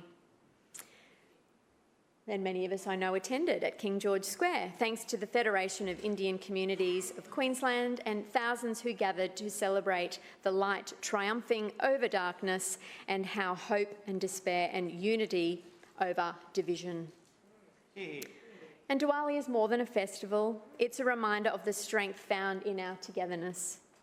It was heartwarming to see so many families and friends from every background coming together to share joy, music, and a very essence of what makes our community fantastic. And to round off beautifully what was a busy October, Queensland Seniors Month was a joy to also be involved with. From the Lord Mayor's Seniors Cabaret Gala, where seniors sparkled, sang and danced with infectious enthusiasms, to the National Seniors Toowong Branch meeting, where we heard from Richard Kinnan and his wonderful stories of the Outback. It's wonderful to reflect on our Outback, and with humour and vitality, all the seniors truly enjoyed it at Toowong Library. Schrinner Council remains committed to helping our seniors stay active, connected and to attend creative gatherings, and this was witnessed at this wonderful seniors event. So from Celtic kilts to Diwali lights, from global breakfasts to the golden years, these celebrations show our city's greatest strength lies in our unity and our shared pride in being part of Brisbane's wonderfully diverse community. Thank you. Thank you. Further speakers? Councillor Givney. Thank you, Chair. I rise today to speak quickly about the Wynnum Halloween Parade. Every October, the Bayside comes alive with all the spooks and incredible costumes and community spirit. And at this year's Ampol Halloween Parade was another incredible celebration of everything that we love about living on the Bayside. Now in its post-COVID era, this event has truly found its home here in Wynnum, proudly hosted by Wynnum Commerce Inc., with the support of Brisbane City Council and Ampol as the major sponsors. What began years ago in the Manly Harbour Village Chamber of Commerce area, it's now grown to be one of the most anticipated community events of the year, with about 10,000 people attending this year. The energy through the streets was electric, from spooky floats and creative costumes to local performers, market stalls and the ever-popular trick-or-treat trail. Families lined Bay Terrace and Edith Street, while our local businesses joined in with shop displays and plenty of treats. Events like this don't just happen by magic. They take months of planning and true dedication. And I'd like to place on the record my heartfelt thanks to the Halloween Parade Committee. Bernie Nayland, Joe Goodison, Jeanette Mitchell, Scotty Keed and Caitlin Haig for their tireless hours that work behind the scenes. Your teamwork and vision turned Wynnum into a Halloween wonderland and gave thousands of children and families a wonderful event. A special thank you also goes to Bayside Dance, the Eastern branch of the SES, Wynnum Police, the Queensland Ghostbusters franchise, the Queensland Services Heritage Band Association. These groups, along with many of the local dance, schools, bands, community clubs and interest groups, brought an incredible energy and entertainment to the parade, helping make it such a vibrant and well-loved event. I'd also like to give a huge shout out to Tony from my office for her efforts in supporting the committee in the lead up to the event. Our Wynnum Manly Ward Office was proud to sponsor the lollies for the Trick or Treat Trail and adding a bit of extra fun for the kids who took part. To all the volunteers, supporters and local businesses who dressed up, sponsored or helped with the logistics, thank you for your commitment and enthusiasm. To JD and our council officers who assisted with the road closures, waste services and event approvals. Your support ensures community events like this run smoothly and safely. And after setting the bar pretty high last year as Corella and the kids as 101 Dalmatians, the kids and I joined in the fun this year as the Adams family. It was such a joy to experience the parade from the crowd and just watch how the laughter brought our community together. We all look forward to the event again in 2026, and I know that the passion of this committee and maybe a few new volunteers would be great, and the support of council and the sponsors that will remain the highlight of the Bayside calendar. Thank you. Further speakers?